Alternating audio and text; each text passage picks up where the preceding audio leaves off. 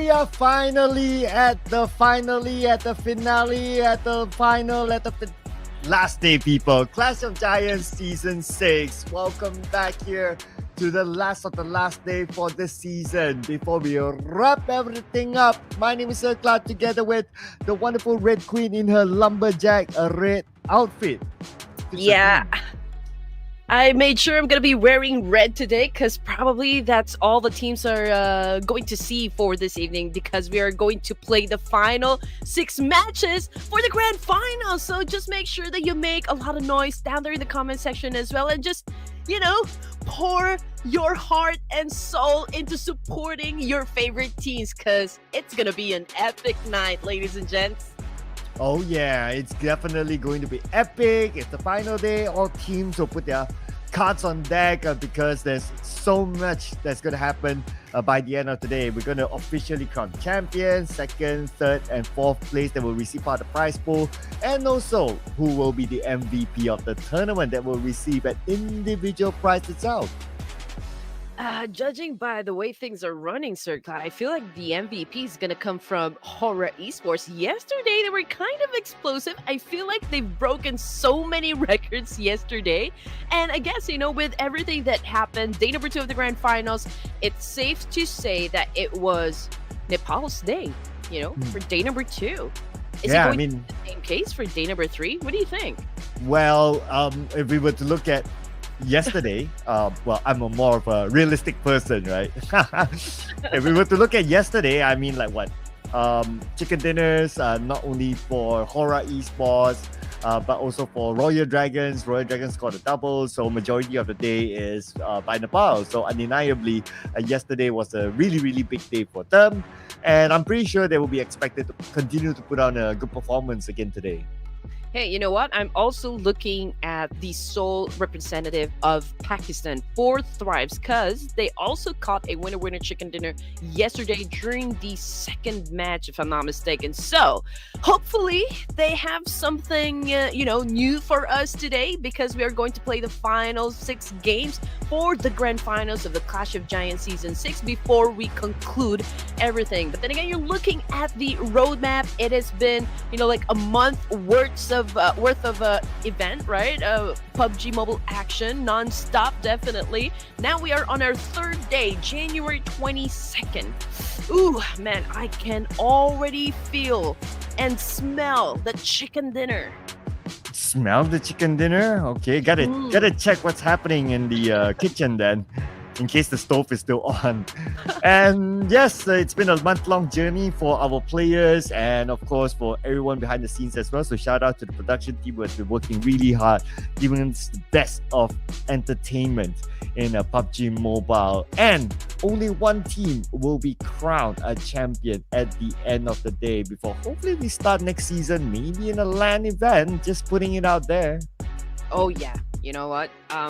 This is what you need to do, ladies and gents. Of course, we would want to cast the tournament with you guys surrounding us. It would feel really different if you guys are chanting and just, maybe shouting and supporting your favorite teams live with us. I would love to, maybe have a conversation with you in person. So make sure that you follow Ruthless Esports. Continue to support them by engaging, in their social media platforms, and hit that subscribe button.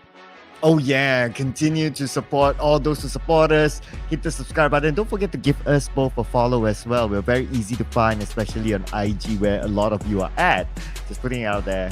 And here are our amazing teams for the last time this season. We have a lot of big names here. Some of them are expected to perform. Some of them came up with surprises, and some of them unfortunately not doing that well. But it is a competition at the end of the day, and there will be teams that have to be on page 2.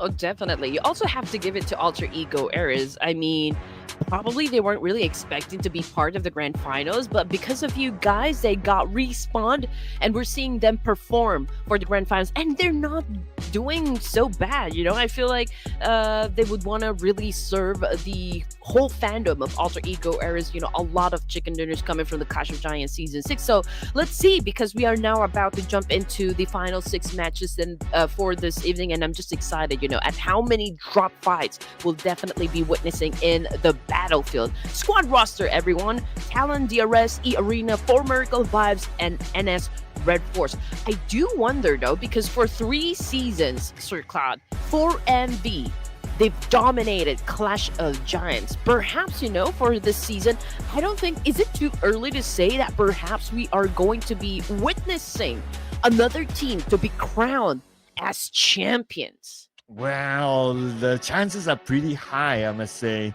And one of them is on screen right now. I think a lot of fans have been putting out their own predictions, and we'll talk about the points in a little bit more. But the gap between 4 Miracle Vibes and the top is pretty significant. So I'm not sure how they're going to catch up to that unless a huge miracle happens somehow.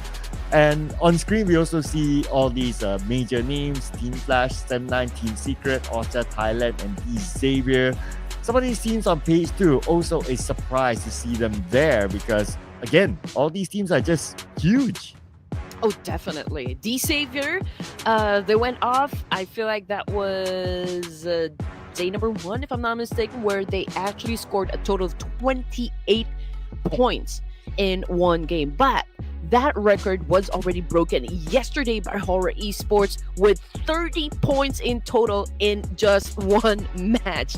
And just checking out the final 3 teams for coming from the squad roster: for Thrives Esports, we've got Bigatron Knights, Alter Ego Eras. And I would like to put this out there as well. Bigatron Knights, they have been quite consistent day number 2 of the grand finals. So I do wonder, and I'm really curious if we're gonna be seeing some teams that really performed great during the group stages, like NS REDFORCE. There's also, of course, EARENA, DRS even. Do you think, even with just like maybe one game, do you think that they will show us like a peek of like what they can do in the official tournaments? Wow, okay. You want the realistic me or you want the imaginative me? I want the realistic you, Sir Cloud, all the time, and I'm pretty sure everyone will appreciate it. Come on, guys. This Realistic is me? all about fun.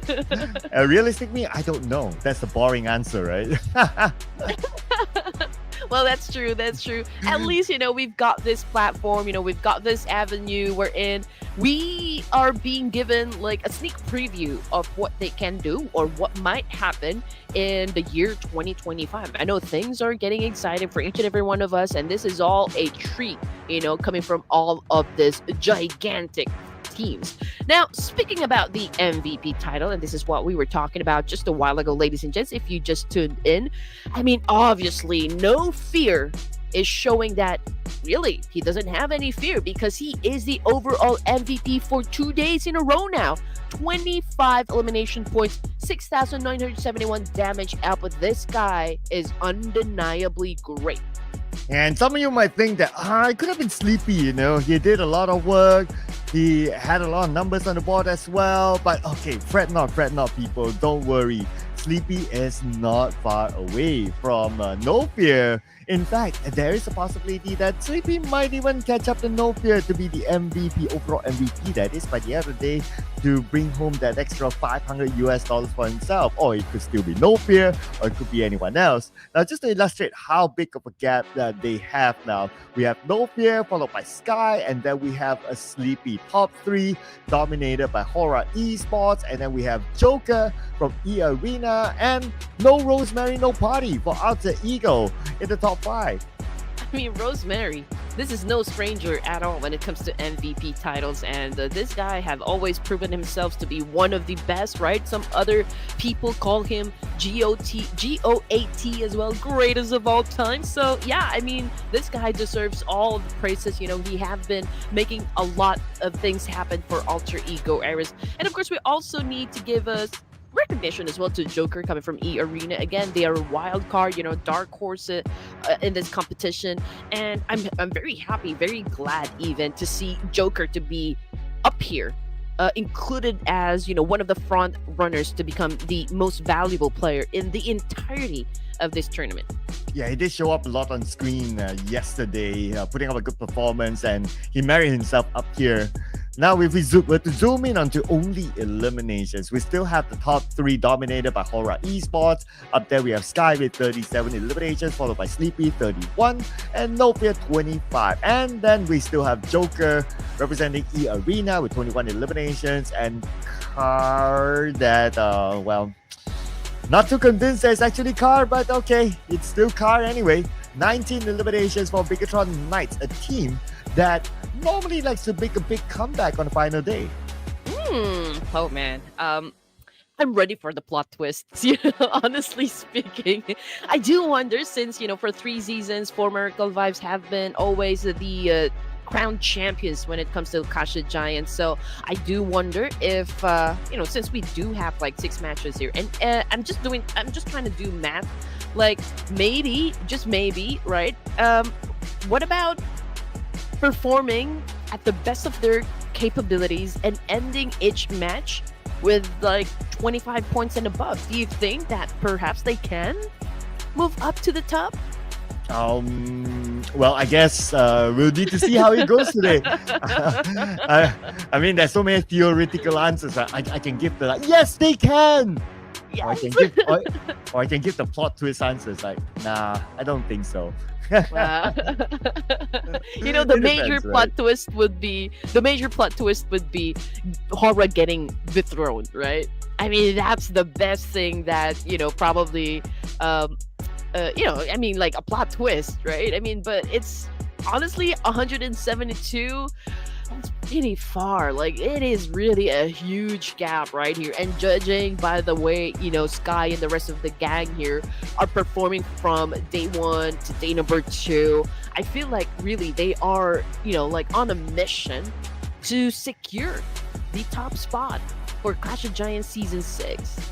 And you have 6 games to play. They have a 90-point gap. So with a 90-point gap, if I were to put it into perspective, normally if you play like 6 games, like if you perform above average, you will probably gain like 60, 70 points ish, like that. So with a 90-point gap, well, I don't know how the gap is going to be closed, because they're obviously also going to play like the 6 games. On page 2, well, we will be still crowning like up to the top 4, because there's moolah to be earned. So because the points are absorbed by HORAA Esports at the top, leaving a lot of space or a lot of opportunity to be open, even on teams on page number 2, to break into the top 4 by the end of 6 games. Yeah, that could be the case, definitely. But again, since this morning while I'm having my breakfast, I was already thinking about this competition, right? The final day of the Clash of Giants Season 6, and it's been, like a whole month of a back and forth, a trading situation coming from all of the teams here. And I do wonder how we're going to be ending COG Season 6. Are we going to be crowning the new champion? Is it still going to be 4MV, or perhaps another team might challenge HORAA Esports down the line? Again, it's all about those plot twists that we are looking forward to. But I think this is one of the things that I'm curious about, Sir Cloud. Do you think that we will see a lot of drop fights happen, since this is already the last day, or are we looking at more on passive play? I don't think we'll see that many passive plays. I don't think we'll see any more than the usual drop fights. I think the drop fights will still remain, whichever drop fights that we are used to seeing. But what I would expect is that teams would just crash into compounds, just do the daring stuff, just going for it.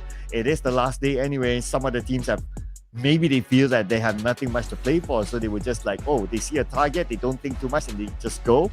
And that's where we'll see a lot of action early on, because of the potential of what they might do. Yep. Probably we'll see a lot of aggressive rotations coming from the teams here, especially those perhaps at the second page still. I mean, they don't really have that much to lose anyway. So I do wonder if they're gonna be like challenging other teams that are already at the top, or perhaps they're gonna break away, from the usual script that is, the usual strategy that we always see them perform during day number 1 and day number 2. I mean, I just I have so many questions in my head, but of course that would be answered the moment that we drop into the first game this evening. Oh, but before we drop into our first game this evening, this is your time to be felt, to be part of the community. All you need to do is leave your comments, questions, statements. If you want to wish Red Queen a happy birthday, you can do so. Just hashtag COG6 and hashtag Ruthless, and you stand a chance to be featured on our official live stream where your name will be shown as well. Yeah, I mean, I can see a lot of you guys down there in the comment section are like putting up questions. Don't forget to include the hashtags, ladies and gents, and you guys will be featured on stream while we are casting. And yeah, we're more than happy to accommodate everyone. Just make sure that you follow the format that you can see here popping on your screen, ladies and gents. Oh yeah, if you forgot to put that and it's not featured, then well, can't really help you with too that. bad. So too bad. As long as you follow the rules, you have a chance to be shown on screen. But what's gonna happen today is gonna be same old as yesterday. We're gonna follow the same map sequence, starting off with Erangel, followed by 2 Miramars, and then we have 2 Erangels, and we'll close not only the day, the entire season with a Miramar. Oh yeah, we've got another a double patty map sequence event for today's set of matches. Ah man, hopefully the next tournament we can see a little bit of Vikendi and Sandhawk. But you did bring up an interesting point. I forgot if it was yesterday, Sir Cloud, or the other day, that maybe we can put out another map in the competitive scene. What map would you go for, just in case? Well, I guess right now it's Vikendi is the popular choice. So Really? Vikendi makes a comeback. I'll be looking forward to see that. But what I'll be looking forward to see as well are these top Erangel performers. Well, obviously HORAA Esports still up there by far. Average eliminations way ahead of anyone else. So that tells the whole story. Followed by NS REDFORCE, Alter Ego, and Royal Dragons. Now, one of the top Erangel performers who came out with a double chicken dinner yesterday. All right. Oh man, Royal Dragon. I don't know what to say about this team. I just know that they're really making a statement. They're making a name for themselves and just really introducing, the type of play style that we can expect, coming from this team from Nepal. I do wonder if NS REDFORCE, since they've really had quite a performance during the group stages, I feel like they're not really showing us, 100% of their ability to obliterate teams inside a battlefield. So I'm also curious as well, for the Korean teams, if they're going to be showing us what they can do, if they're going to be like putting up, number of elimination points onto the board. After all, they're already at the second place. Are they going to gun for the top spot? Well, they have to, because if they drop, they can potentially be overtaken because the points are that close. Thanks also to HORAA Esports by stealing away all the points at the top. So they have to maintain a level of performance. If not, they might even drop out a podium spot.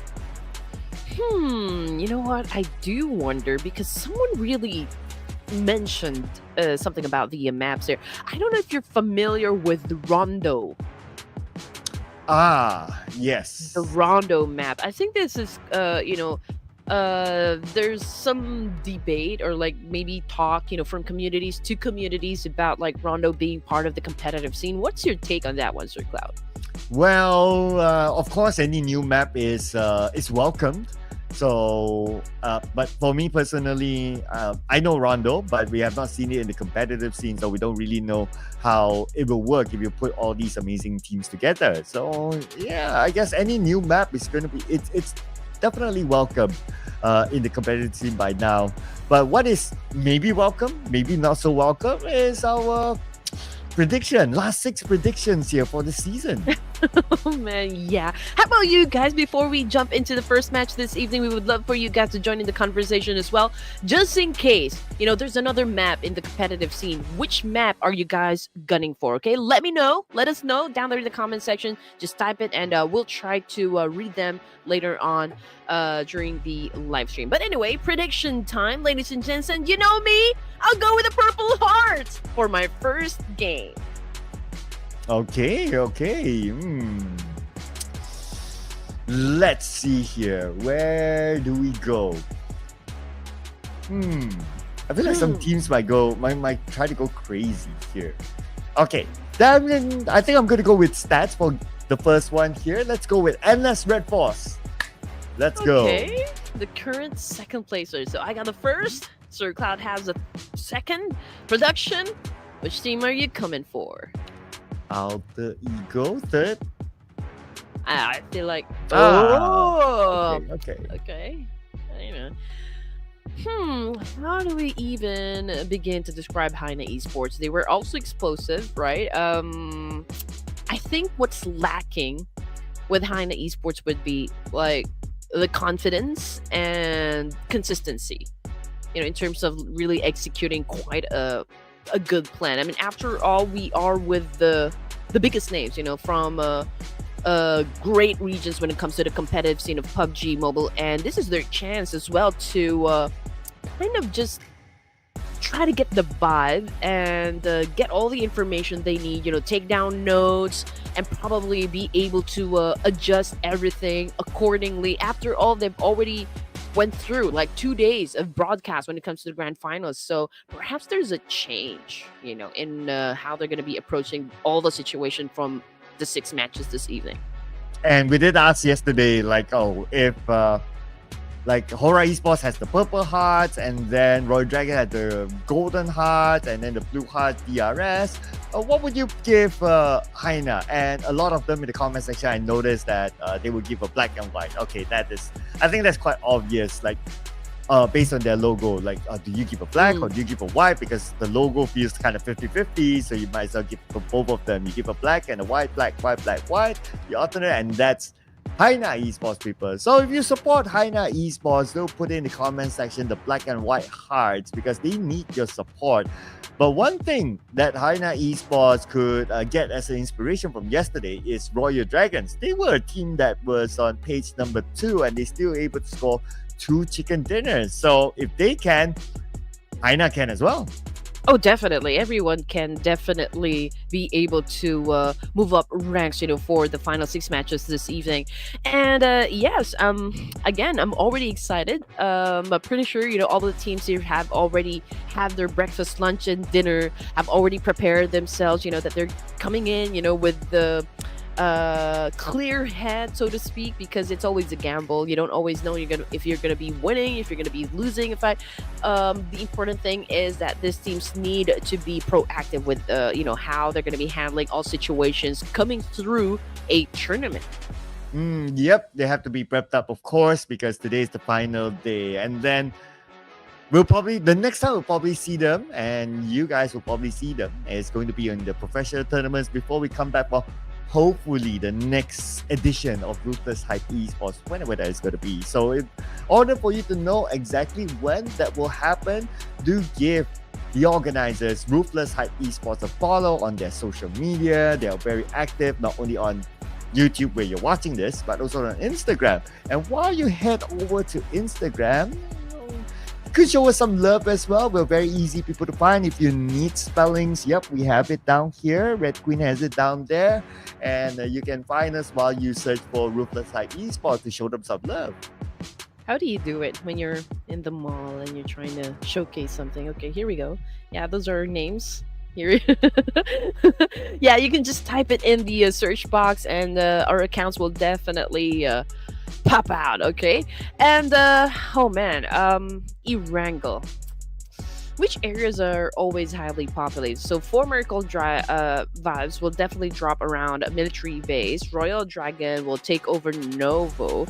The Savior in Pochinki. So I'm looking at Razak and Yasnaya and Jorgpul area. Those 3 areas that I've just mentioned are always crowded with teams. So I do wonder if there will be other areas coming from Erangel that will be having quite a clash coming from other teams. I mean, which team is going to be kicked out of the first games? I mean, so many questions that we have inside our heads, and we cannot even wait, for the matches to begin. So pretty sure that you guys are excited as well. So let us know. Just spam the comment section with whatever color your team is representing. There's I see a red, I see a blue, I see yellow, I see black and white, and some flags from Indonesia as well. You know what? We're gonna find out in just a while, because we are about to dive into game number 1. Erangel, let's go.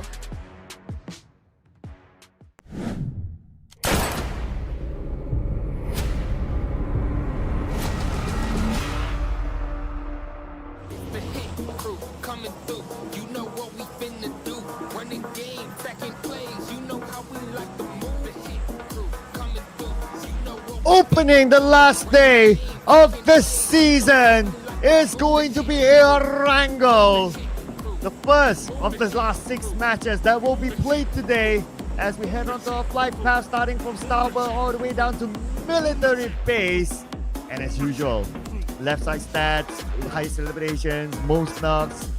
It's all HORAA Esports. Everything about HORAA. I mean, with a headshots, most elimination points, probably even damage output. Oh yeah, all HORAA right here, all purple hearts, I'm telling you. So let's just check out the flight path, ladies and gents, from north down to south. So those favorite places that we just mentioned a while ago definitely would be populated in just a while, ladies and gents. And we already know which of the teams here are occupying the top spot down to the 4th spot. But then again, because of the significant lead that HORAA Esports was able to put up on the board, probably we will be checking out at those teams that will really work hard to secure the 2nd spot, 3rd spot, and the 4th spot. But with MVP title, judging by the looks of it, I'm pretty sure that the MVP will be crowned coming from HORAA Esports team, or not. Again, we still don't know. Yeah, because it's an individual performance, right? And even like in the globals, we have seen like the championship winning team might not have the MVP. So it's still open for anyone to grab that extra 500 moolah. But we are going to get our first blood brought to you by EARENA Joker.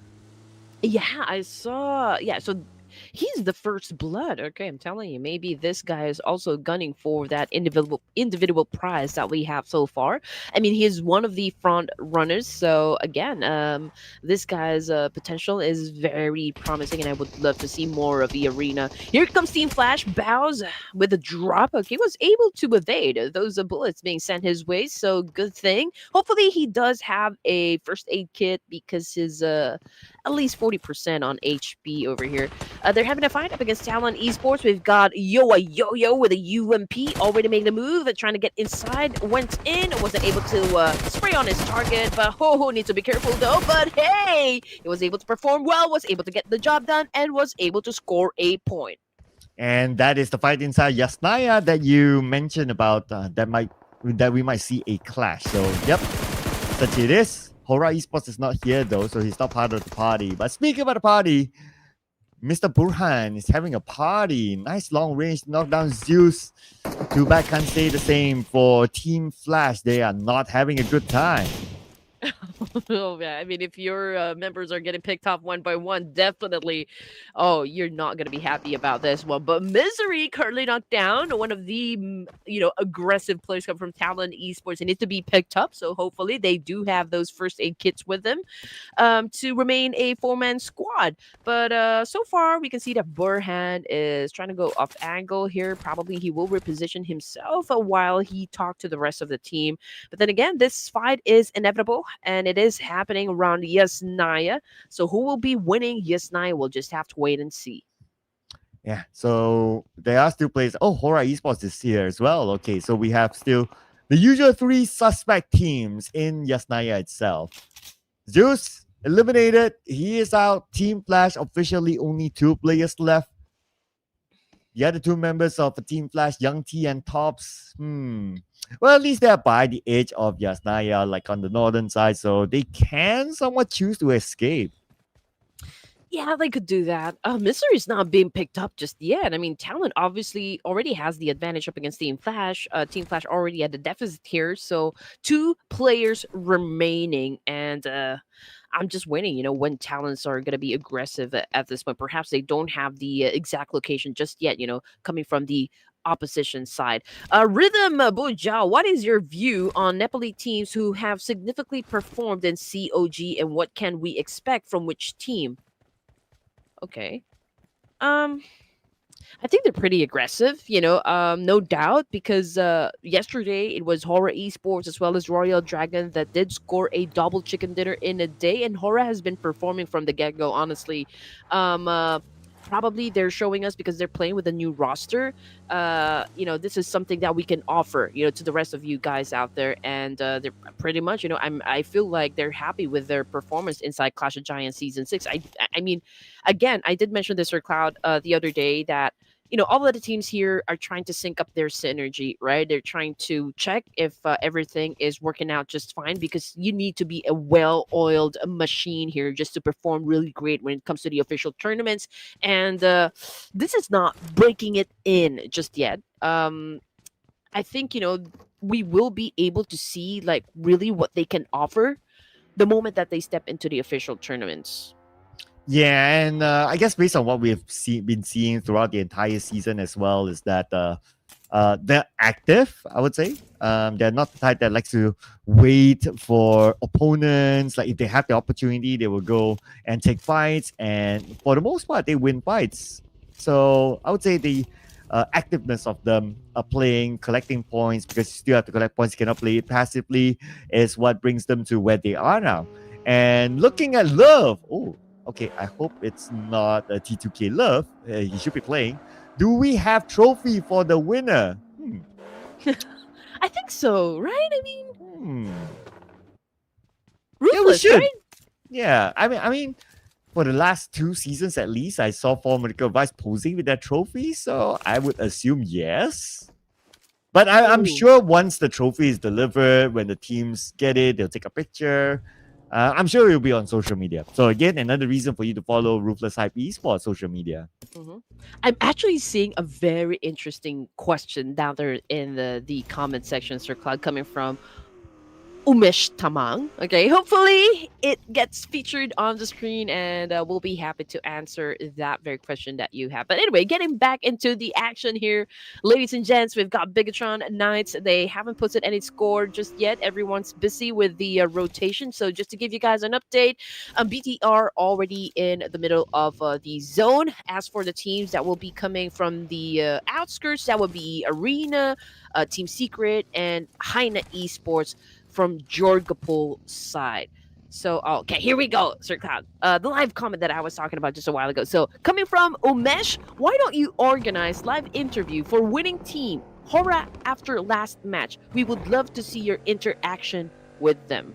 Well, I'd love to do that. I would want to pick, the professional players' brains, on how they just really handle pressure, how they handle the games, how they handle every situation, not just in games, but just being a professional athlete of PUBG.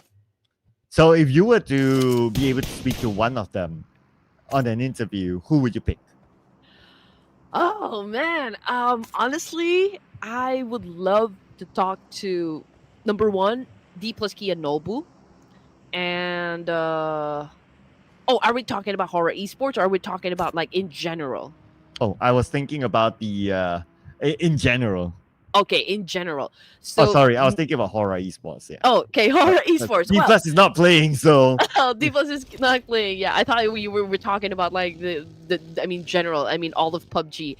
But if we're talking about HORAA Esports, I would love to talk to Sky, probably.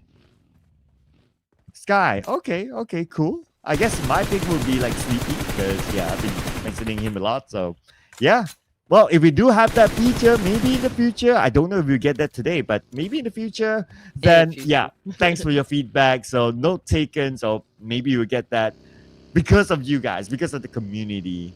And what I noticed is that, oh, we have action on screen now. Hey, Xavier. Oh man, okay. Obviously, Team Pandum getting flushed out by DC over here, Pathogen trying to make a move, but he's pretty low in HP. Team Pandum, oh man, Maxer's already down. Billbot already on his knees as well. Obviously, D-Savior has this one in the bag. Let's see if they can be finishing them off. There goes the dance, and there goes the shot. D-Savior coming off on top. But in the process, they also lost a Nick. So down to just 3 members for D-Savior, but hey, they were able to put up 4 elimination points in an instant. And that was a quick one. But looks like action's not over yet. Now we have 7-9 against HORAA Esports. Jiggle, Sleepy just got eliminated by 7-9. And we have another fight involving T2K and Team A Secret, where they just took out GK and Frankie. All right. So I guess this was something that we kind of talked about. Like, we'll see a lot more fights at the early stage because it's the last day anyway. Yeah, and okay, HAINA Esports, they're still at the outskirts of Erangel. I mean, they're still tanking the Blues, so not quite sure what they are still doing, you know, outside of the safe zone. I mean, pretty much the same thing with Royal Dragon and HAINA. But let's see what will happen the moment that they step into the safe zone. Perhaps, you know, they will be greeted by some of the teams who loves to stay at the edge of the circle, or perhaps not. But anyway, Bigatron right now, Carr is currently knocked down on the ground, but he's already been picked up. But for Miracle Vibes, I feel like they're having an exchange up against Royal Dragon. At the bridge, and the blue is here. Frag is down. Royal Dragons, where are the rest of them? I wonder if they are I wonder if they really want to save Frag. Perhaps not. Based on the minimap as well, they are nowhere near. So I guess they're going to let this one go and maybe choose the other bridge instead to rotate up.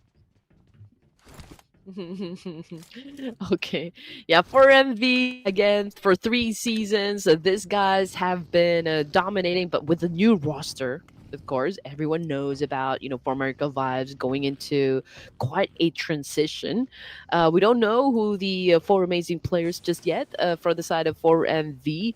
But then again, I do wonder if they're going to be reclaiming their throne in the Clash of Giants Season 6, or perhaps, you know, HORAA Esports will keep it, you know, really, really warm and maybe stay permanently for the Clash of Giants Season 6. But then again, they're trying to make their way. They're still in the blue zone, and they're trying to get back into the main island. But as for T2K, man, they just obliterated the guys of Team Flash. Well, fights are still happening hard and fast, it seems. We're already down to 15 teams at stage number 3. 4 teams in the blue now. And the fight's not over. We have Team Secret and DRS.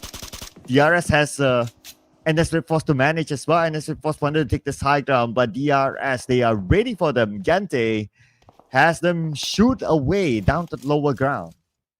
All right, here we go. DRS Gaming. Where are you guys exactly? Okay, they're already in the middle as well, probably around Prisoner, if I'm not mistaken. Where is this exactly? But anyway, they're trying to check out from which directions their enemies will be coming from. So they're trying to pick up some information. But I do see Ostia, I do see 4 Thrives lurking within proximity, and probably they're doing the same thing, you know, trying to gain knowledge, trying to pick up some information. After all, you don't want to go in and rush a compound or rush an area without knowing if there are enemies, you know, from that same spot. And there goes the spray. EARENA right now challenging up the boys of T2K. Oh, be careful, EARENA. These guys are trained to kill. Oh, so they're assassins now. But NC2 is careful enough. He has a tree to protect him. But anyway, T2K, a reset's happening, and they're back as a 4. Now Joker no longer interested. He's either repositioning himself or he'll just leave this fight. I don't see the other members of EARENA, so maybe they find that it's not the right position or the right timing to continue on this fight.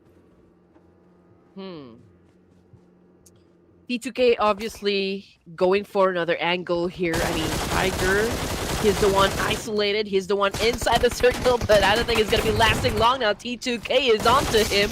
Tiger trying to defend himself. There goes the spray coming from Ajaya, and Ajaya was able to get it done. So Joker, what are you gonna do in this situation? We can see that, you know, he's trying to get closer and closer, but Igneous is right there to back up his teammate. Aha, here comes the jump shot. But Ajaya failed that jump shot. Immediately got knocked down. And Ajaya is now bleeding out. But Love is there to follow up together with his other teammates. So that is like what you said. They are trained to kill. Well, T2K, they do need some pickup as well. Honestly speaking, we haven't really seen, you know, quite a performance from T2K just yet. So perhaps this is the day for them. Who knows, right? They could use a big performance to really bounce back up to at least a podium spot. Right now, the circle is not favoring T2K. They have to travel further forward where there are other teams. They're waiting by the edge of the circle. HAINA Esports now in the fight against Alter Ego. They just took out one player from Alter Ego, looking for the others. And because of that, Alter Ego now has 3 players left. HAINA Esports, they can still play around this area. They can take their time. They're not in the rush. But Semline is there. It's a chance for HAINA Esports to collect more points. A big chance for HAINA to step up.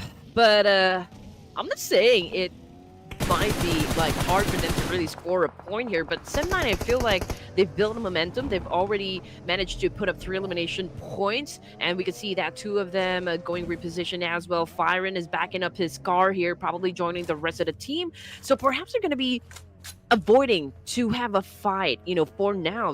We can see that Deb is eyeing a compound where Talon Esports is currently staying at, and we can see the bullets flying back and forth. Yo-Yo was able to evade, you know, some of the bullets, but he was able to receive a little damage coming from Deb's spray. Yeah, that was a close one. But anyway, if he got knocked, he has his teammate there to pick him up, so still gonna be okay. But I wonder, between T2K and 4 Medical Vibes, who's the one that's okay right now? 4 Medical Vibes, Baron down.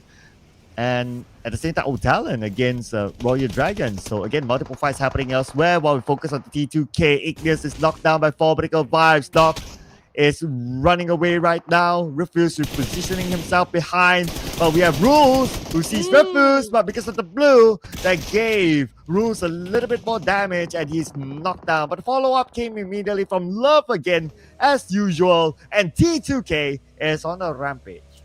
Oh yeah, Royal Dragon's most fearsome player, Claw, I think is already back in the lobby as well. So let's see if they can still last up until the end of the game here. But looking at the situation, Talon Esports lost Burhan and Misery. But just look at that, T2K, 11 elimination points. But then again, it's all Love in here. Oh, what's Love gonna do in this?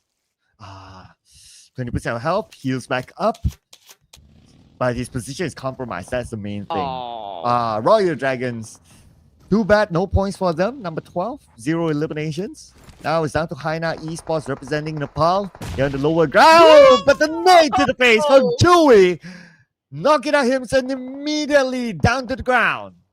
Oh man, that was beautifully done, to be honest. But T2K, although they're not part of the game anymore, but they did manage to put out 11 points, and that is already outstanding.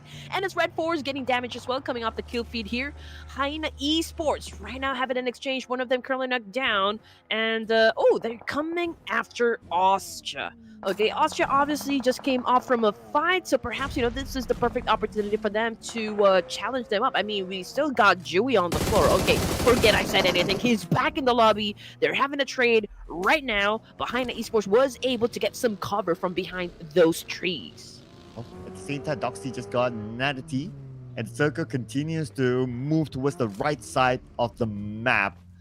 Only a handful of teams in the circle right now. A lot of them still on the left side. And that includes NS REDFORCE and D Xavier. They just got Paragin, Lamborghini in the sniper tower on the ground floor. And right now, Lamborghini shows himself. Doxy's ready for him. And that is the end of D Xavier. They score 5 points. It's okay. Stage 5, 19 remaining. Kill feed still lighting up, ladies and gents. BTR right now versus the second placer, NS Red Force. Now, TZ currently on the ground, but Doxy, the prodigy, is out to save him. Villain is knocked down as well, so perhaps both the teams are going for a reset. Who's going to be finishing first with that reset we're talking about? XZY trying to get close up against BTR, getting some information as well, and probably buying some time for the rest of the team to recuperate. And here comes the rotations. Alter Ego rotated towards HAINA Esports, and now they're in a fight. Boom.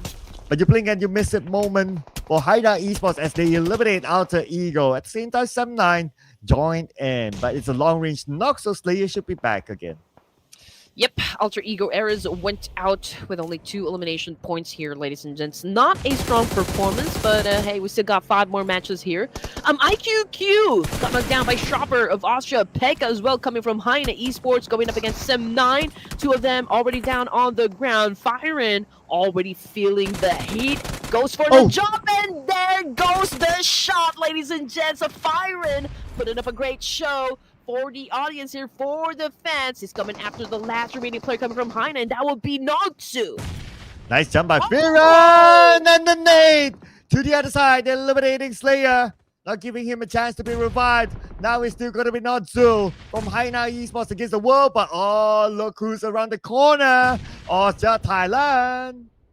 Oh man, this is not looking too good for HAINA. I mean, 2 of them currently knocked down on the ground here. They're popping up smoke, which is of course definitely going to be helping them to kind of hide themselves for now as they try to recuperate. But Sem9 is not out of the woods as well, because Austria is here trying to get into the mix. So this becomes a 3-way battle, ladies and gents. Richard, oh man, right off the bat, gets down on the floor. Red Bull, what are you going to do with this situation? Oh, he's going to be definitely cooking up a nade here. Here comes a Dep from the lower ground. Knocking out Chopper, but on the higher ground we have Red Bull still. Looking down onto Dep. Dep is only 10% of health. A simple spray by Red Bull. Dep is eliminated, but are they out of it yet? Not really, because we got Pekka now going in for the revive, and Pekka just knocked down Richard in the process. Sem9 obviously got caught off guard. They were too busy trying to deal business with HAINA Esports, and now Austria came into the picture, tried to take advantage of the situation. They were able to eliminate Sem9, and now they're looking at HAINA, trying to apply a lot of pressure. And there you go, Austria racking up points here, a total of 8, and they're totally dominating. Circle continues to move towards the right side. Man, this is insane. This circle kept going away from the teams on the left side, and now they need to move in. Bigatron Knights from the northern side will be able to come in. No problem for them. Carr has a ghillie suit, so that will provide him extra cover as he continues to play around this hill. Okay, Killer Whitey, good vantage point. He can definitely smell 4 Thrives headed towards the same direction. And NS Red Force, if NS Red Force as well as 4 Thrives head towards that very spot where DRS Gaming might be staying, they could be sandwiched, and that could not, do them well. Okay, let's see if they can overcome the situation now that we have teams moving, including Bigatron Knights looking for their next target. They only have 3 eliminations so far. Looking for more as DRS also scouting for their next entry point, but below them is going to be NS Red Force. XCY executes their plan, taking out 1 from DRS.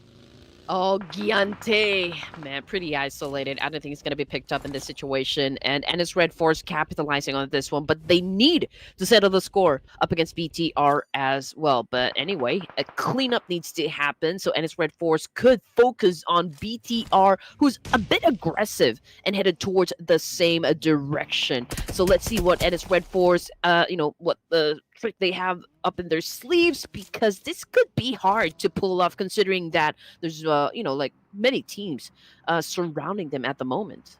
Yeah, as teams start to get closer and closer during stage 6, and we'll see stage 7 soon, teams will be forced to fight. NS Red Force, they might not have a choice. Okay, now it's a pick your poison moment for NS Red Force, whether they want to go for DRS or BTR on the slightly northern side.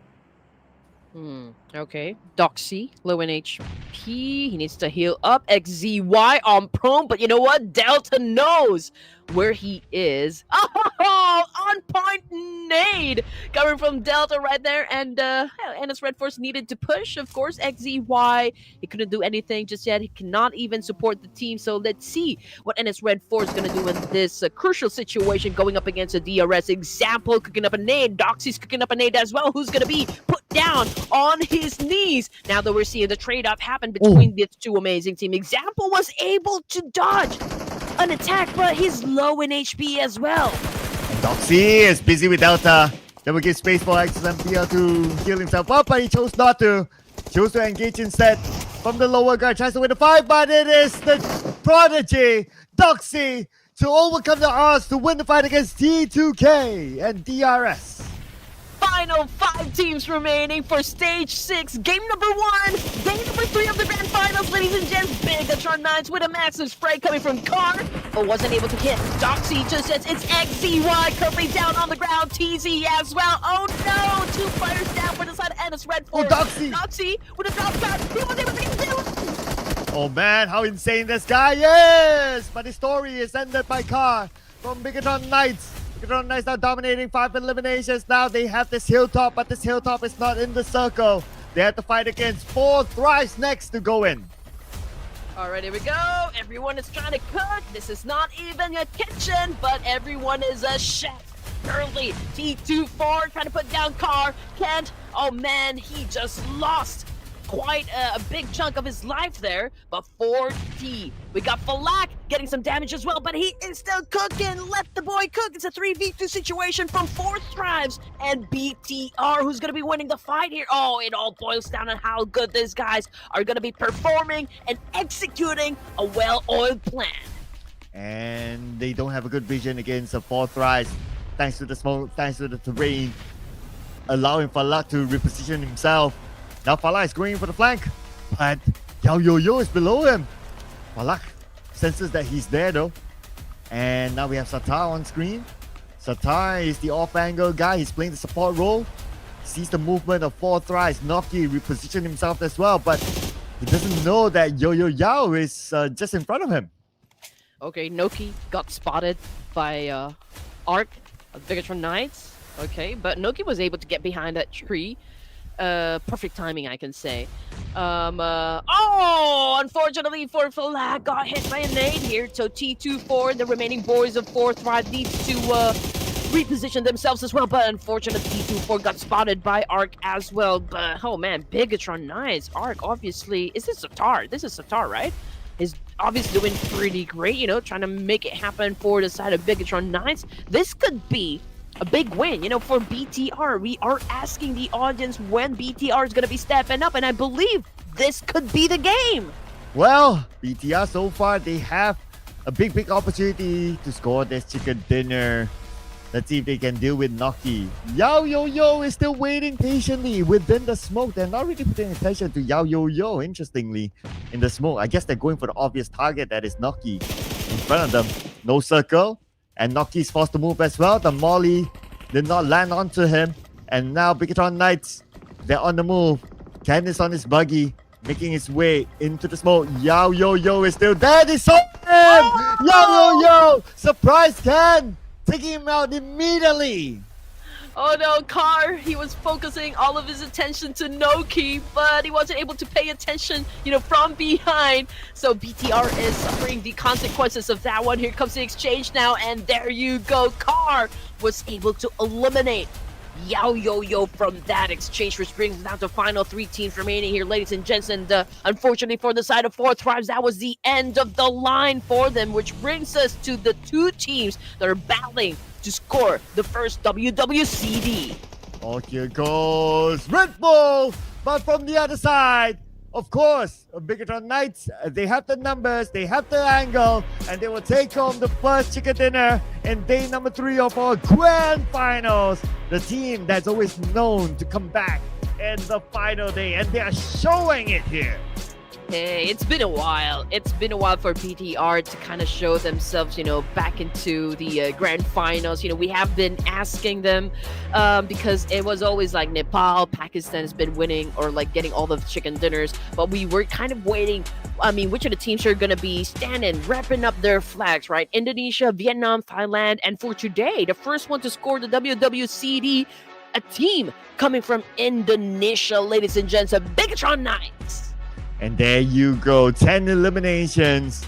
They were dominating in the final round. And they take this chicken dinner. That's going to be 20 points for Bigatron Knights. Now, the question is that, how far are they? Maybe even from the top, because you can't think about it. HORAA Esports, one of the earlier teams to be eliminated, no points for them. So, I don't know about the chances now. Just putting out a bit of drama there. Yeah, I mean, they do have the space, right, to not really perform in the set of matches for this evening. But then again, they cannot continue on just having a loser streak, when it comes to this competition. That is if they really want to be at the top of their game for today. I mean, there's still a need for them to kind of, defend their overall position. But I do wonder, again, which of the teams are definitely going to be stepping up, right? I mean, the first one, BTR.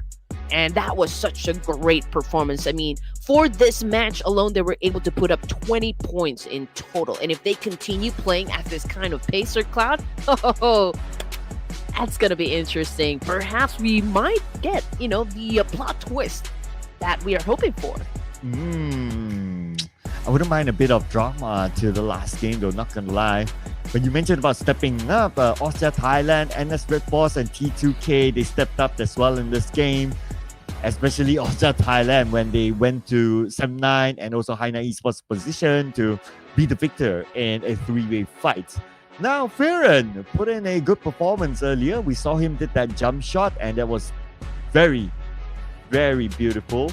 And Ignis for T2K coming in with the stats too. 4 eliminations as compared to Firen 3. When it comes to the damage department, Firen did a little bit more work. Assists, pretty much the same. But when it comes to overall team contribution, Firen did the work for 7-9. So Firen have been pretty consistent throughout the entire season so far. Hope to see him more in action. Oh, definitely agree with you there, Sir Cloud. And there were a lot of essential kills and movements coming from Firen, so I would want to see more of that in the remaining 5 matches that we have for this evening before we conclude COG Season 6. But hey, the man of the hour, we got Card coming from Bigatron Knights with 5 elimination points and 855 damage output. But just like what Sir Cloud mentioned yesterday, you cannot fool us. There is another player playing behind this handsome picture that you can see on the screen. Ooh, and I still wonder who he is. No idea. No idea. But we are sure that Ignis is Ignis and Doxy is Doxy and also Sata is Sata. Playing as Arc, coming in as our top performers. A lot of red jerseys here that I noticed. Ignis with 4 eliminations, same goes with Doxy as well as Sata. So what differentiates them is the damage output in that round. And all of them came up a lot on our screens in the previous round. So got to big up to these players as well, putting a good show on the first game for today, while we recap on the journey of Bigatron Knights and how they scored the chicken dinner. And Aegis have been pretty consistent as well. His name is always, part of the list when it comes to the overall top performance, I can say, or like even in, in every match. But as for the journey here, ladies and gents, again, Bigatron Knights, you can see that they drop right into the middle of the safe zone here. I mean, they're not even afraid, really, to take on the central spot or central approach in this very match because they're highly confident. These guys are high caliber team, and they're just proving it. They're just showing us that whatever happens inside this matches, inside Clash of Giants Season 6, we can definitely outperform anyone. And this could be dangerous, Again, if BTR decides to kind of really show us their power and their prowess inside a battlefield, these guys could be unstoppable. And how they got the chicken dinner, like they didn't really hard push into the middle. Considering that the circle kept going towards the right side, it kept going away from them, but they played the slow game after having that middle circle. They didn't really do the hard push. They played from the lower ground. They put up all their six senses to know whether it's clear, and they came in a little bit later. 10 eliminations, not the highest. It's okay, but it's still a chicken dinner. So 20 points for BTR. Other than that, the double-digit club, Austria Thailand, 12, NS REDFORCE and T2K both sharing 11 points. But we have 3 teams without any points this round. Royal Dragon, Team Secret, and surprise, surprise, HORAA Esports. Yeah, I mean, Royal Dragon HORAA was able to bag 2 chicken dinners in a day yesterday. But then again, they shouldn't feel that comfortable, right? In the overall rankings, there still need some work to be done, in order for them to maintain their overall status. So let's see if they're going to bounce back in the remaining matches, or are they gonna be playing it like pretty much chill, from this point on. But anyway, 318 meters, that is the total distance that Young T was able to drop a player from inside the game. 251 throwables used. Again, this is an average number right here. Yeah, and with 70 total eliminations, well, everyone played it. Like nobody went out to the zone. Looking at the points, well, significant gap still for HORAA Esports. No other team has a triple digit, so they are still at the throne, the king of the overall rankings as of now. But because BTR scored the chicken dinner, now they're number 3, and they're only 3 points behind NS REDFORCE. If we're gonna be realistic here, ladies and gents, the only team I can see that could beat HORAA Esports would be NS REDFORCE, right? They are already at 93 points, but then again, if we're considering the gap, it's still quite big, to be honest. Sem9 moved up 1 rank. Same thing goes for TALON and D Savior. They did perform well. They were able to set up a huge number of points. Let's also take into consideration T2K just a while ago. I mean, they were part of the first few teams that went out, but then again, it was also quite a significant number that they were able to put up on the scoreboard, so I think they're pretty safe. But for HAINA, HAINA Esports, they're now at the bottom of the page here, and obviously there's something that needs to be done, right? I mean, they weren't able to perform during the first game here, Circled Out, so yeah, they need to bounce back for the 5 remaining matches for this evening. I think if you're going out, of Clash of Giants Season 6, at least not be the team who is at the bottom of the page. Yep, but somebody has to. It is competition at the end of the day. But before we head on to our next round, we'll take a short break, people. So we'll see you guys after this break.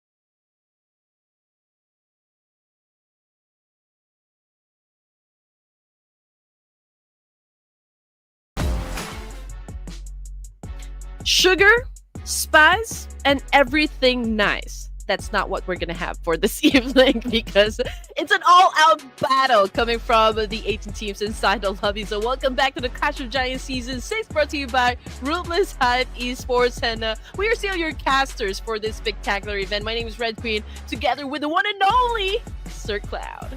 All we're gonna get is Chemical X because they are putting up a superb performance here.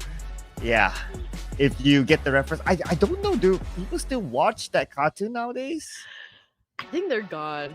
Oh, okay. Yeah. I guess it's a Cartoon Network boomer has thing. already been dismissed. I watch it because of my sisters, but yeah, Chemical X. I totally forgot about that. But yeah, I think we're definitely gonna be seeing a lot of Chemical X happen right now. It's gonna be explosive nonetheless. You know, again, we already said this at the beginning of the match. It's definitely gonna be an explosive evening. Oh yeah, absolutely right. Even in the previous round, it's like a lot of action, like from the beginning towards the end, and it was a great show by teams. And if you want to get yourself involved in this great show, we had a lot of comments earlier on that were featured. So if you want to be one of the lucky ones to be featured, do put in a comment, a question. It can be a cheer, whatever that you like. As long as you hashtag COG6 and hashtag Ruthless, and you stand a chance to appear on our live stream.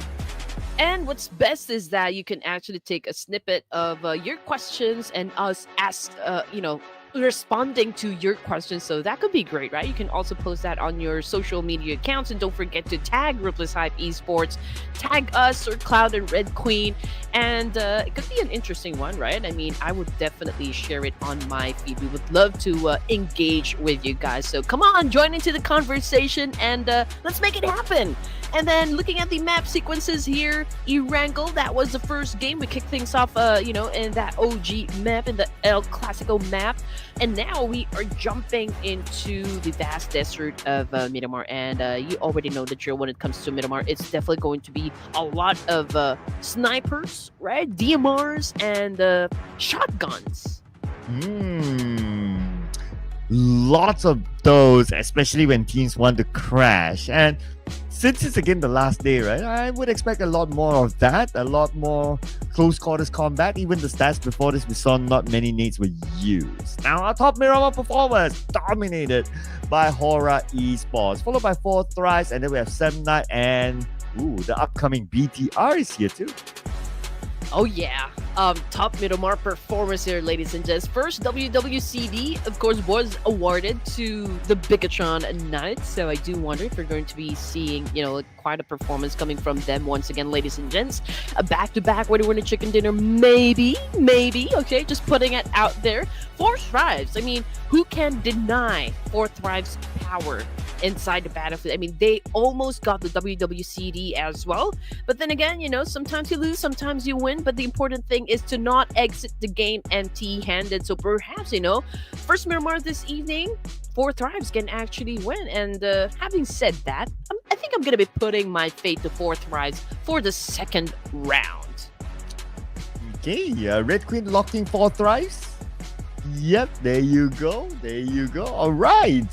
So, okay, it's my turn now. I will bring in the big boys. HORAA Esports, let's go. Oh man, right now, HORAA Esports, I'm telling you, they're unstoppable. Oh man, they are like about to wreck everyone inside the battlefield. So yesterday they were able to put up, as high as 30 points in one match. So I do wonder if we will see that kind of action again, coming from HORAA Esports. And the production team never lost their faith to the boys of REDFORCE, the Korean team. I mean, who's gonna?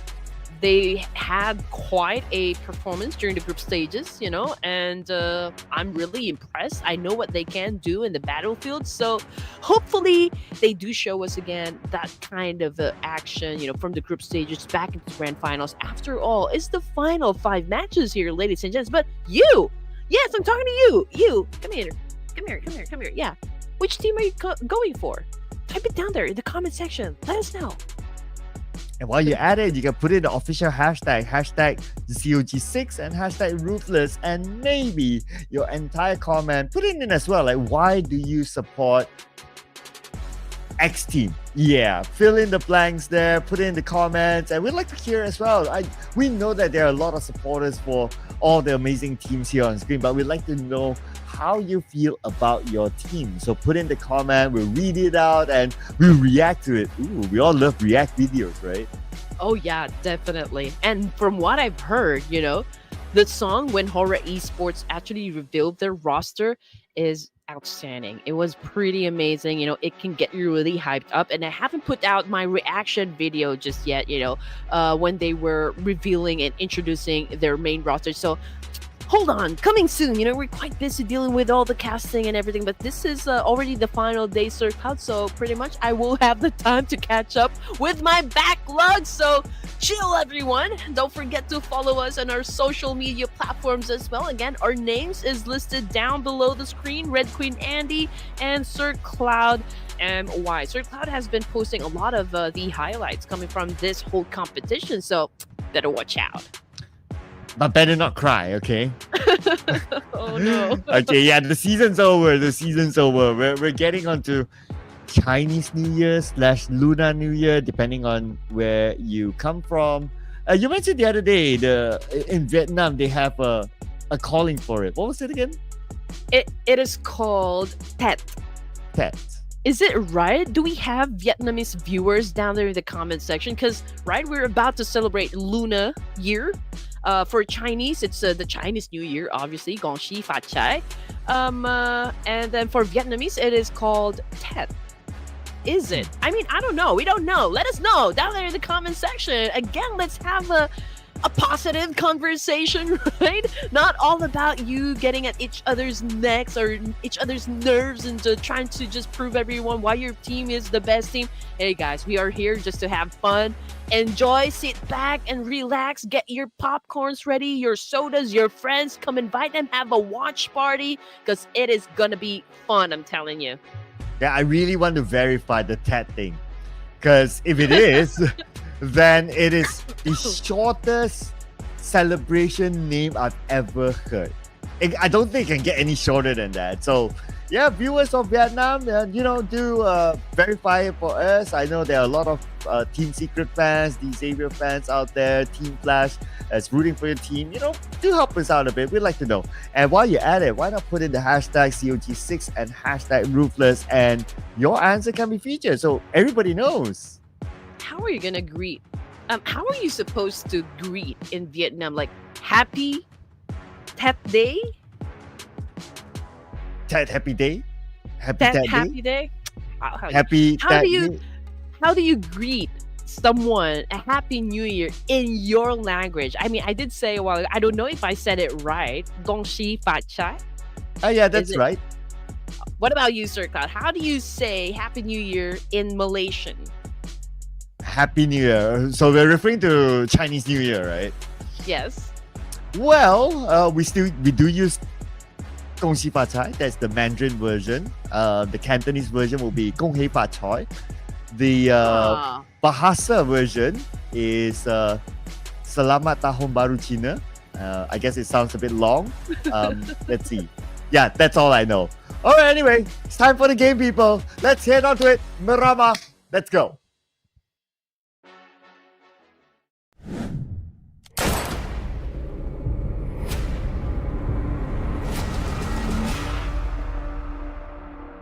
The hit crew coming through. You know what we finna do. Running game, second plays. You know. Here we go, the second match for this evening. Again, this is the grand finale, ladies and gents. So definitely a lot of teams will pop off the moment that they reach the ground.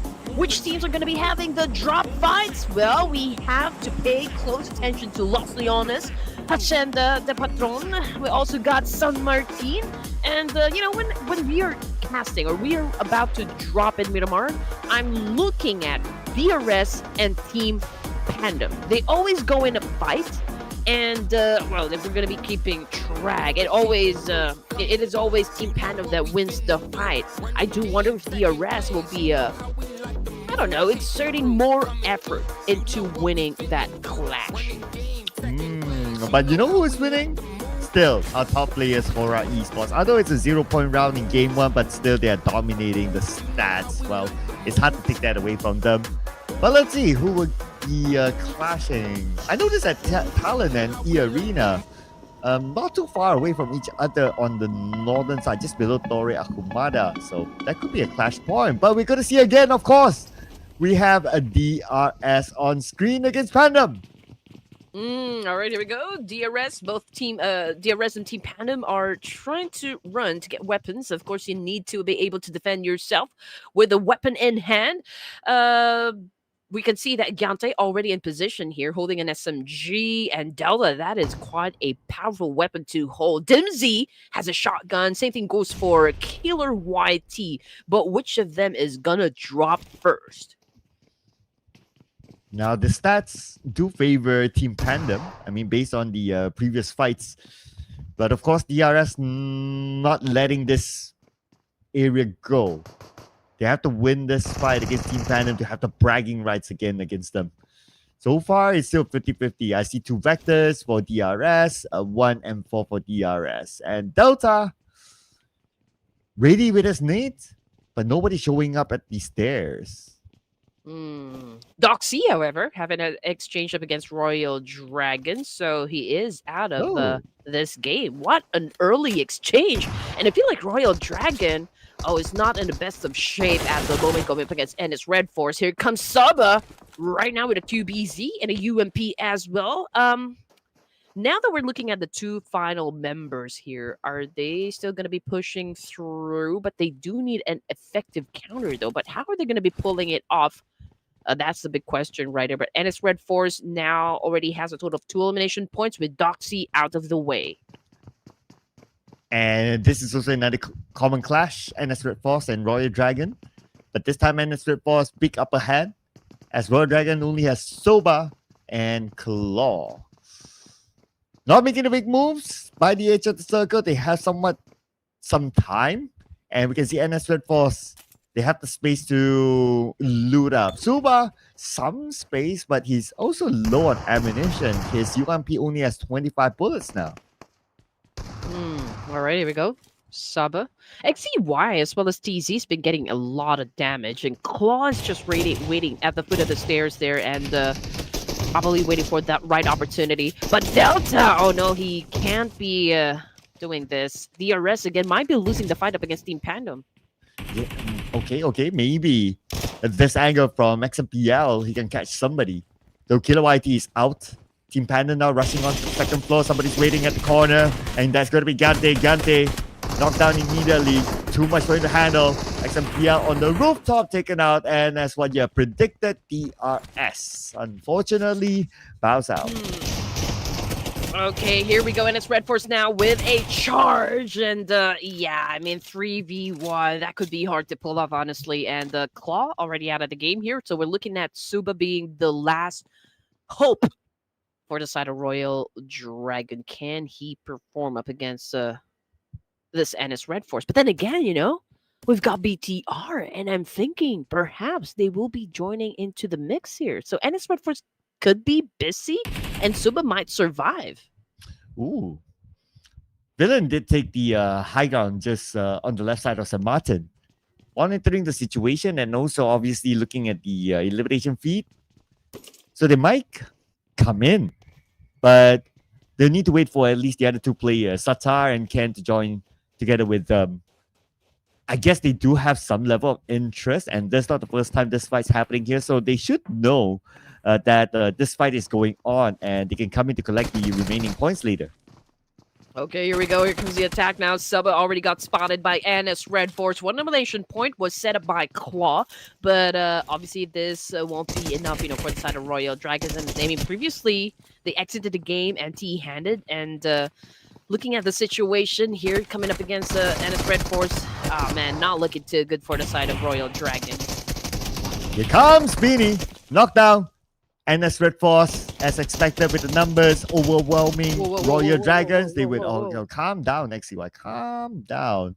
Hey. Hey, Okay. A bit of a dance off here. Hey, hey, hey, hey, Stop. hey, Here we hey, go. hey, hey, hey, hey, hey, Mm. hey, hey, Disco hey, party, hey, hey, hey. hey.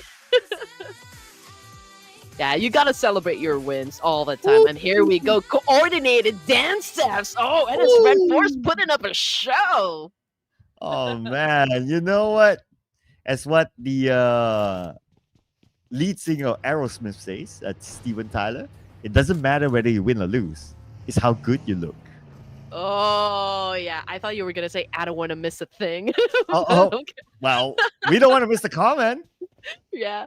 Okay, we got a live comment. Shout out to Prahalad. Red Queen Andy and Sir Cloud MY are the ultimate hype duo. Unmatched energy and epic commentary every time. Wow, thank you so much. You know, we always try to do our best. Of course, we want everyone to enjoy the show. So thank you so much, Prahalad. Big shout out to you, brother. I'd like to thank my coffee for that. Without it, I wouldn't be able to be here doing that, I guess. Yeah, thank you, coffee. And thank you so much to all of you as well. I mean, honestly, we wouldn't be here if not because of your support. So we truly, Yes. from the bottom of our hearts, on our knees, well, maybe not literally, but you get what we mean. Thank you. I'm gonna cry. No, seriously. Thank you guys so much. You know, again, I love being here. I love casting for Ruthless. You guys are probably one of the best communities I've ever been to. The passion, everything, you guys are supporting the teams here. Again, it's all lovely, and I will always be grateful to Ruthless Hype Esports for always inviting me to cast their amazing tournaments. Oh, we got another comment. Hello, Sauraf Timalsina. Hopefully, I didn't butcher that. Do you think new team will dominate in global in 2025? If yes, which team do you think? Wow, a new team to dominate in the globals. Ooh, I guess this is like general. Yeah.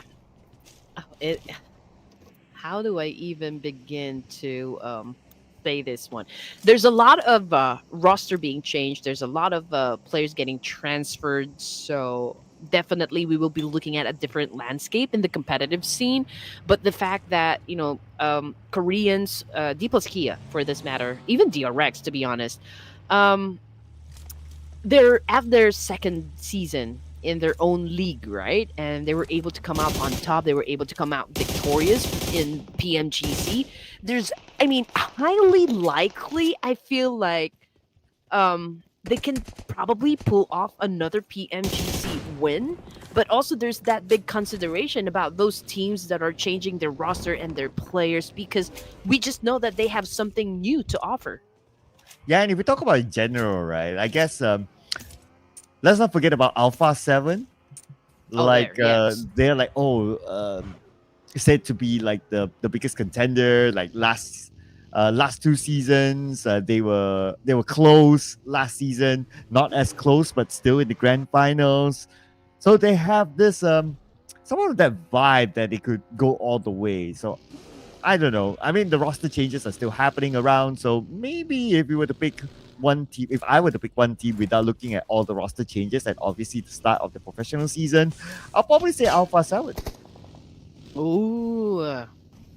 Dropped it like it's hot, Sir Cloud. But anyway, yeah, I mean, Alpha 7, one of the top contenders, definitely.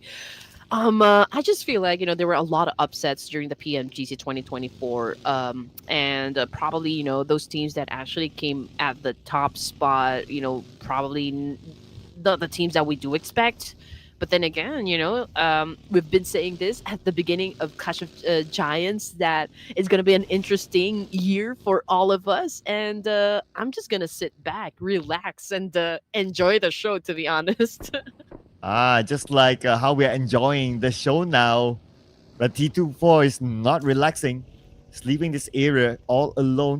Dylan might take a spray. There you go. T24! Vika smoke! Is he able to make it? Yes, he will. He's safe for now.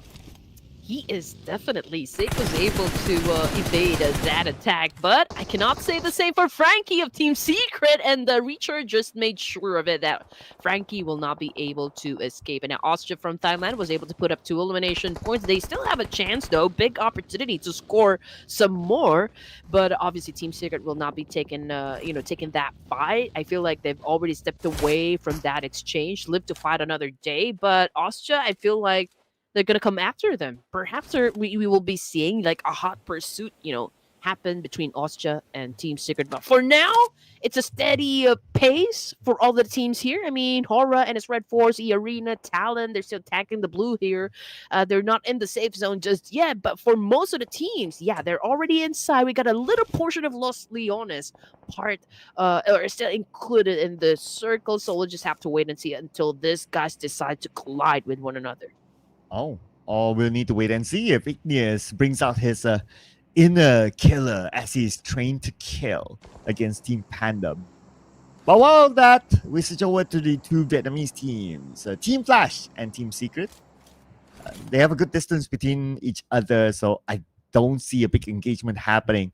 Team PANDUM, they don't know that T2K is there, or they're just ignoring and they'll just leave this area. So T2K, they'll be fine for now. But it's going to be their time to get into the circle now that we have them on screen. Circle, 50-50 now. We have a bit of high ground, a bit of low ground, so the teams will need to make the decision.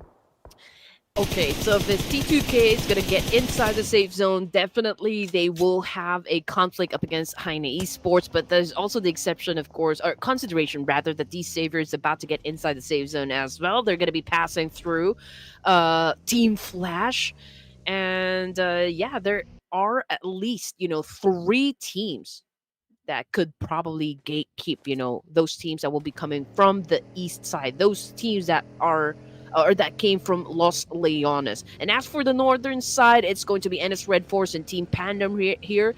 But if you've seen the team's position just a while ago from the map feed, 4 Thrives already in the middle of the circle. And teams moving. And I can understand as well why they pick the middle in case they need to go up or go down. Then it's an easier access. Of course, if the circle does shift to either side. If the circle is still 50-50, then well, obviously they'll still be in the middle, so that's fine. But not everyone can be in the middle at the same time. So some teams have to resort to playing by the side, including NS REDFORCE now. Not too deep in the middle, so they chose the lower ground to play with. All right, Maxius and the rest of Team PANDUM, again, they had an exchange up against ERS down in San Martin. For elimination points for Team PANDUM, so they do have that momentum. T2K going up against M9. Another fight right at the edge of the zone here. Giant making a move with a DBS, but can he be successful though? Trexie, on the other hand, wasn't successful at all as he got sent back to the lobby. We can see that Ayaya just cooked up that nade going up against Kenny right here, but Kenny was able to evade. But here comes the attack now. Ajaya again with a DBS, and there goes the shot, and it pushes through. Oh, truly trained to kill. Nice DBS gameplay there. And T2K will collect 2 points as they head into the circle. We shift over to HORAA Esports now. They're in the kerfuffle with EARENA. Tiger got sleepy, but Tiger countered back by No Fear. 3v3 now. Joker is pretty low on health. And we have No Fear coming in. Can No Fear be the one to save all of them from the back? Oh, Sky is here as well. So they have the numbers against EARENA. Oh, okay, no pressure at all coming from the side of HORAA Esports. They do know they have the numbers here. Joker, Tiger out of the game. Sakura NC2 right now going up with the exchange, but Sky just put a stop on that one. HORAA Esports dominating, looking to shut down this last remaining player, Sakura. There is no time for Sakura to bloom in the desert, and HORAA Esports might be the one to make sure of that. And Chigo just got eliminated. That's only Sakura left. Oh! Whoa! Wait a second! Wait a second, 1 DBS shot, he got 2 from HORAA Esports. Oh man, Sakura, can he pull off a big clutch here? 1v3, No Fear on the other side, lobs a nade across. But Sakura moved to the upper ground. We got Sakura flipping the script here, turning the tables up against HORAA Esports, and just like that, HORAA in big trouble as of the moment. We can see that it's a 1v1 situation between HORAA and EARENA, but look, who wants to join in the game as well. The boys of Alter Ego, whereas they're just waiting for the gunshots to stop, and they will definitely swoop in for the goodies. Oh man, Rosemary, did you have to do that? Come on, man. Let them fight. Let them fight. Rosemary had to come in with a nade, taking out Sakura, and that was like anticlimactic. Okay, here we go. I don't know what Nofer's gonna be doing in this situation, but opportunity for him to assume points. But then again, it's Alter Ego Ares, and it looks like they are in the mood to rack up some points here. They're now posting 5 elimination points, and if they can get No Fear, yes, it will be a total of 6. And we kind of already anticipated that one coming. HORAA Esports out of Miramar, stage 4, and now we're looking at Team Flash versus D Savior. Natty T already out of the game. And D Xavier, 3 players here against Team Flash. Zeus is on the ground. And Notu, got taken up by the zone. Okay. Not too sure why he was spending too much time on the outside, but hopefully we get an answer later. But we have an answer now between Team Flash and D Xavier with tops from behind. Put a lot of damage to Lamborghini, now being fired upon by Parajin. And he slides away into the smoke. All right, here we go. D Savior, Nick. Trying to get into position here, trying to get some information as well. Young T and as well as Tops, okay? They're pretty quiet, but Tops, I feel like he's going off angle here. Isolate himself, going in for the pinch. Unfortunately, good spot though, coming from Lamborghini. Young T's been receiving some damage as well. But that is it for Team Flash. They're not going to be flashing anymore as they got sent back to the lobby here. So it's Austria versus T2K this time around. Oh, please don't be flashing. Nobody wants to see that. Oh.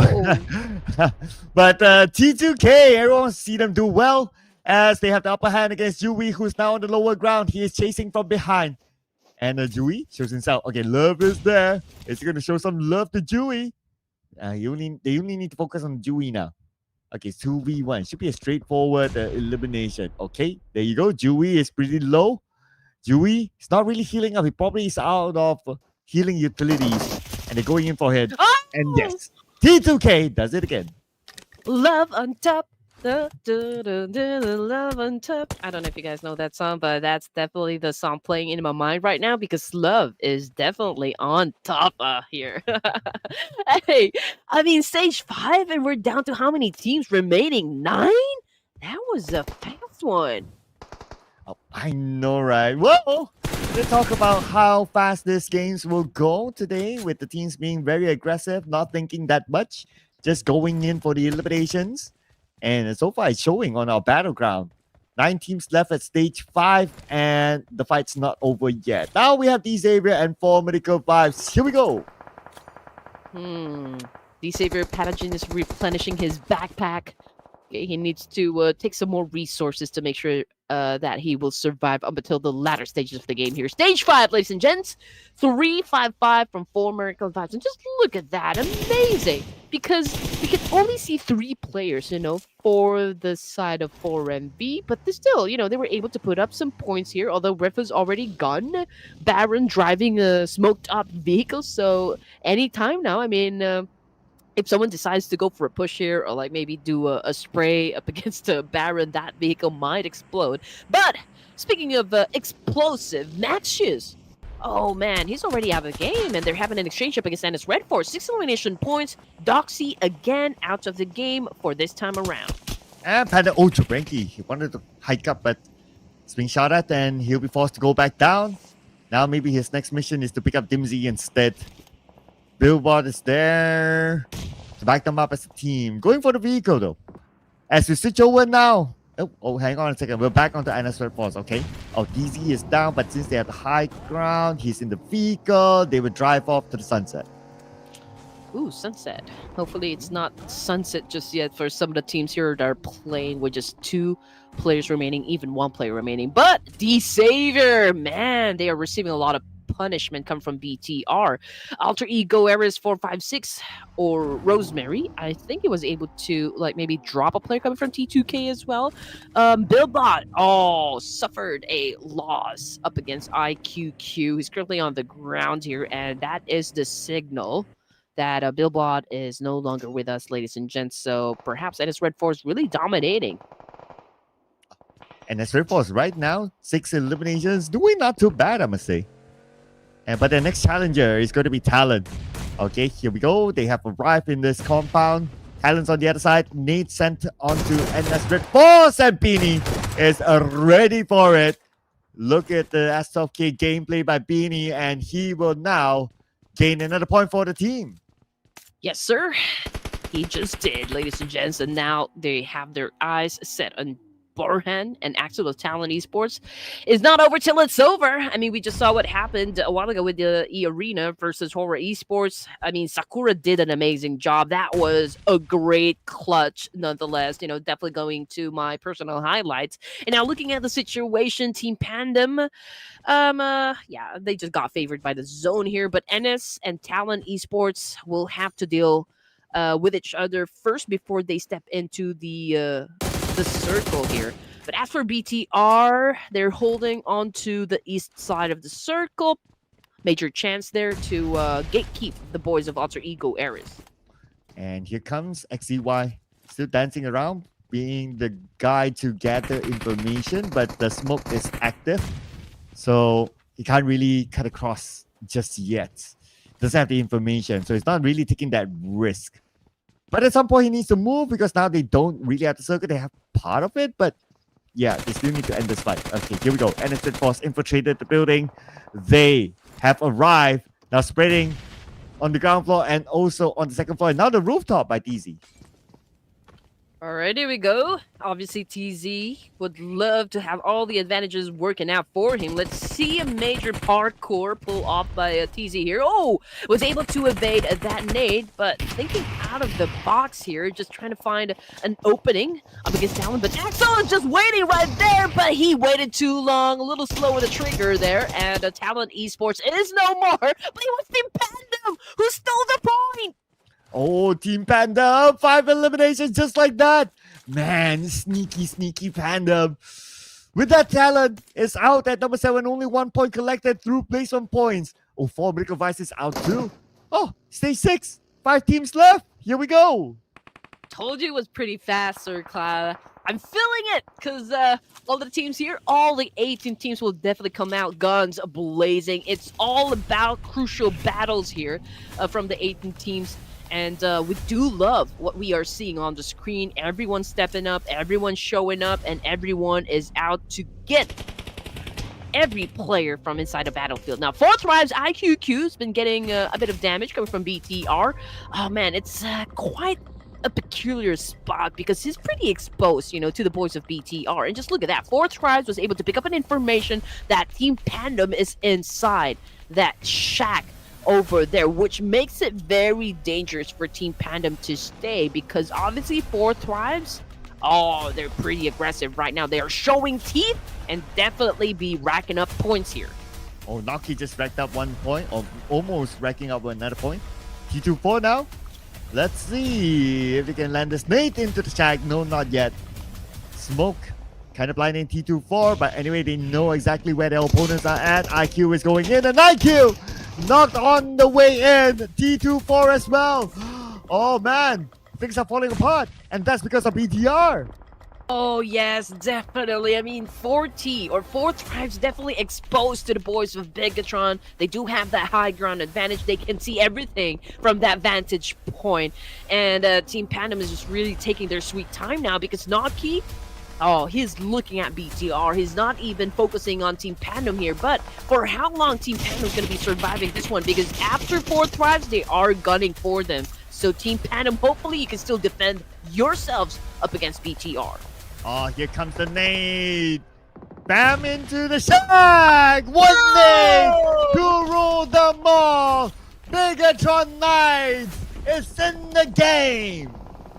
One nade is all it takes to fall in love with the boys of Bigatron Knights. 6 elimination, ladies and gents. And oh man, one my feeling that BTR might score their second chicken dinner of the night. I mean, we're talking about number advantage, 35% of bagging that winner chicken dinner. But then again, they are up against some of the strongest teams, that we have inside the lobby. Alter Ego Eras and NS REDFORCE coming from Korea.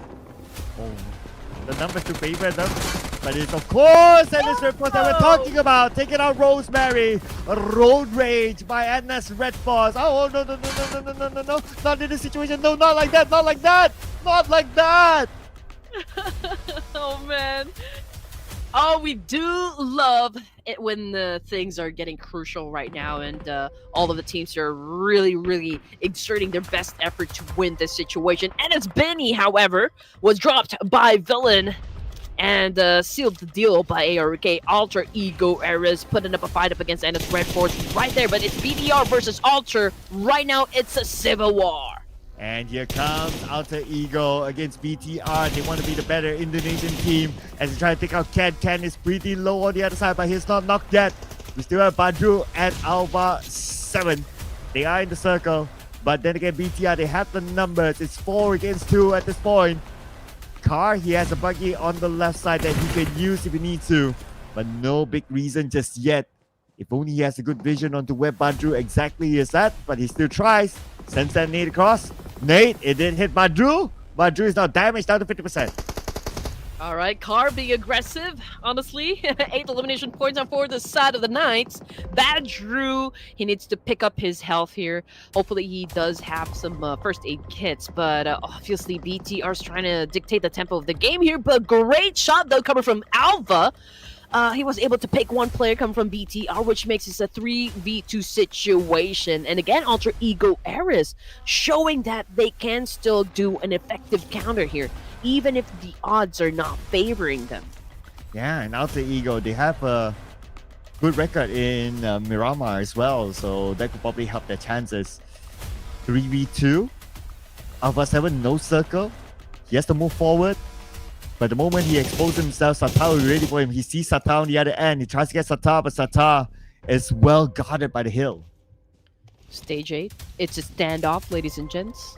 Nobody wants to make a move just yet. At this point in the competition, you don't want to be reckless, so every step is calculated. We can see that ARK is cooking up a nade here. Can he put down a Badger? It's quite a long shot. Okay, it wasn't a nade. It was a smoke. He needs to get off from this top spot. Time for Satar to move as well. He's not in the circle. But should be okay. He has his teammates in front of him to guard the front. Villain in the middle of the circle.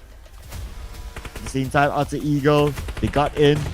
Villain from the side. Okay, he's going for the flank. Badru, I'm not sure if he knows that Villain is there. Villain could land this thing on the Badru. Badru in danger. Oh, here comes the shots from afar. All focusing on the Badru as he's the front man. And the front man needs to fall. But from the side, we have almost 7 against 1. But again, nothing will stop Bigatron Knights from another chicken dinner. And it's a total of 20 points once again for this round. I mean, we did ask for this, right? We needed another country to kind of step up into this whole competition. And Bigatron Knights definitely not disappointing their fans right now. So hashtag IndoPride, let's go. Make a lot of noise for Bigatron Knights. The team that always come back in the final day. Bigatron Knights now scoring another chicken dinner. And with this chicken dinner, for sure, they will leapfrog against NS REDFORCE to be at number 2 for now. And all the players, everyone, got their own piece of the elimination points.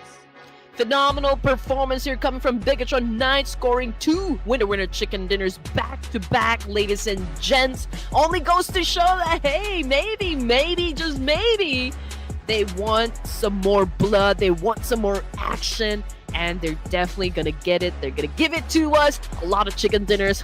You just have to stay tuned, ladies and gents, because it's gonna get bumpy in here. But anyway, good effort, I can say, coming from the side of Alter Ego Eras. At some point, with that exchange, I thought they're gonna make it. I thought that they're gonna get the winner chicken dinner. But then again, I mean, BTR held on strong and was able to push through, hence getting the chicken dinner. And expect more to come now from BTR. Expectations have skyrocketed for the boys in red shining armor. Yeah, hopefully I got that right. Oh. But yeah, yes, and another 20 points. So BTR, man, this round we got them a lot on screen. They were really, really active, and they deserved this chicken dinner. Besides BTR, of course, Outside Eagle, who came in second early on, is one of the teams to watch. NS REDFORCE, the second place team in the overalls, also the team to watch. But because of BTR scoring this chicken dinner, they will lose that second place spot to BTR. And Team PANDUM did a lot of work this round. Oh yeah, and we can see at least 3 teams coming from Indonesia. So these guys are definitely stepping up, for the community. And of course, we've got NS REDFORCE. Just a while ago, they did went berserk, right? Having an exchange with a lot of teams. I do believe they were able to set up quite a number of points as well onto the board. We'll definitely be seeing that in just a while, ladies and gents, when we put up the match rankings. Now we're looking at Rosemary versus TZ of NS REDFORCE. Elimination points, obviously, it's half of what TZ was able to put on the board. So that we'll go with the Rosemary on this one. But damage output, man. Okay, so TZ was able to drop more players perhaps inside the game. Assist goes to Rosemary again. But when it comes to team contribution, this guy, Rosemary, half again carrying almost all of the workload here.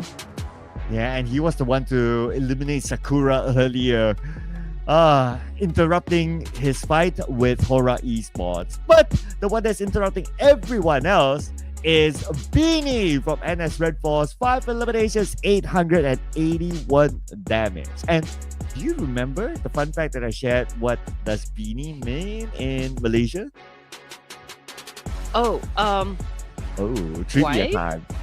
Oh, you got it. So yes, he is the wife of NS REDFORCE.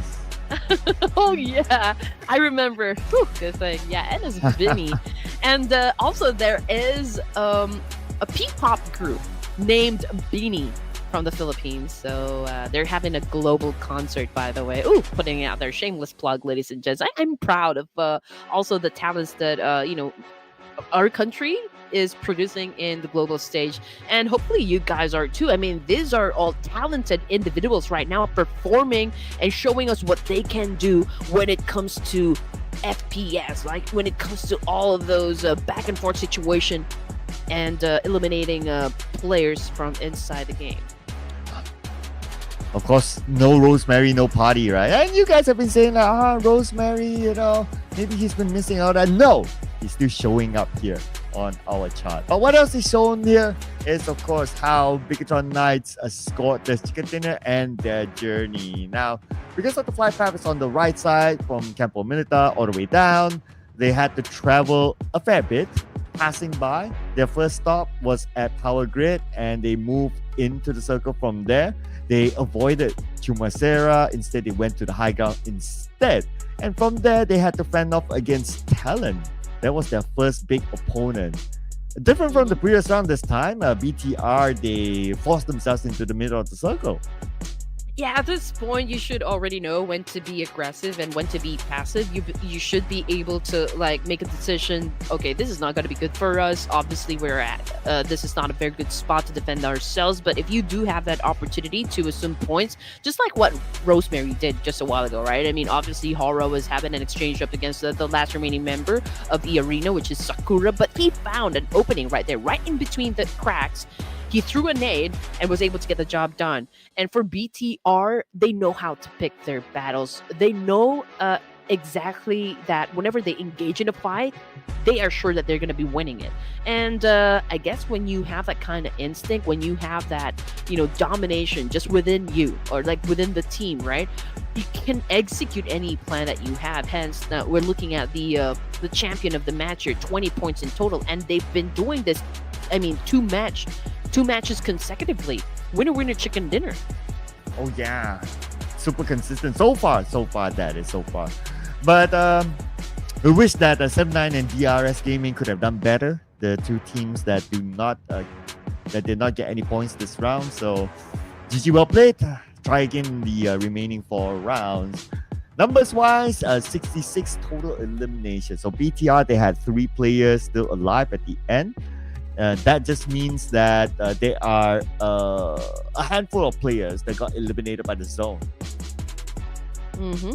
And 274, man. Okay, that's quite a, I guess, a good number that I can see on the screen here. But okay, this is what you guys have been waiting for. The overall rankings. HORAA Esports still at the top here with 175. BTR with that massive performance just dethroned. And it's REDFORCE. Now they are sitting comfortably at spot number 2 with 109. But we already have like 3 teams here that cross the triple-digit score. So let's see if Alter Ego Errors, as well as 4 Thrives, and perhaps Oscha, these 3 teams might, I guess, secure a spot in the top 4. But it depends on how good they're going to be performing in the final games that we have set for this evening. Yeah, at this point, even if we look at the points for teams on page number 2, they could still break into the top 4. So that, well, if there's any motivation for teams on page number 2, it would be that. Like, at least try to get into the top 4, get some moolah, make the journey worthwhile, and give us a good surprise. So we can see that some of the teams, they have a bit of a rise here. Team Flash, Fall Medical Vibes, and also Team PANDUM. While some other teams got pushed down. Xavier with the chicken dinner, they have been absent since the chicken dinner, and they've now pushed down to number 17. They are just 8 points above HAINA Esports. So we already have Indonesian teams stepping up into the final matches that we have for this evening. So I do wonder if there will be teams from the Vietnam as well as Thailand that could maybe perhaps score a chicken dinner for tonight. Definitely looking forward to that one, ladies and gents. But again, it was an amazing game. This is just game number 2, and things are really getting heated up, you know what I mean? So just continue on spamming the comment section, supporting your teams, your favorite players, and don't forget that we have an opportunity to talk to you guys and answer your questions. Just follow the format that we flashed on your screen moments ago. All right, so don't go away. We'll be right back after a short break.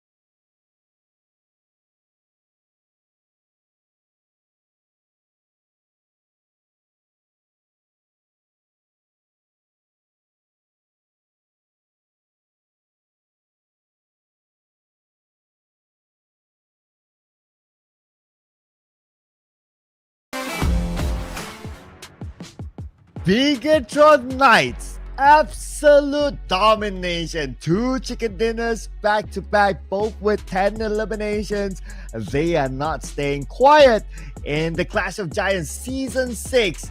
Last day, grand finals. We're still here. My name is Sir Cloud, together with the wonderful Red Queen who has been munching away. Someone's hungry. Oh, yes.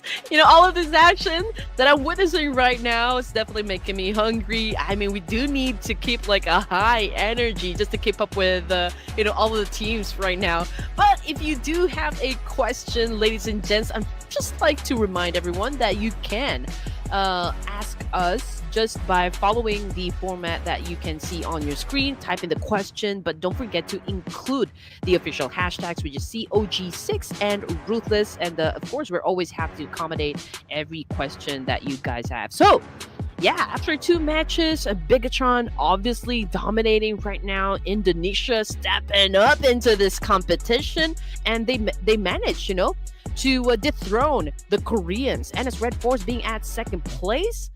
Oh man, can Bigatron Knights though perform really great at the remaining matches here, Sir Cloud, and probably take out HORAA Esports? I mean, that is one of the possibilities, right? I mean, BTR, we've always known them to always perform a strong comeback. That's what you always say during the live stream. So do you think that it's possible? Like, give me a percentage here.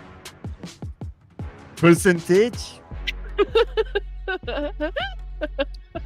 I don't know how to quantify that, but it is, they are on the roll, so they're on a high. And I have a feeling that somebody's gonna pick a Bigatron Knights. Are you? Oh man, okay, all right. Judging by the way that they move, it's so smooth, right? Smooth like butter. Perhaps, yeah, maybe, just maybe, they would like to dethrone not just NS REDFORCE, but perhaps HORAA Esports as well. But then again, it's such a big gap. But let's see if they can do just that. So much so, HORAA Esports was able to build like a stone wall, right, in the overall ranking. So let's see if Bigatron Knights can break that wall, locking in BTR. Okay, all right. Somebody's gonna pick BTR for sure. All right. Well, so I guess I'll go with the nemesis. Let's bring on Alter Ego. Let's go.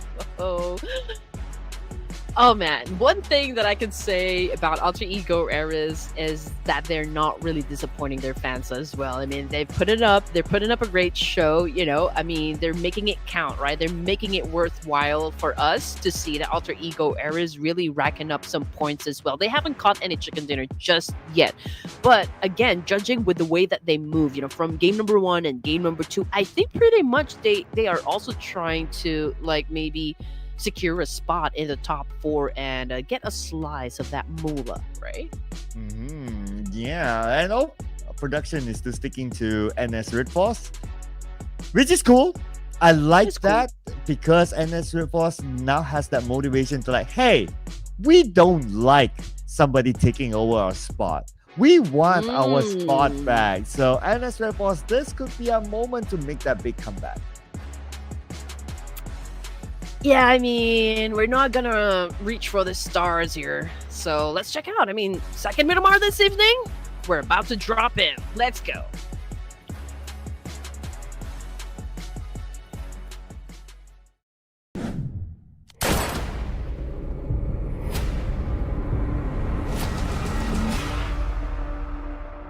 The hit crew coming through.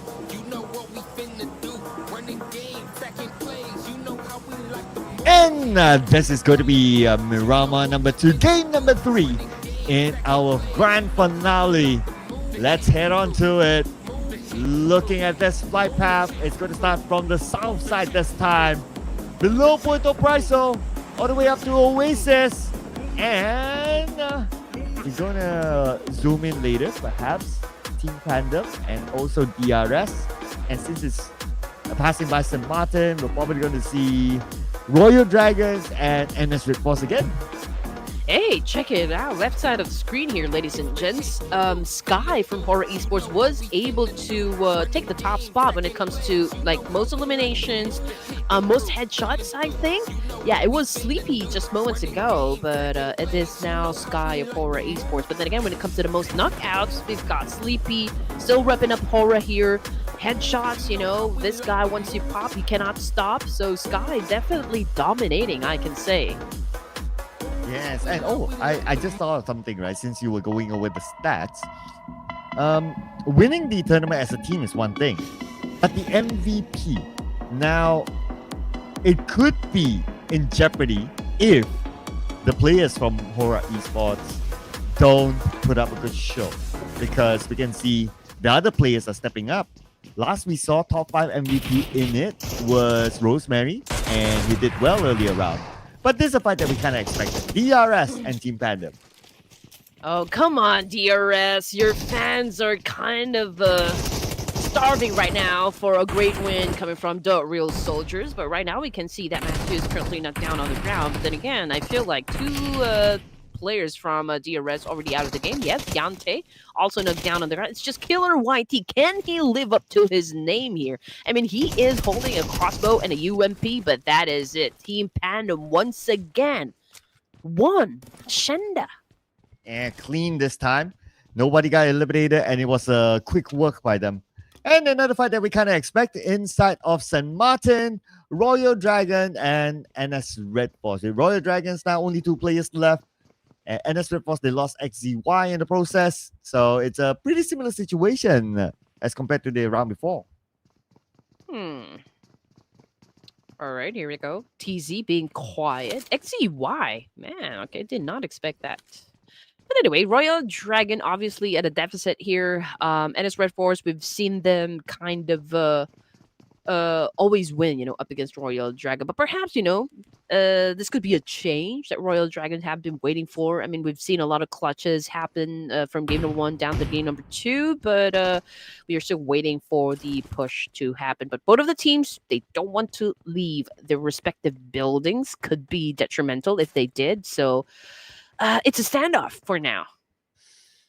And they have that time because they're in the circle. So it could probably take a while.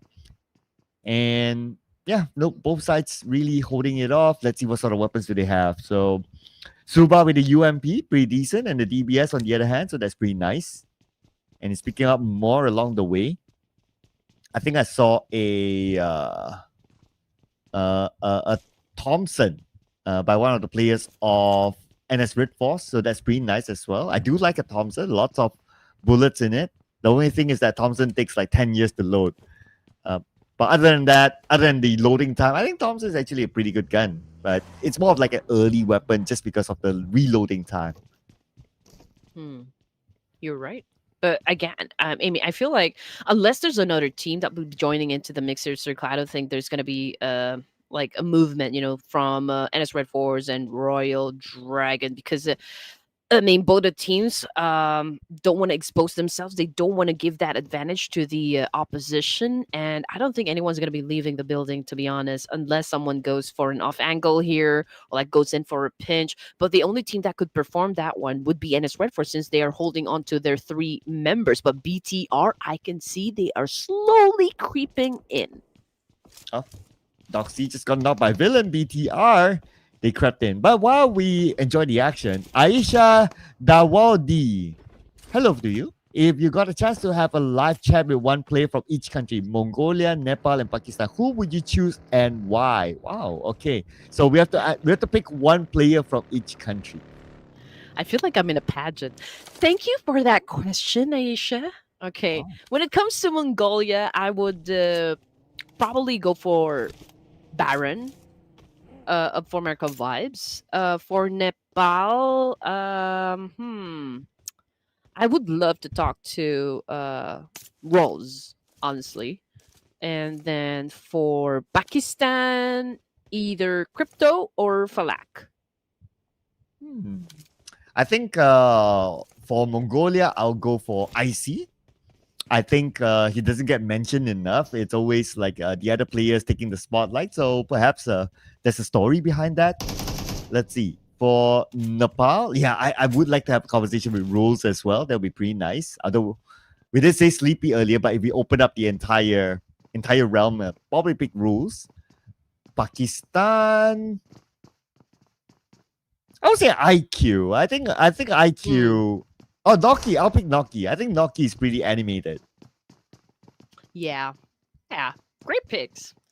I really don't have that much experience in terms of like talking to a professional athlete, talking about PUBG, right? Esports player. So I always wonder, like I've played this game. I know how much pressure you need to deal with in order to be successful in this kind of games. I know everyone's just making it look easy, but it is really not. And I do wonder how these guys are handling all the pressure and how do they blow off steam, right? Because going through a lot of matches in a day, again, it's pretty hard to maintain. It can be exhausting, especially not just physically but mentally as well. So would love to have that kind of conversation, coming from the teams. And pretty much you guys will have an idea too that it takes a lot to be pro players in this scene. Just like what the situation that DZ is in right now, right? High pressure, 1v2, and he has to somehow win this fight before he's able to get out. Does have a DBS, best weapon to clutch in a close quarters combat situation. Now he's on the outside of the building, and they are playing Ring Around the Rosie.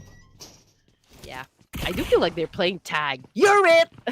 But right now, TC being the last remaining player here could be hard to maintain since he's managing 2 players who are coming from Royal Dragon. Ouch. Low in HP, Claw going outside, going for that clutch, but it is Suba who will get the point. And then it's Red Force no more, so we're talking about the chance for them really overtaking HORAA Esports right now.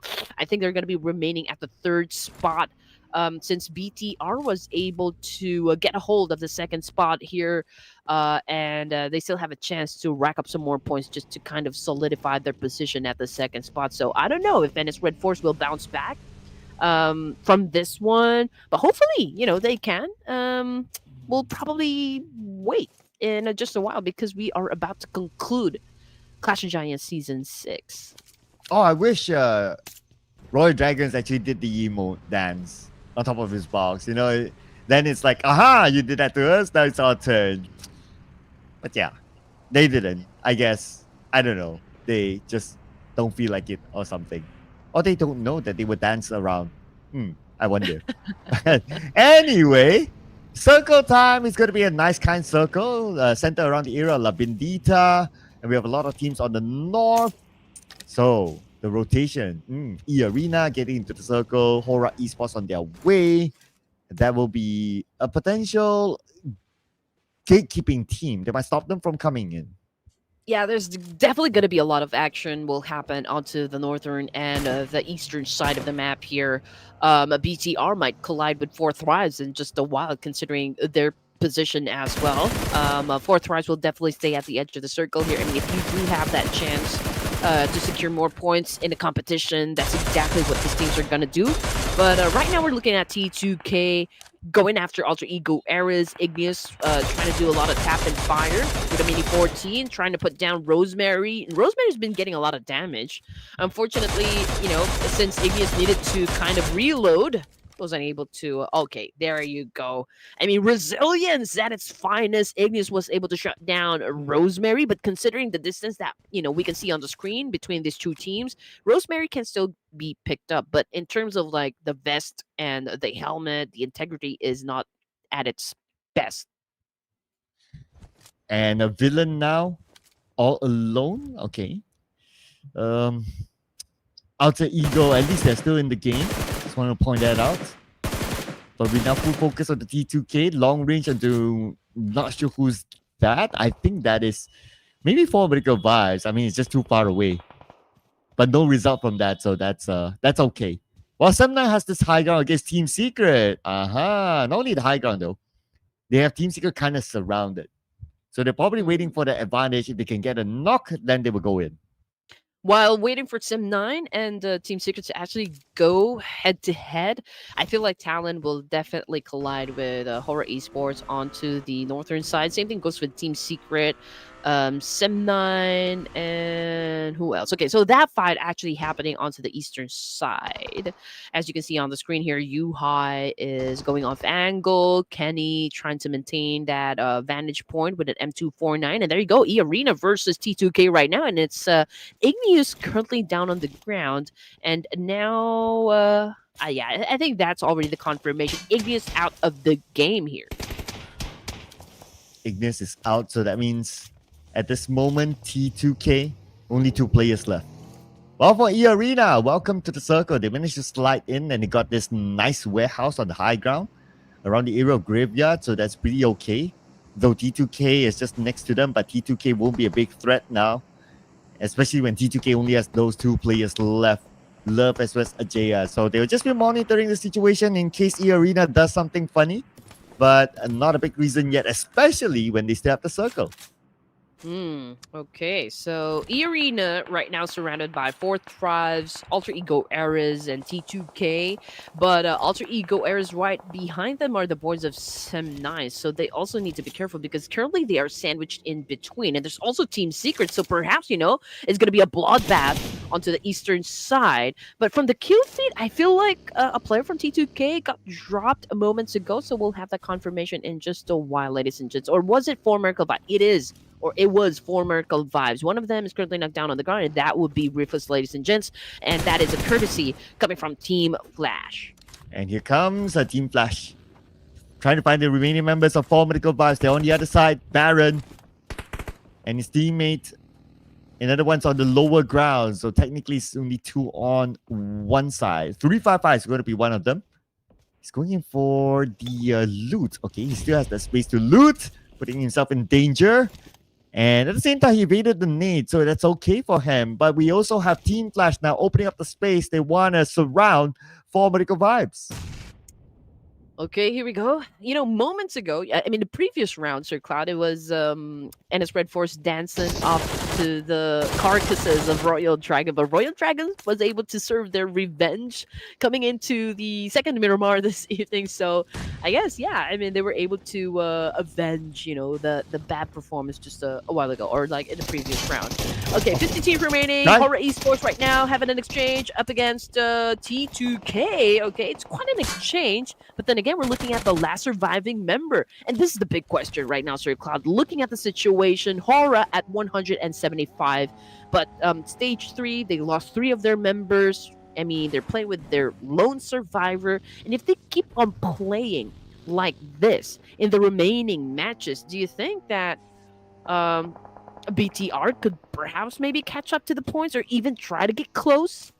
Well, if BTR can come up with big performances like earlier, or perhaps even bigger, of course with chicken dinners, then yeah, the chances are there. But if they bottle this round, they bottle the next round, then that's going to be about it. But they are definitely on track right now with 5 eliminations already in the pocket. They are. Just look at that. Villain is really in a good mood, so to speak. I mean, like probably he had a very nice lunch, and he's all perked up and ready to fight. 5 elimination points at stage 3 for Bigatron Red Knights. My goodness. They're like, really on a mission here. Tops right now trying to flush out 355 from that shack with a molly. And now here comes the game, the 1v1 situation. 355 trying to have an exchange with his UMP. They're playing again, and Top trying to have that exchange. Was able to get it. Oh man, he was able to score. And 4MB is no more. So they're stuck at page number 2, unfortunately for 4 Medical Vibes. Team Flash, the moment they finish off 4 Medical Vibes, they spot another play on the other side from 4 Thrives next. Another team with a 4 in front. That might be their next destination. But at the same time, Rosemary got Farron from Sem9. One of the top performing plays for Sem9. Knocked down, but not out yet. We got 4 teams, or 5 teams. 5 teams already out of the game, which brings us down to 13 teams remaining. 4 Thrives, obviously still a complete squad here.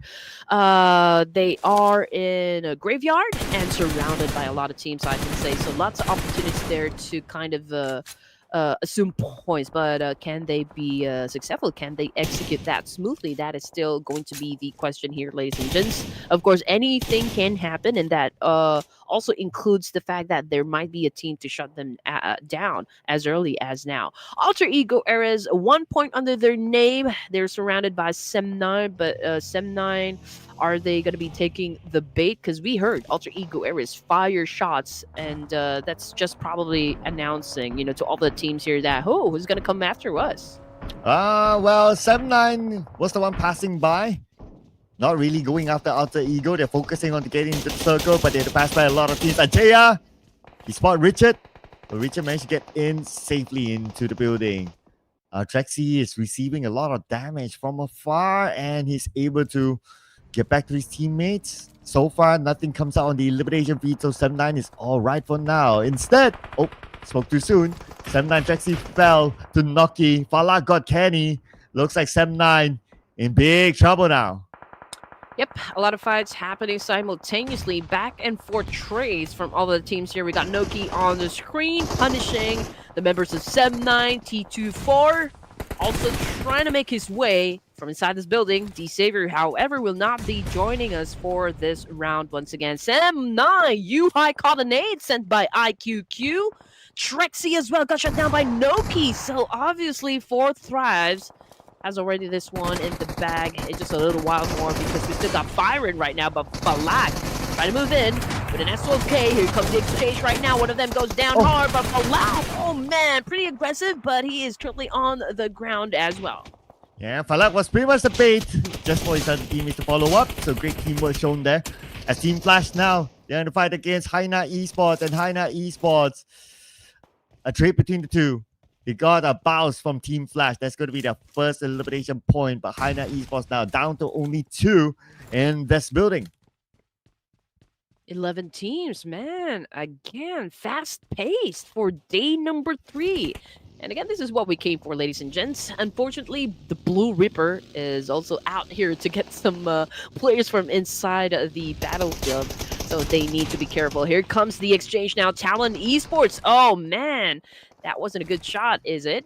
Billbot cooking up a nade. Definitely would want to flush out Yo-Yo from this very compound. Here comes the attack now. The follow through with a UMP. Here comes the backup once again. So Team PANDUM going for a pinch. They've got Yo-Yo right now back to the corner, and Yo-Yo's defending himself pretty amazing. Oh! Just as when you mentioned it, the caster's curse came and Yo-Yo went out. But Joe Breaky's point went to Car from BTR instead of Talon. Point number 6 for BTR now they're at 115 points. It's still quite far away. They are, let's see, you're doing the math right now. 61 points away from HORAA Esports. So this BTR still needs to come big this round. Yeah, but after this match, Sir Cloud, we're gonna have 2 Erangels, which is, of course, I feel like one of the strongest maps for BTR as well. So it's gonna be interesting, to be honest. The fact that they're really, really exerting a lot of effort here. I mean, there's a lot to watch out for the final day of the Clash of Giants Season 6. And now on the screen, Austria from Thailand able to bag 2 elimination points. We got Jui right now, unleashing havoc up against Team Secret. Ajaya, however, from T2K is going to knock down on the ground there. So there's a lot of fights happening here, definitely. And Jui just trying to find, the right opening knock here up against Team Secret. But there's a lot of pressure for the side of Team Secret. But it was Red Bull who was able to perform or seal the deal, for the side of Austria. Oh, and Alter Ego against Team Secret as well. So Team Secret, 2 teams onto them. They're losing players right now. So Team Secret, only 1 player left. What way he is. Okay, that's going to be break there. Is he in the circle? Somewhat, yes. Okay, he's just by the edge of it on the inner side of the circle. So he'll be fine for now as long as he stay quiet. I don't see T2K too interested with taking his area. So if there's any interest, it will be between Austria and T2K. Richard is on his knees, if I saw that one correctly, coming off the kill feed. We got Rosemary right now going up against EARENA once again. Tiger and C2 as well as Sakura's cooking up that nade. Oh man, okay. I thought Rosemary's gonna be shut down, but no, he was able to evade that attack. But yeah, it was Sakura who threw the nade effectively. So Alter Ego errors right now might be in a bit of a pickle here. Badru goes in for the massive exchange, and he was able to shut down Joker. And here comes the dance up against MC2. Badru makes it once again. 2-piece kill for Badru. Oh, he's not able to heal up in time. But can he pull off a surprise? Badru! Insane clutch with 10% health! What in the world? Oh my goodness, beautifully done there by Badru. I mean, okay, he was pretty low in HP, but that was tremendously done. You have to give it to this kid. Oh man, that was just mind-blowing by Badru. Wow. Yet 10% health. It should have been a simple spray onto him, but he still managed to dance around and still able to get that final blow until, of course, BTR came to spoil the party. But still, the limelight has to be onto Badru. Yeah, that was great. Phenomenal clutch, I can say. Putting down 3. Oh, man, and getting the points done. Okay, let's see how far Austria can go and how far they can last in this situation. They are trying to flush out T2K, but then again, they have to be careful because just look at that. BTR once again looking to join the mix. There's a lot of third-party approach for BTR, and this is such a great tactic, while everyone else is busy. Of course, you would capitalize on that one. Timing is always perfect, for the side of BTR, and if they can continue playing at this kind of pace with this kind of strategy, I mean, they're doing absolutely great. This formula is really working out for them. I mean, just look at that. I was able to shut down Red Bull from that window. And Red Bull being revived by Chopper as BTR is coming in. Just to take note, BTR is now at 13 eliminations. They really, really want to catch that number 1 spot now. But the next opponent is going to be Austria Thailand. If they're able to take out Austria Thailand, it's going to be 16. Oh, man. Oh, man, I'm telling you, BTR is on a mission here. Okay, T2K is repositioning, obviously.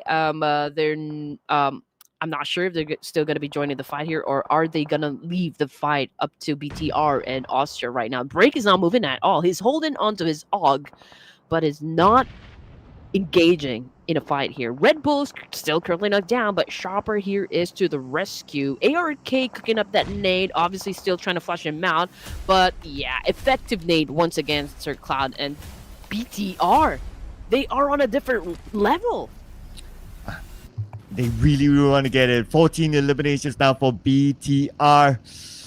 Looking for their next target. Villain takes the high ground, willing to put himself on the other side of the circle as long as he got his vantage point. And Satar knows that Chopper is currently down, so the focus will be on trying to get Dewey, but they have to be aware of the presence of Break behind this rock as well. If not, they might be backstabbed. Talk about the juggernauts.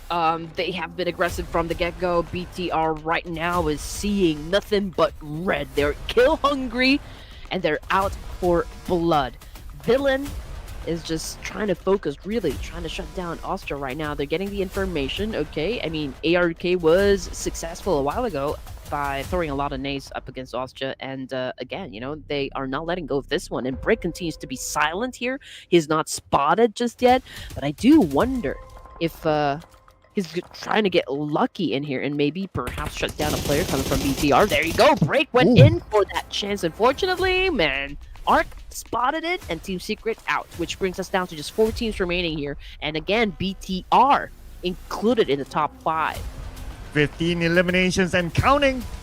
And they have their chance against Austria Thailand. Oh, we spot T2K on the other side as well. T2K is on the outside circle, so the blue will pressure them in about 30 more seconds. While Austria Thailand is also in front of BTR. Lots of targets for BTR. Lots of opportunity for BTR, but they have to do the work. Oh, they do, and they have been doing that from the get-go. Honestly, I mean, we're looking at 15 elimination points here, with Villain bagging most of them. ARK, he knows exactly where Ju and Chopper is, and Ajaya, okay. How do I even begin? Okay, they don't have that much space, they don't have that much cover, and BTR right now is in the perfect spot, to be honest. And of course, as long as you have that perfect spot working out for you, you need to maximize it, you need to optimize it, and that's exactly what BTR is doing at the moment. And BTR optimizing their location now. With a high ground advantage, they will get Chopper. And now Dewey again, the final player. They will secure the elimination point off the Chopper. 16 eliminations now for BTR. They have the chance to make it 20 with the number of bodies left. Oh, here we go. Dewey is the only player defending Austria at the moment. He tries to go for an exchange up against Villain here, but it's 2v1 they got it! situation. And again, Bigatron Knights with a high ground advantage. Obviously, we already know the outcome. BTR remains strong and confident. They are unstoppable force in this competition. And, oh man, they're giving everyone hell right now. Absolutely, especially with their position. Look at this. They have the high grounds against 4 Thrives now. Their next target is going to be 4 Thrives. Here we go. Gathering the information, and Carr is going to come in with MJ3. He just needs the vision. He just needs more information. And now he's cooking up his own name. Noki doing the same as well. Noki lobs it across onto Carr. It will not connect. While Villain trying to bait them out with the buggy. Nobody's really showing themselves yet. Everybody's playing this super cautiously. Okay, we can see BTR trying to step away for now. Perhaps, you know, they would go for another angle here. But yeah, again, this is a Mexican standoff that's been happening. Obviously, we still got 3 more players for the side of 4 Thrives. T2K with 2, BTR with 3 members as well. But just looking at the situation, it says here that, you know, 4 Thrives definitely has a total of 38% of scoring the winner chicken dinner up in here. But let's see which of these 3 amazing and incredible teams will execute it smoothly at getting that winner chicken dinner. Satar cannot get knocked. If he's knocked, that's it. Nobody will be able to save him. So he has to be extra careful against Noki. Now popping up that smoke. At some point, Satar has to go down as well. Because he's on the outside of the circle. But where did they come from? Where did they come from? That is the opening for Satar to come in. Yeah, that nade came from Carr. Absolutely nailed it. Carr, oh man, paved the way for BTR to take the advantage once again, ladies and gents. IQQ right now cooking up that nade, but here comes the 1v1, ladies and gents. A Villain was able to get a lot of that damage, but that's pretty much the same thing. It's a 2v1 once again. IQQ running out of space here. Bull Reaper out to get him as well. Bigatron Knight still dominating here, ladies and gents. What does it take for BTR to get stopped at this point? Well, it's going to be either 4 Thrives, T2-4, on the final playoff T2K to try to stop BTR. But they will reset back as a trio. But Satar knocked out by Love, and he will be eliminated immediately, leaving BTR with 2 players left. Talk about suspense here. BTR right now trying to reset because one of them got knocked down, but it is still A-okay here. 4 tribes down to their last member. And just look at that. If BTR able to pick up their teammate, it's going to be a 2v1v1, and there you go. BTR number advantage. Villain goes in for the massive play up against Love. T2K might go on. Yes, they did. BTR, man. Unstoppable. I'm telling you, this is great. Insane gameplay right now. They are going berserker, Sir Cloud. This is probably going to be the biggest challenge. Going up to the high ground, but T24 is going to be forced down by the blue. Now he's using those smokes. 1v2. Can T24 actually stop BTR for scoring their 3rd chicken dinner, for scoring a hat trick? T24 coming in. He's blinded. He's blinded by the stun grenade. But now he's back up again. Lobster nade across. BTR the lower ground. Villain takes a massive damage from T24. Oh, this is intense, nerve-wracking even. We got Carr right now feeling all confident. And let's see if we can find an opening knock. But it is now or never for the side of Bigatron Knights. They are looking to score that winner with the chicken. And here comes the dance right now. No! Oh! 4 survives! That one at the end of the match. Thanks to T24, the Terminator right now for 4 thrives. T24 terminated BTR towards the end, breaking their hopes and dreams of scoring a hat-trick chicken dinner. Man, T24, what a brilliant gameplay, what a calm gameplay towards the end to hide within the smoke, use the smoke as his cover, play it patiently, wait for BTR to show himself up, and landed the final blow back-to-back, 2 knockdowns, 2 eliminations. And bringing the chicken dinner to 4 Thrives Esports. Phenomenal, stellar performance from T24. I'm telling you, I mean, like, the odds are against him, right? I mean, obviously BTR was able to build huge momentum right there. Again, that kept me at the edge of my seat. I'm pretty sure you guys are too, because at some point, the comment section just stopped. You know, time stopped during that exchange. And BTR was definitely, it was obvious that they're gunning for that 3rd winner chicken dinner of the night, but 4 Thrive says no, it's not gonna happen. It's our time to shine. I mean, I can only imagine the adrenaline shooting up the roof coming from T24 and getting the job done. So talk about pressure and talk about getting through with this. Whew. That was crazy there by T24. But also BTR, they scored big this round. At least 19 eliminations. With a 2nd place, is still a lot of points. And it's actually more points than the round before for BTR. So I can't wait to see the overall scores later on, just to be sure on how big is the gap now between them and number 1. And of course, the teams to watch, we got to put BTR on top with a massive amount of eliminations, 19, followed by 4 Thrives, thanks to T24. And we have Team Flasher and T2K as our teams to watch list.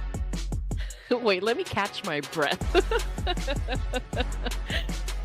I definitely enjoyed that exchange. You know, everyone was kind of expecting BTR would get that chicken dinner, but thanks to T24, man, the man of the hour, I can say. I mean, he was able to still perform despite the odds not favoring him, and was able to play his cards right. I mean, he waited for that right opportunity, and I'm telling you, the pressure is definitely high, but T24 was able to go through it.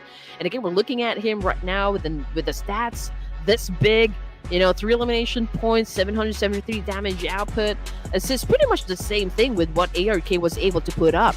But then again, you know, at the end of this match, number 15, it's 4 Thrives, baby.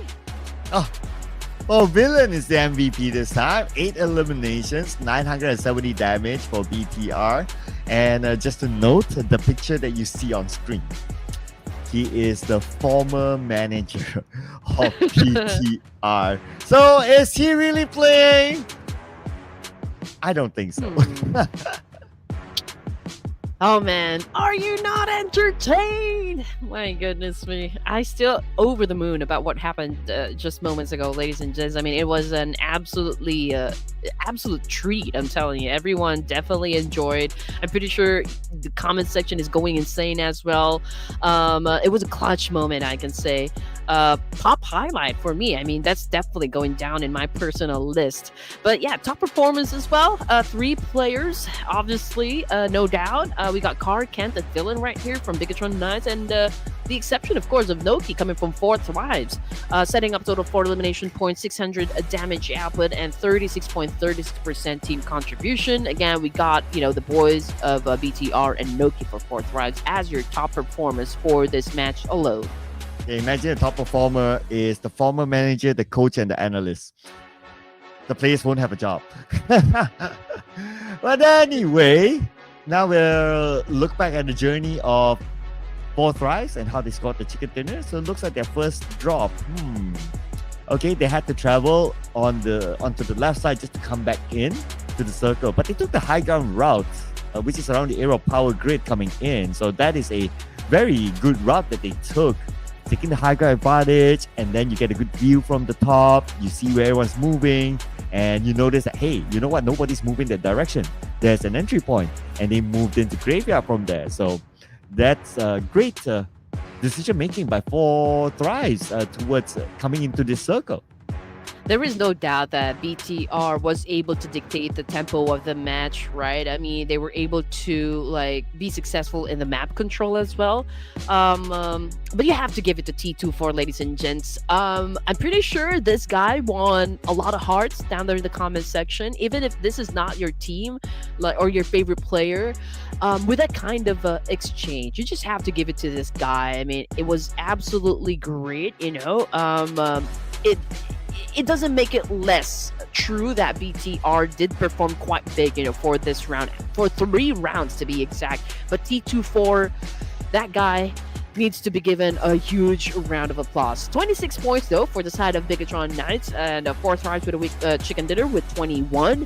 As for DRS, 4 Miracle Vibes, and Sem9, 3 teams that exited the game with no points whatsoever. Yeah, and that includes 4 Miracle Vibes. So yep, I guess I'm just having this calculation on my head. The chances of getting into the top 4 pretty slim now. Just need to get the overall numbers later on, which we will see soon. Before we head on to that, as usual, we check out the match stats. And looking at the numbers, 69 total eliminations. That means we have a handful of players taken out by the zone. And as we kind of also expected in the final day, most of the teams aren't interested in throwables or tactical gameplay, something like that. They just go in and take fights. So throwables used on the lower side. Okay, if I'm gonna be honest here, I feel kind of lightheaded just because of all the shouting that we did, Sir Cloud. Because definitely that exchange get us all hyped up, Pretty sure that you guys down there in the comment section pretty hyped up as well. HORAA at 176. Okay, still great. Substantial gap, I can still say. BTR 135 now, but they're closing. They're closing in Sir Cloud. I mean, we're talking about 3 more matches, Sir Cloud. 3 more chances for BTR. Right? It's possible now. Points? It is possible now. And I'm doing the math now. 41 points, 3 games. If HORAA Esports don't gain points, the door is now open for BTR. Yeah, so, I mean, with this kind of performance from Bigatron Red Knights, obviously, HORAA Esports should not feel comfortable at the top spot for now. I mean, there's a need for them to get some more points just to make sure that they cement themselves at the top spot, right? I mean, no more bad games. Because if they continue on with a losing streak, that's not going to be good news, for the fans of HORAA Esports. I mean, they've dominated since day number 1, and you don't want to let go of that now. Well, we have to let go of something, which is our showtime. So we're going to take a break, people, and we'll see you guys back for the second half of our grand finale. See you guys soon.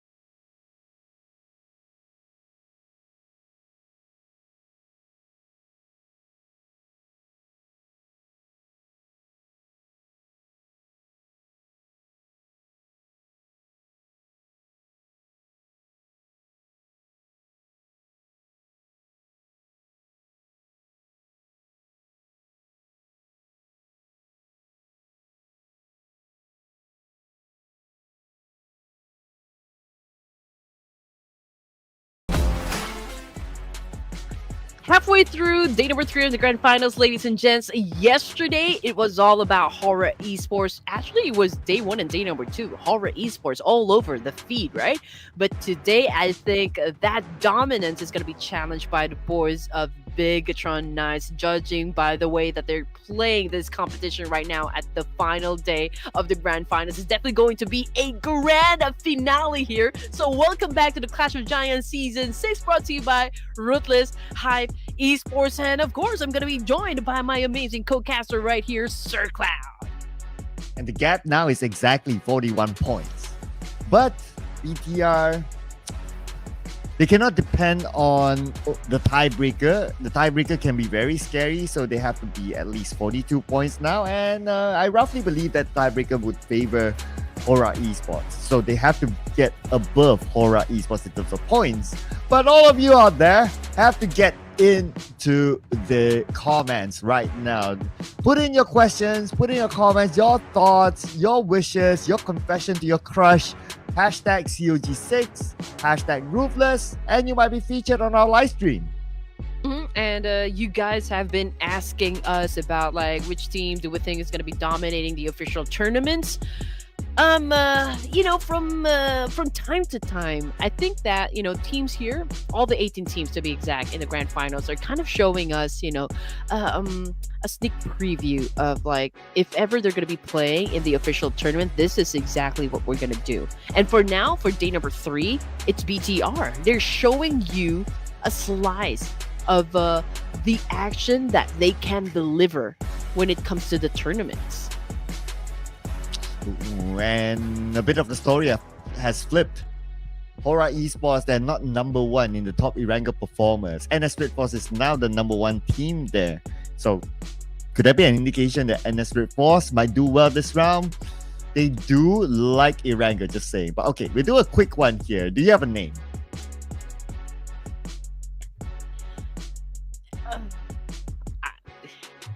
Let's see if HORAA Esports is going to be stepping up. Man, I'm locking in the purple hearts again. Putting this in on you guys. I'll do a quick one here. BTR, let's go. Oh, this is going to be exciting. I'm telling you guys. Oh, man. It's making me... it's making my head ache to be exact. But whoa, production team. It's 2 against 1 here, ladies and gents. Production as well as Sir Cloud going for BTR, and I'm gonna stick with you, Purple Hearts. So what are you waiting for? Spam the comment section with a lot of purple hearts down there so that the whole team will feel your positive energy, because they're definitely gonna be needing it. Oh, they definitely need it. They cannot continue to have like that sort of performance, because right now their spot at the number 1 is in jeopardy. Can you imagine that? I mean, we asked for drama, right? You asked for it, and now you're being served drama. So, yep, not complaining, of course. We're liking it. We're liking it. We like this kind of entertainment. Of course, we would want to see some drama, as what Sir Cloud just mentioned, and the plot twist. This could be a major plot twist, right? But, you know, since that we just stepped into the second half, right, for day number 3 here, obviously there's a need for HORAA Esports to kind of pick up the pace. You know, they've had quite a number of bad games, right, from moments ago. So yeah, let's go. Let's check it out.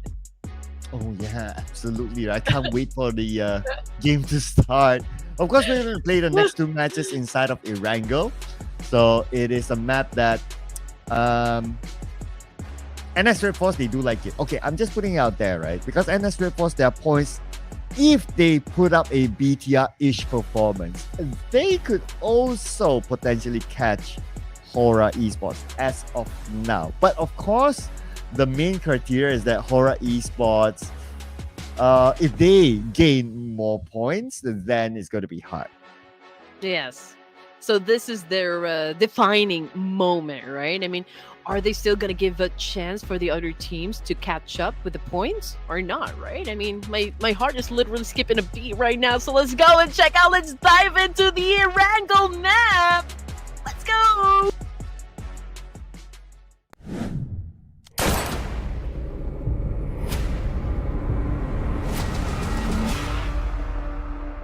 The hit crew coming through. You know what we finna do.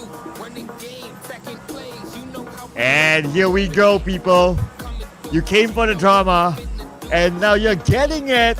This is the second half of our grand finale. Back onto Erangel, the OG map, where we'll see the flight path on the left side will end in Milta Tower. And looking at the top players now, new names starting to pop up. Oh yeah, but Sky here, 40 elimination points. I think it's still okay. I mean, even though if he doesn't make it to the MVP title, I feel like Sleep is gonna get it. But then again, there's a need for them to perform for this very round. After all, again, this is the OG map for everyone. The caching counts, so perhaps BTR as well as HORAA Esports, there's NS REDFORCE as well. They could probably capitalize on this one. And again, I mean, we're only going to have a total of how many Erangels? 3 Erangels. Okay, this is already the second Erangel this evening. We still have one more to go later on, but this is the moment that teams should not be a bit careless when it comes to the opportunities that they are presented in the battlefield. My eyes are now glued on either BTR or HORAA. So HORAA is probably going to go to Yasnaya again. BTR, well, they drop kind of random nowadays. Some group stages, it was school. Now it's somewhere still around school, but still kind of random. But it's okay. Nobody's in school anyway, so they can still go to school anyway to loot. Or they can go to Rosop. Rosop is open. And the circle's up north. So I guess a lot of teams are going to travel towards the shooting range area. The high ground around shooting range is going to be key in this circle. Oh, there will be a lot of teams that will be passing through BTR, that is for sure. Now, Team PANDUM right now, Max is currently on the ground, but they already have 2 elimination points under their belt, and they're going up against 4 Miracle Vibes. So Ruthless with an amazing shot. Was able to save the team here, but at the end of those exchanges that just happened, 4 Miracle Vibes was the one who got the boot of the Erangel, and Team PANDUM remains to be strong. But then again, in the process, they lost Dimsy, but it's still A-okay. I mean, 3 is still a crowd here. But T2K versus Team Secret right now rolls with a micro Uzi, ladies and gents. Oh, and the dance did not do him good. But let's see what Ajay is going to do in this situation. Well, as much as Strong needed to be strong, too bad he was all alone. The power of friendship, not with him. Power of friendship. That is nice. But do you agree, Sir Cloud, that we can see a lot more players holding on to a micro Uzi when it comes to CQC? I would say if it's an early game, then yes. Late game, we still don't see much micro Uzi though. Wow. So I guess if it's an early game, then that's pretty nice since, well, it is a CQC. So micro Uzi is definitely one of those better weapons in the CQC situation. I would love to see a major come back, with a micro Uzi. But then again, shotguns remain to be a meta. And most of the players do prefer either S12K or a DBS because with one shot, one potential shot could definitely get you 1 point or like get that enemy down on his knees in an instant. And now looking at the situation here from the right side, again, teams are already preparing themselves to get inside the safe zone.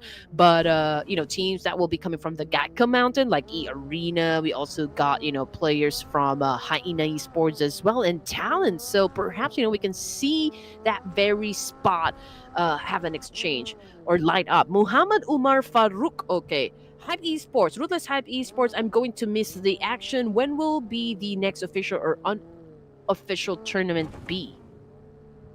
I'm referring to Ruthless. Well, if I guess we'll put out 2 answers, right? So if it's referring to Ruthless, well, we don't know. You gotta ask our bosses. But for the official tournament, I guess you're referring to the professional tournaments. Well, it hasn't been announced yet, but I would expect it to happen somewhere in February.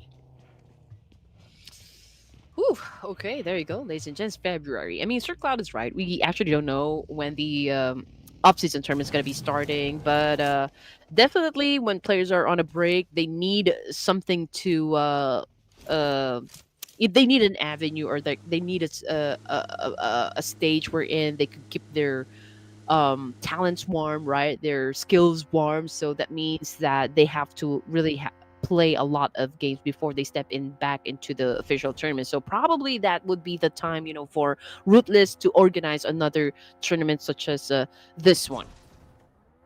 Or maybe it can be even like another one before. I think there's a good amount of weeks though. A good amount of empty weeks to kind of fill in. Just putting it out there. Just putting it out there. I mean, we don't know for sure, but that's probably an idea. Yep.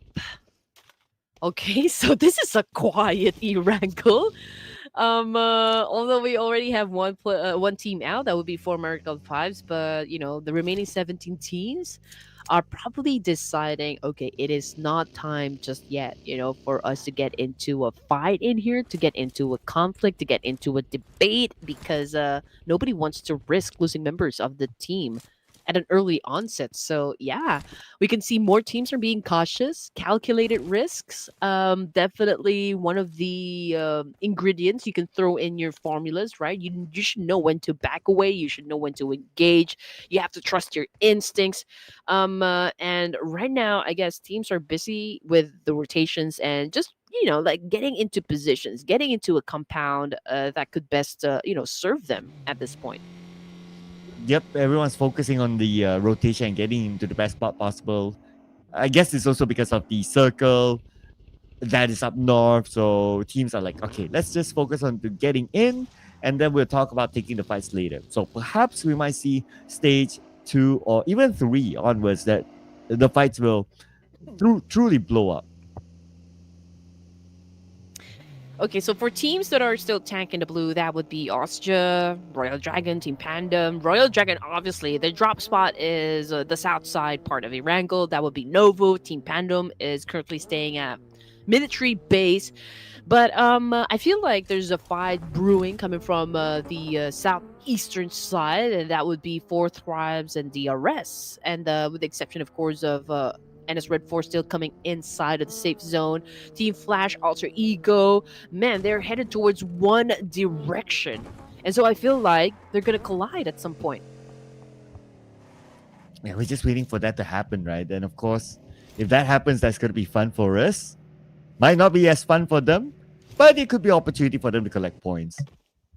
So far, no indication of that. Okay, now we have another view of where everyone's at. Okay, my eyes again. BTR's in the middle of the circle.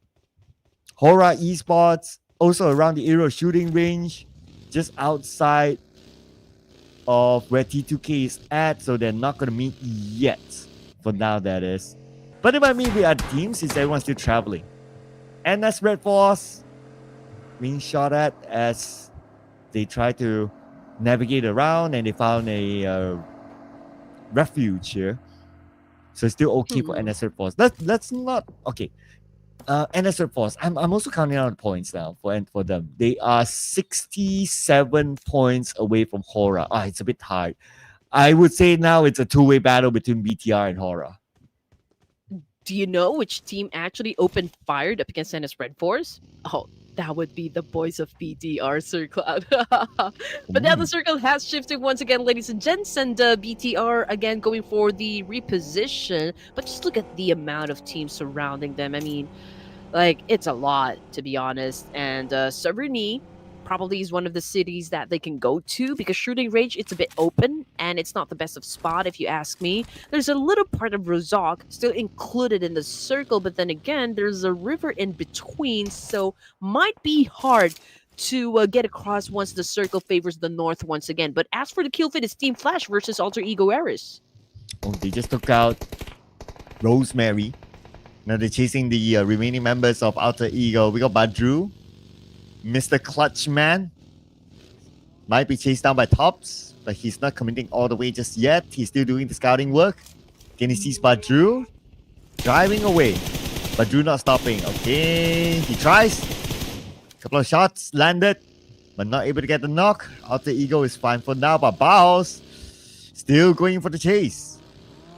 Alright, here we go. Alter Ego Redders, one player out of the game. Team Flash continues with that massive spray and just really challenging up the boys here. I mean, like, yo, Alter Ego Redders, we're in this very spot. Are you guys game for a fight? Oh, Alva got shut down by NS REDFORCE this time. So there's a lot of teams gunning for Alter Ego Eris.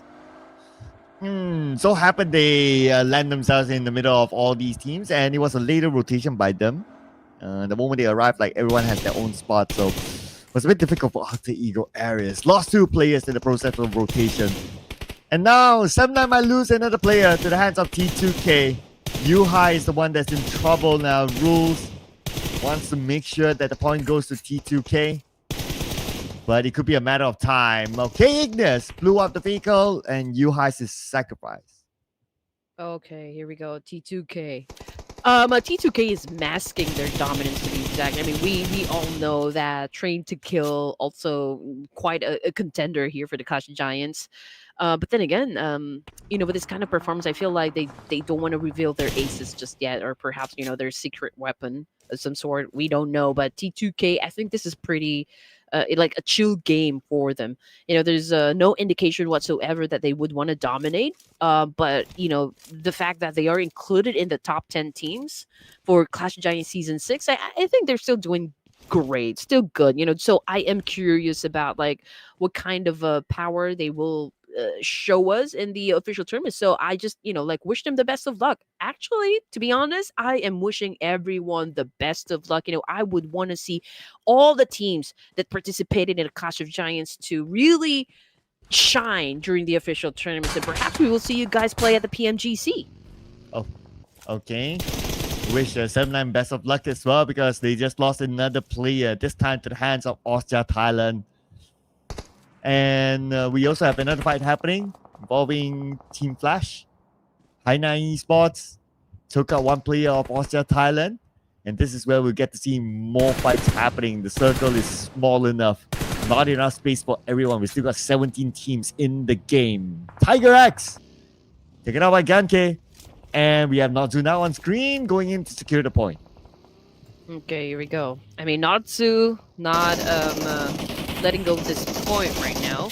Where's the backup, though? I'm looking for the backup. But anyway, okay, great shot coming from Natsu over here. Was able to perform still great. He was able to shut down how many players right now coming from Austria? I believe that's already 3 of them, or maybe 2. But Austria, Jui, man, he is far away, from the rest of the team. And yeah, that is it. That would be the last surviving member coming from Austria. I don't think he's going to be joining into the fight as well. He is going to be focusing on longevity at this point and just make sure that they get to the latter stage of the game to get more placement points, I guess. But then again, if he wants to like maybe test his skills, then he's definitely going into a fight. But then again, Tiger E Arena right now, 2 members already down on the ground. They're going after DRS. Kiddo YT low in HP, and here comes Sakura to provide some support for the team. And Tiger X lobs a nade into the shack. Ooh, he misses the shack. Killer YT is still alright. Sends a nade back across. Taking out Tiger and Joker. And with one nade, Killer YT eliminated all of them from the arena. The Savior. Okay. They are at the second page. Right, and I also, this is one of the teams that did not give any indication that they're going to be performing really, really massive here for the Clash of Giants Season 6. But then again, they showed a little bit of their power during day number 1, scoring a total of 28 points. But let's see if we can see them play during the last few zones here for this match. I mean, that is if they get through DRS, but Nadity already on the ground here. Nick low in HP, but he is holding on to his DBS. But then again, he's pretty low in HP as well. So I don't know what's going to happen here. Blitting out there in the open, so it's Gante cooking up the nade this time. Gante, let's see if we can land it into where Nick is at. Lobs it across, but cooking a little bit too long. And now Gante is on the lower ground. The other members of these area have arrived, and we have Lamborghini putting a lot of damage to Gante. Gante eliminated by D Go Xavier. 5 eliminations now for them, dominating. Okay, rotation, ladies and gents, while D Savior and BTR are busy having an exchange here. Shooting range occupied by Sem9, and his REDFORCE is just really being quiet here, although they've already taken a spot quite in the middle.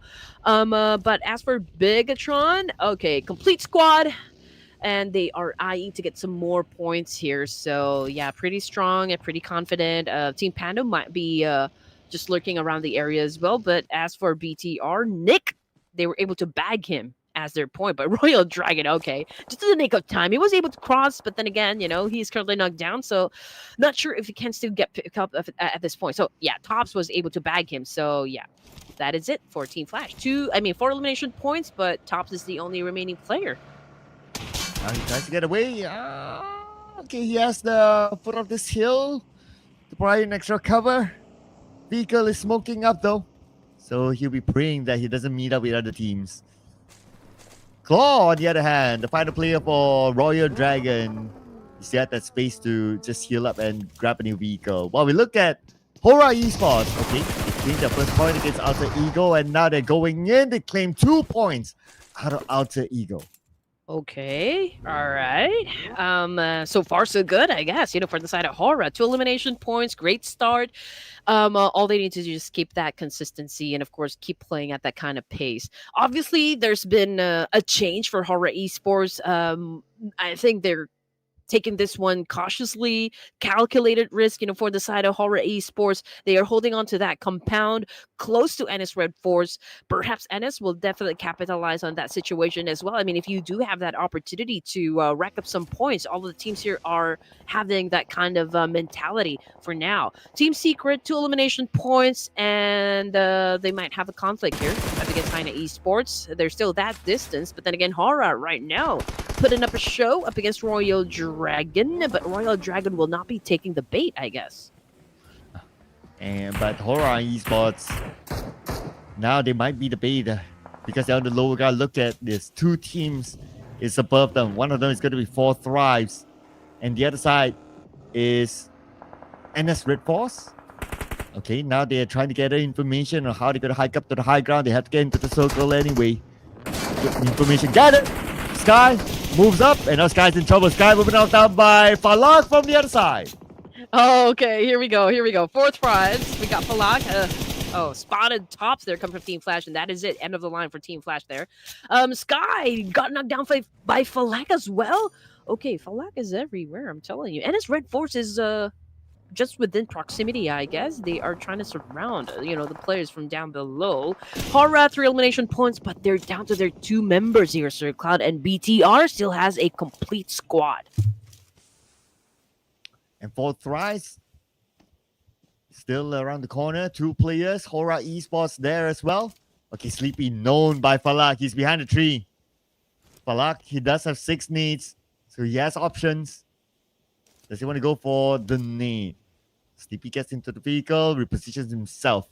Okay, because no fear found an entry into the circle, so Sleepy will follow through. And now they are both in the circle. Circle not too far away for HORAA Esports, so it's still okay for them at their current position. Here comes the spray right now up against Team Secret. Slayer, he needs to slay at this point, but going after Team Secret right now, 2v1 situation, was able to bag one. Unfortunately, he's getting tagged as well. Bullets been sent to his direction by Frankie from afar, and it's been getting damaged, but he continues to be alive, and he continues to dodge those attacks. But Break cooking up a nade here. Break getting some damage as well, but from another team. Man, this is a bloodbath. Oh, Fala just got taken out by XCY from NS Red Force. And now it's only Slayer left for HAINA Esports. No circle. He has to hike up to the high ground of shooting range. And Team Secret is getting closer and closer. They have to save their teammate, so they have to eliminate Slayer. And Slayer sees that another team is close by. But before that, Slayer is done taking hostages. He will take out Soa. Alright, I cannot even understand how Slayer is still surviving at this point, considering that it's out there in the open, right? And a lot of teams are actually sending bullets his direction. And there's even TALON Esports right from behind him. And Slayer continues to be elusive. Break having a hard time putting him down. Same thing goes for Frankie, to be honest. I mean, it has been a while, that exchange happening between Team Secret and at the end, right? It's not even Team Secret who bagged the point. It was TALON. Oh, nice long range by Frankie to knock down Ajaya from T2K. That could be an opportunity now for Team Secret to get into the circle with that knock. Oh, they have Drexy from Sem9 to deal with as well. Okay, Drexy, the Lone Ranger of Sem9, sends a nade across onto Team Secret. Almost getting both of them, but the brilliance of Frankie with his nade. That is an absolute 3-pointer for Frankie. Yep, there we go. Oh man, Sem9 just went out with 1 elimination point. Just look at that, Sir Cloud. We are just at stage 5, and we're looking at 8 teams remaining here. Everything is really going fast here. And let's see which. I mean, at this point, to be honest, I'm just looking if BTR will dominate this round. I mean, HORAA down to just 2 members here, so. Again, we're not even sure if they're going to make it to the last few zones of this game, but let's see what's going to happen as BTR takes over this compound. Kent is trying to gauge the situation. Team Pandum, they're doing that as well, but definitely this fight will happen. Oh! HORAA gone!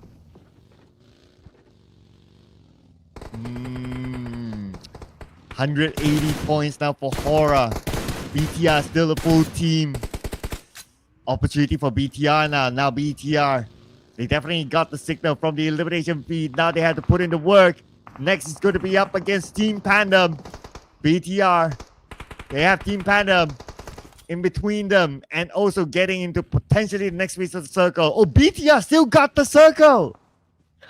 Oh man, okay. Gar is currently knocked down though. Obviously coming from the nades of Team Pandum, but there's still time for for him to get picked up at this point. BTR obviously not getting themselves exposed. They learn from their mistakes right off the bat, and so BTR remains to be strong up against Team Pandum. I mean, obviously they're on the defense side, right? And if Team Pandum wants to secure points, all they need to do is just crash that compound, and BTR is of course giving them that invitation. But right now, Talon receiving a lot of damage. Here comes Rose now for a train to kill. He crashed the car. Misery with a DBS, puts down Rolls, and I think that was kind of reckless on the side of T2K. Oh, he crashed in, but he was not able to get out of the vehicle in time. Hence, he was punished by Talon. And Talon can reset unless Love can land this nade. Okay, cooking. Send it across. Got Axel in the process. Ooh, yo, man, colonnade! That was a love bomb coming from Love. But unfortunately, great exchange, great follow-through coming from Borhan of Talon Esports, shuts down Love in an instant. 4 elimination points for Talon of Indonesia. Again, Axel already out of the game here. A T2K in a pickle, but Ajaya and Igneous, of course, ready to support Love at this point. So one of the teams here doing some sort of reset. Who's going to come out first? Borhan being aggressive, goes in for a spray up against Igneous, but could not hit his target just yet. Love was put inside a vehicle, and there goes the shot. Was able to provide a support, and Talon right now needs to reset once more. And Misery, feeling the misery of being in the blue. Look at the amount of damage. Oh no, he's not able to heal up in time. That is it. That is the end of Talon. Welcome top 5 teams in this round. And it's REDFORCE, BTR, Team Pandum, Team Secret, and T2K. Oh, this is tasty. All right, here we go. BTR, still a complete squad here. Same thing goes for REDFORCE. So there's a battle for the second spot. Love! Oh no, we won't be feeling love right now. Oh man, he's out of the game here. Ajaya as well from T2K with that nade coming from break of Team Secret, which brings us down to just 4 teams remaining here. And it's REDFORCE at the top of the charts of bagging that winner chicken dinner. But of course, it all boils down to how good the execution will be coming from the Koreans. So it's going to be a tight competition here, ladies and gents. It's a back and forth trade from BTR and NS. It's a tug of war, obviously. But Bigatron Knights, they are on such good momentum right now. And I feel like they are really, really determined to get that third winner chicken dinner of the night. They haven't been racking in the elimination points. Only 3 so far. Obviously, they'll need more in order for them to catch up to HORAA Esports and number 1 in the overalls. But if they can score this chicken dinner, it is still a good round for them. But the competition is going to be tight here. And it's REDFORCE also with a full squad. Okay, so Bigatron and NS REDFORCE both holding on to a compound, right? So that makes them quite a great contender for this match alone. But then again, the circle shifted and it had favored NS REDFORCE. So Bigatron now will have to leave the compound. So that is going to be tricky. They can still play with this hill. So not that bad of a situation, but still it will put them closer to NS REDFORCE. And if we look at this, okay, we got a better view now. So if we look at the map view, NS REDFORCE is on the other side. Okay, their closest one is Team Pandum. Yeah, Team Pandum, that is it. They're already scouting for the lower ground on the northern side. They probably saw the movement of NS REDFORCE. Not sure if they know that the final player of Team Secret is there. So they have to make a decision right now. Okay, looks like Car taking all that damage, retreats back to his teammates to reset. Yep, and they already know where Break is going to be coming from. Positioning already compromised, and just look at that. Villain on prone, cooking up a nade here. We'll try to go for that nade up against Break. It's a little bit far, but Break was able to get some damage from that one. Villain obviously popping off the smoke right here and just waiting for Break's head to kind of pop off, and he's definitely going to shut him down. This is the tense moment here. Break is pretty lucky that Villain is blinded by the smoke. But now Villain will have a second chance on the Break. Break relocates himself tree to tree. He's hugging trees now. He's loving nature. But he also loves Villain. As Villain! Clear shot on the Break. That is point number 4 for BTR. Yep, he caught him. He knows exactly where he will be running to. I mean, great anticipation, great pre-fire, I can say. And his REDFORCE still has the best chance of scoring the winner chicken dinner. So it's going to be an exciting match. Team PANDUM obviously just down to 3 of their members, but perhaps, this is their time to shine as well. And as REDFORCE, obviously, they have a compound. Doc C is the one just really staying behind, just being the anchor here for the side of NS REDFORCE. Doc C, he has his eyes onto Billbot. Billbot right behind the tree, but if the circle shifts, there's a need for them to get inside, right? So there's that much pressure on their shoulder for the side of Team PANDUM here. BTR doesn't want to give the point away to NS REDFORCE. I'm pretty sure they want the points themselves, as they are still in pursuit for the number 1. Now looking at the circle, of course, it's dominated by still NS REDFORCE. BTR as part of the circle. Team PANDUM, no circle at all. Biggest pressure now onto Team Panda. While TZ, you can see him on screen, he's looking at BTR in case they come by. And that could be the opportunity for Team PANDUM to come in. Okay, they're sending 2 players across.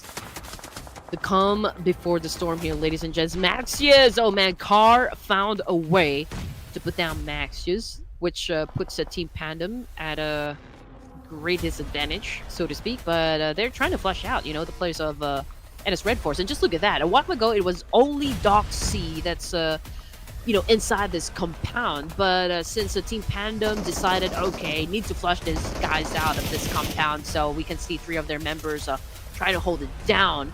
And was able to actually perform great. Now we're looking at 1 player remaining, and that would be Jubrenki for Team PANDUM. Yeah, and that's Jubrenki on screen with the nade. And where will he lob it? Okay, he's still holding it though. He's not really cooking it yet. But XCY is looking for him. At the same time, Ken just got easy. Okay, now NS REDFORCE will be distracted, but they still want to finish off Jubrenki. They're going in for Jubrenki right now. Jubrenki on the lower ground. There's nothing much he can do, as NS REDFORCE is a force to be reckoned with. Yes, sir. But since NS REDFORCE just went up ahead and challenged the boys of Team PANDUM, now they're down to just 3 players remaining. So the number advantage now goes to BTR. Oh my goodness, they shut down Doc C. So NS REDFORCE down to 2 here, Sir Cloud. Oh yeah, they took out the Prodigy kid. And now 2 players left. BTR, high chance. They have 7 eliminations now, looking for at least 10 in total, but they have to eliminate. NS REDFORCE has scored the chicken dinner. Here they go. XCY knocked down. 1 more to go behind. This wall is going to be Beanie, and they will get it. 3rd chicken dinner for BTR. Oh, man. Oh my goodness. I'm telling you, there will be major plot twists here, and we are loving it. We are definitely loving it. This is the kind of thriller, suspense, drama, action all in one, and Bigatron Knights definitely making it interesting for each and every one of us. Now that they were able to bag yet another chicken dinner for match number 16. Oh my goodness, we got 2 more matches here, Sir Cloud. Oh, can we see Bigatron Knights get crowned as the official champions for Season 6? Or is HORAA Esports determined enough to defend their top spot? Because I'm telling you guys, Bigatron Knights closing in the gap. For those of you watching today, you guys came in at the right timing. If you thought the show was over yesterday, if you thought that yesterday it's done, it's locked in, no, it's not over till it's over, people. Bigatron Knights, as a confirmation, okay, they locked in 9 eliminations this round, so 19 points for BTR, of course, with the chicken dinner. Still, they closed the gap with HORAA Esports.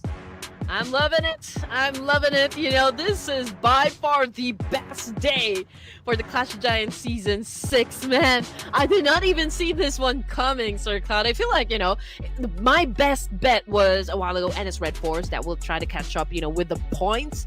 But it was Bigatron Knights right now really stepping up, showing what kind of beast they are, you know, inside the battlefield. And this is like Godzilla versus Donkey Kong moment once again. You know, both titans having an exchange, having a tug of war here, and I mean, like, everyone, I feel like their eyes are glued on their screens right now.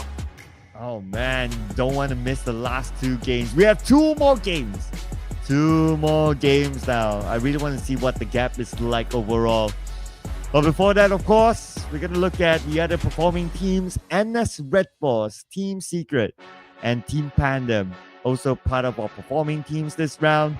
And among all these, Team Secret, they lasted the shortest time with a full squad time. And they lasted up to a top 3 in terms of teams to watch. But of course, that's like the sideshow, right? Right now, I really want to know, like, the main show. The highlight, BTR and HORAA Esports. What's the gap? What's the gap like? Come on, let's move on. Let's move on. Tell me what you want, what you really want. I don't know anymore. All I know is that everyone is enjoying. Definitely. I mean, this is the kind of action that we always ask for, right? I mean, everyone's asking for their dose of this kind of exchange coming from all the teams here. And I'm telling you, man, these guys are in the mood right now. Yesterday, day 1 and day number 2, again, it was all about HORAA Esports, really putting up a great show for everyone. But I think, you know, BTR is kind of saying, just wait on, hold on just a second. We're giving you this much time to dominate. We're gonna give you day 1 and day number 2 to rack up as many points as you can. But come day number 3, just showing us right now on the screen, catching up to what HORAA Esports was able to build in the overall rankings. Ooh, pretty tasty. Yeah, it's really tasty right now. But TS Break, okay, we don't want to take away the spotlight from this guy. He was able to get the MVP title with 5 elimination points, so that is still quite great. But the stars of the show right now, BTR and HORAA. Who's gonna be winning? Well, if we look at the top performance list, BTR has a representative villain, 6 eliminations. So that's probably one of those indications. Break is up there as well, together with Love from T2K with his Love Bomb. And we got Tops from Team Flash. Tops have been showing up a lot in not only today, but past few days. So it'll be interesting to see how it performs in the official tournament later on. But of course, we got a recap on the journey for BTR and how they scored the chicken dinner. It was an easy drop for them. Nobody's around school, nobody's around Raza. They have an easy entry into the high ground of shooting range, a key position that they've held on towards the end. I have got to relax, and just looking at the comment section right now, I do see some of you guys putting up the Philippine flag. Okay, I don't know, right? I mean, those are just rumors. No official announcement just yet coming from Bigatron Knights. But yeah, I do understand why you guys are putting up the Philippine flag, because, well, everyone thinks that Federalis is actually playing with a BTR. Maybe it's true, maybe it's not. But again, whatever the situation is, if this is the kind of Bigatron Knights that we're gonna see perform out there in the official tournaments, Oh man, it's really going to be an interesting 2025. BTR definitely has one of the biggest fandoms in the industry, in the scene, and perhaps, this could be the year for them. Federalis might really have that huge effect when it comes to the overall team composition. Oh, who? Well, if you want to see a Filipino flag, after the show, you can head on to my YouTube channel and watch my podcast that I released today. So just tinkling it there. Anyway, so, HORAA Esports 4. So BTR, they have plus 15 points against HORAA Esports. So now the gap is probably around 25 points, but we get a confirmation real soon. So now the highlight, of course, is these two teams. NS REDFORCE, although they did great this round, they collected 12 points, but NS REDFORCE is just too far away.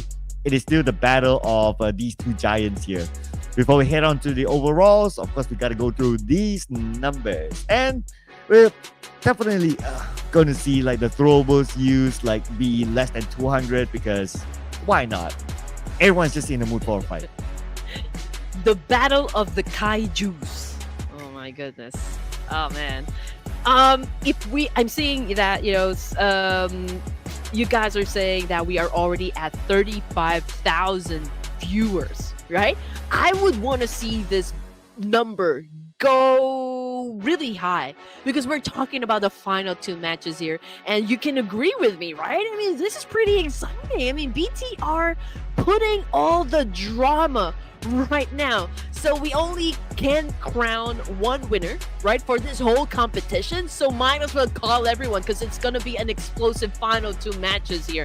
We are about to step into the final Erangel, and then we're gonna cap things off in Miramar. So call everyone. This is going to be the ultimate showdown between NS REDFORCE, BTR, and of course, HORAA Esports.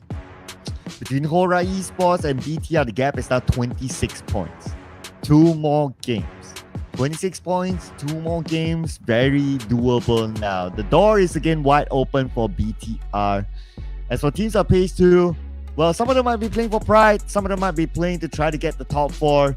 But if any team from page 2 gets close to the top 4, means that they have to perform well, they have to score chicken dinner, that might take away the chance for BTR. So that's the contrast there. Yeah, so by now, the only question would be who's gonna bask in glory and which team is gonna experience their doomsday for the final day of the grand finals, ladies and gents. But then again, we have to catch our breaths, right? Because it was an amazing game. So don't go away. We're just gonna have a short break, ladies and gents. We'll be back.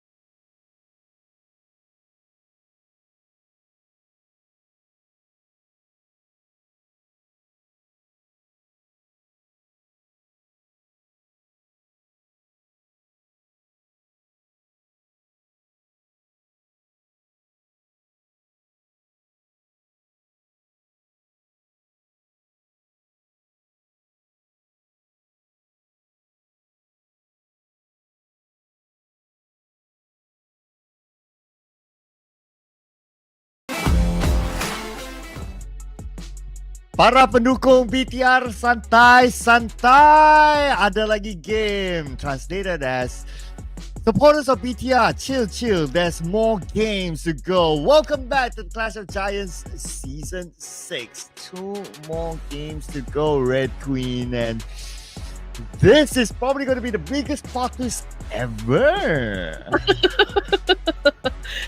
Sir Cloud, we're talking about everything that is happening off air. And I'm all smiles. Honestly, I always get excited, when teams are really performing, when I can see that a lot of teams are having that back and forth exchange. But HORAA and BT are really making it, very interesting for the Clash of Giants Season 6. I think this is going to be I can say that this is by far the best season yet, for the Clash of Giants. And man, I'm telling you, I'm all smiles right now. I do enjoy this kind of action. That is why perhaps, I became a caster, because I cannot let go of all the adrenaline, the pressure. It's a good thing we're casting, Sir, because if we're one of the players, I feel like I'm just panicky. Oh, if I'm one of the players, I'm out. I'm done. I can't take this anymore. But what we could take is more comments to show up on our live stream. So if you have a comment, if you have a thought, if you like BTR, if you like HORAA, or if you're a neutral, just enjoying the show, put in your comments in this comment section. #COG6, #Ruthless, and you will stand a chance to be featured on our official live stream. Yeah, we're talking about the final 2 matches and also the final day before we conclude, the entirety of Clash of Giants Season 6. So might as well throw everything at us, ladies and gents, and just make sure that you include the official hashtag so that it will be qualified. It can get featured onto the live stream. And there you go. It's all red on your screen right now, with the exception, of course, of 4 Thrives winning match number 15 in Miramar. But it's all BTR. It's all BTR right now. So, if it's true, if Federalis actually joined BTR, well then, all I can say to you, my guy, lakad matatag. Who? Who? I have absolutely no idea. No idea. But hey, what I do know is that our top Erangel performance are now shifting around. And REDFORCE is still the top Erangel performer. Yeah, they're having a lot of highlights there in the stats. And BTR is now at number 2, followed by HORAA Esports. And we still have Alter Ego here as our top Erangel performers. So could this be an indication on our next prediction? Could be, right? I'm probably checking out this 4 teams right in front of my screen. But hey, we are actually going for 10,000 likes for the live stream. So what are you waiting for, guys? Hit that like button. Are you not entertained? Are you not enjoying the games? After all that action that you've witnessed, are you not gonna hit that like button? Come on, let's go for 10K likes. 10K likes. We're close. We're about 1.6K likes more. So put it in, punch it in, people, punch it in. Well, we need to punch in our predictions. You got sick? Well, me and production took BTR, so just saying. Well, that's true. That is true. Okay, final 2 matches and final Erangel for this evening. Who am I going for? You know what? I'm not gonna let go of my purple hearts. I'm gonna go with HORAA. I want Mitu Cha chicken dinner. Give it to me. Let's go. Mitu Cha chicken dinner. Okay, I'm feeling like ayam geprek tonight. So, just for the drama, let's bring on again Bigatron Knights. Let's go for the drama. Let's go. Ego, why are you doing this to me? Okay, yeah. Production obviously going for BTR as well. But hey, Purple Hearts, I got you. All is well. We are still at the top, right? We are still holding on to the thrones. We're still talking about 2 matches, and perhaps, we can see, the boys really perform great for this next round. After all, this is the final Erangel, ladies and gents, and come on, HORAA Esports. Let's see how far they can last for the final Erangel. I don't know what else to say, honestly speaking, but yeah, everything is very interesting just because BTR is giving a challenge to HORAA Esports. Well, we came for the drama, right? And now we are being served the drama. 2 more games. 2 more games to go. 26-point gap now between the two. But also to note, okay, now I'm starting to lose track, right? If there's a tiebreaker with 3 chicken dinners tonight, I lost track. I'm not sure who will be favored by the tiebreaker. Of course, tiebreaker is always scary, and I've seen heartbreaks through tiebreakers, so you don't want to be caught with the tiebreaker. So maybe 26, maybe 27 points gap now between the two, just to avoid the tiebreaker as well. I don't know. My math is not mathing right now, Sir Cloud. I'm already excited to jump into our next match and just really keep a close eye on both BTR and HORAA Esports. Honestly speaking, I mean, if your goal is not to land at the top spot, if your goal is not to dominate a tournament, then what are you doing here? Honestly, what are you doing here, right? So again, we're going to be focusing our attention to the teams, right? And perhaps, for Thrives, if I'm not mistaken, they're at the top 4, and it's REDFORCE top 3. So we'll probably see these 4 teams kind of like have that reshuffle that we're talking about, right? Because if BTR is going to take the top spot, just in case, there will be teams that will be pushed down. So it depends. Again, this is a determining factor for some of the teams here in the overall rankings if they're going to be performing great. But hey, we're about to drop into the final Erangel. What are we waiting for? Let's open up the chutes. Let's go.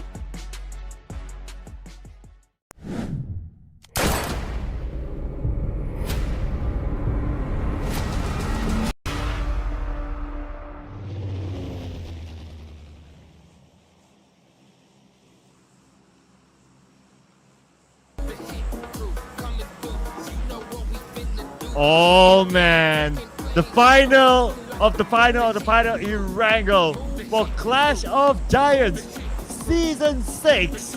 And what a dramatic last 2 games we will be served as we'll look at the final 5 path in Erangel. It's going to begin from Lipovka all the way down to Primos. And Yasnaya is accessible directly to DRS, BTR, to HORAA Esports, and BTR. School and ROS are accessible to them. Both teams should be able to get a direct drop into their regular drop spot. Oh yeah. Oh man. Here we go. Obviously the teams have already opened up their chutes now, ladies and gents, and already prepping, to get into the ground here. But obviously we are waiting for whichever teams are going to get to the guns first. But for Miracle Vibes, are they still headed to the military base? I don't see them right now. It's going to be Team PANDUM. Royal Dragon will definitely take over Novo, Rip Noise, so no change in there. But as for HORAA Esports, this is going to be an early engagement because they're in Yasnaya, there's Team Flash, BTR, perhaps. We might see them in just a while, but yeah, let's check it out. HORAA Esports currently at the top spot, so is this going to be an easy fight for them? But they're sharing Yasnaya with Team Flash as expected. Talon is not in Yasnaya. Let's see. Oh, they switched their draw spot to Gatka. And the round that they chose to switch the draw spot, Circle happened to be there. Now this Circle is still 50-50. We've seen a scammy Circle yesterday. And with this kind of Circle, there is a chance that they will go down to mid to the base. But speaking about mid to the base, Miracle Vibes again falling to Team PANDUM. All right, here we go, Team PANDUM. Okay, one of them knocked down on the ground, 355 for Miracle Vibes, but Billbug, great follow through with a DBS, was able to shut him down. And again, for MV, down to the last surviving member, that would be Baron. But the potential is kind of bleak in here, going up against 3 more members of Team PANDUM, so it could be hard to pull off. Yeah, it's going to be pretty difficult now. It's just probably a matter of time. Okay, anyway, he still fights like a gladiator. They have been surrounded. And Barrett, even on the second floor, there's somebody there. He'll be forced to go down to the ground floor, exposing himself. And again, another early elimination for Formidable Vibes. All right, here we go. 4 elimination points. Great start for Team Pandum. The thing is with Team Pandum, they always really come off strong at the get-go, but somewhere along the way, I feel like they slow down a bit and just fade out from glory. So not exactly sure what the plan is for the side of Team Pandum, but hopefully, since this is already the second to the last game that we're going to have for this evening, we can see them perform and really put up a great show as well. Well, if we want to talk about Team Pandum at least getting into the prize pool spot, the gap between number 4 now is, as of now, that is, let's see here, 27 points. 2 games to go. Yep. I mean, the door is also open for Team Pandum. And that's also thanks to HORAA and BTR pulling up all the points. That's why, like, the middle pack, like, even some teams on page number 2 can still break into top 4. Oh, definitely. I mean, if we're going to be paying attention to the numbers here. But, I mean, we're already looking at the top 4 teams here, with the exception, of course, of Alter Ego Eras, who is at 105. So that's just like a 2-point lead for the side of 4 Thrives. So there's a need for 4 Thrives to also kind of pick up on their gameplay and outperform Alter Ego Eras. So there will be no team that could snatch away their spot here in the overall ranking. But Austria from Thailand also was able to set up 90 points. So let's see what's going to happen as TALON Esports right now on your screen, having a dance off up against a Team Secret. And was that the end of Team Secret? We're still looking at 2 more members, but such a great exchange though, and TALON Esports emerged victorious from that clash. Yeah, and they took out 2 players of Team Secret, so that's going to be 2 points for TALON.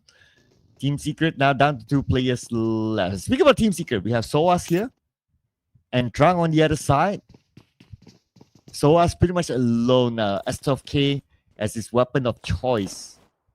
While Trang is going to be hard for him to provide any backup from this kind of distance. But Yao Yo Yo, Yo Yo. Okay. I guess he has a hunch that Trang is on the other building. Okay, it's quiet for now. Soas not making his presence felt for now up against TALON Esports. Obviously, TALON is hunting the remaining players of Team Secret, but Soas, he has that element of surprise. He went in for the kill. He was able to shut down Yo Yo. So the 1 point down for the side of Team Secret. And looking for blood. And Soas, he gets Buran. Okay, this could be a big clutch moment here. Now going up against Axel 1v1. He needs to win the fight, but Axel will say no to that. And he got his revenge. Trang comes in, but Trang, the moment he arrived, he only has about 10% of health. Axel, one simple shot on the Trang, and he will be taken out just like that. Woo! Okay, aggressive performance coming from TALON Esports, putting up 4 elimination points. But again, Yo unfortunately got snagged under the rug. And so we'll probably see him play in the final match here, ladies and gents. And now we're looking at NS REDFORCE with 1 elimination point. Currently, they are at the 3rd spot here. Pretty exciting things that we can expect from NS REDFORCE as well. They're pretty passive during the stage 1. They should be playing this one meticulously right now. So I mean, there's no room for error now that we are at the second to the last game before we end things for the Clash of Giants Season 6. Oof. What will be the ending be? It's still the question that is yet to be answered. But DRS, interesting. They're not really in a hurry to get into the circle.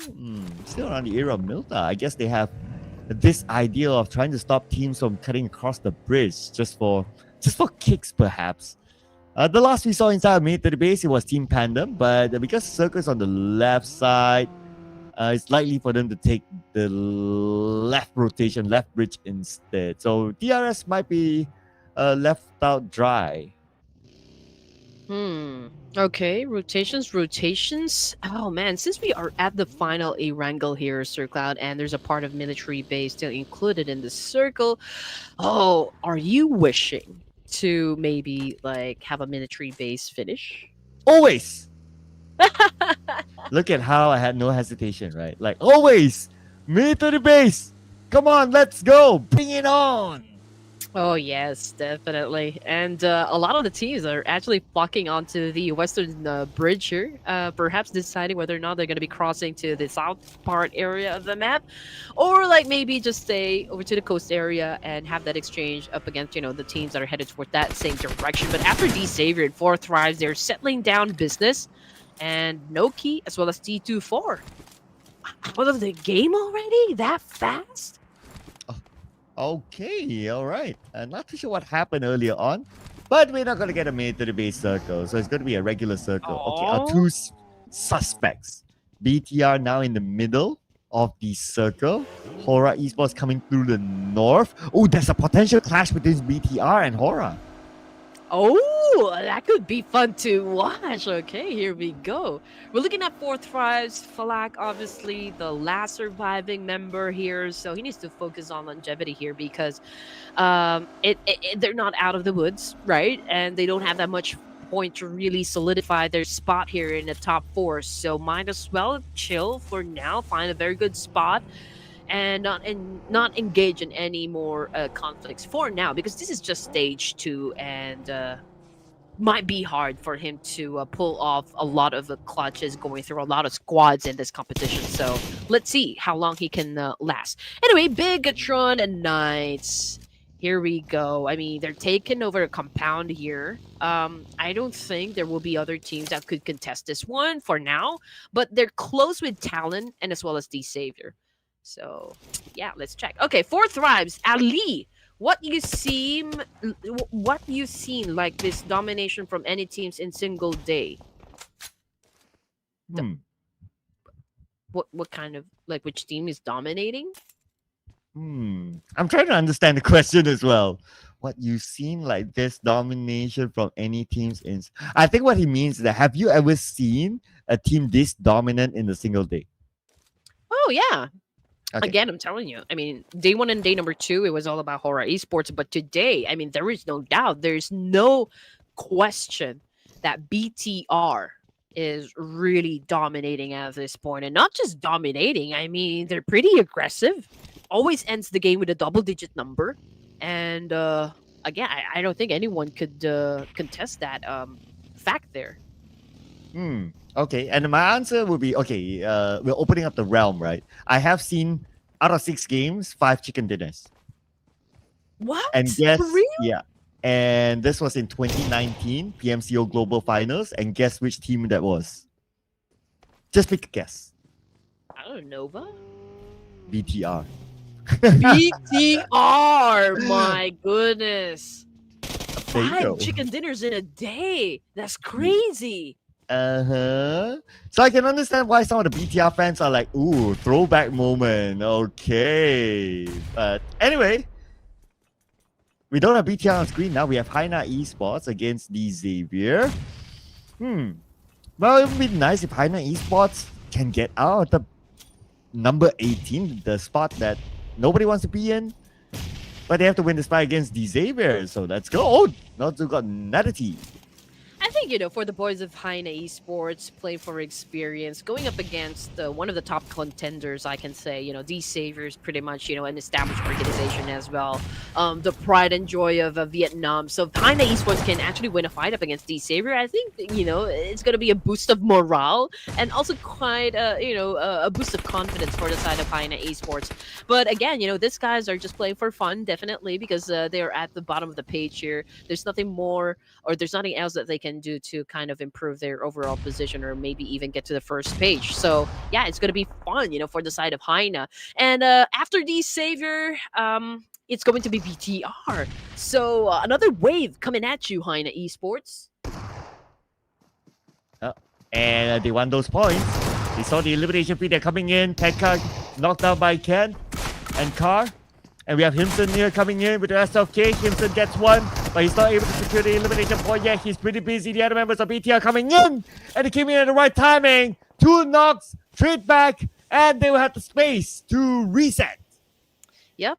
The best thing is, of course, the fact that they are still a complete squad. I mean, obviously, there's a lot of risk, from BTR, considering that they are gunning for the top spot here, and just defeating HAINA Esports was quite a breeze, for the side of BTR. Let's see how many more teams they can destroy for the final Erangel this evening. From the kill feed, though, it's Royal Dragon versus Osja. Frag already out of the game, but on your screen we can see that Alter Ego Eris is having an exchange up against DRS. One of them is currently knocked down. Delta bleeding out, but yeah, I mean, Killer White is just right beside him, so a pickup is still possible. As for Richard of Osja, man, he's currently knocked down on the ground. Same thing goes for Badger of Alter Ego Eris, so a lot of exchange happening simultaneously.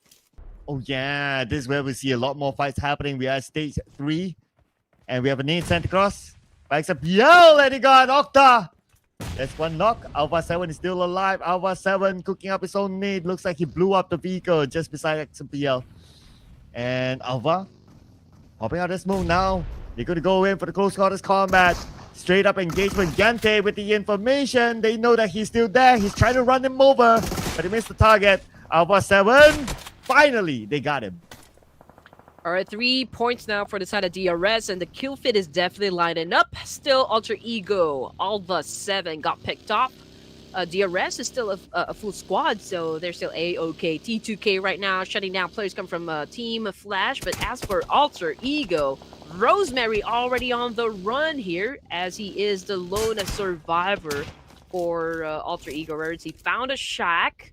Okay, he could reset for a while. Potentially could assume more points as well, because there will be a lot of teams that will be coming from the blue zone. But then again, I mean, how far can he go, considering that he is the last surviving member? But Team Flash, okay, let's see what is happening currently. One of them already out of the game. Yeah, Young T probably going off angle here. And in the blue, we have Rules now going into save his teammates. Can he make it in time? Stage 4. Nah, too bad, too bad. Now he has to survive by himself. Okay, anyway, Rules now 1 versus 8 left. He does have a buggy in front of him, but Team Flash is still around the corner. So, I don't know. Okay, he has to hope that Team Flash leaves this area. Okay, HORAA is not getting into any fights. We're already at stage 4. They haven't put up any points just yet. Very different with the, the play style that we're seeing from BTR. They're not afraid to engage in any battle. They were able to set up 3 points now at an early onset, going up against HAINA Esports just a while ago.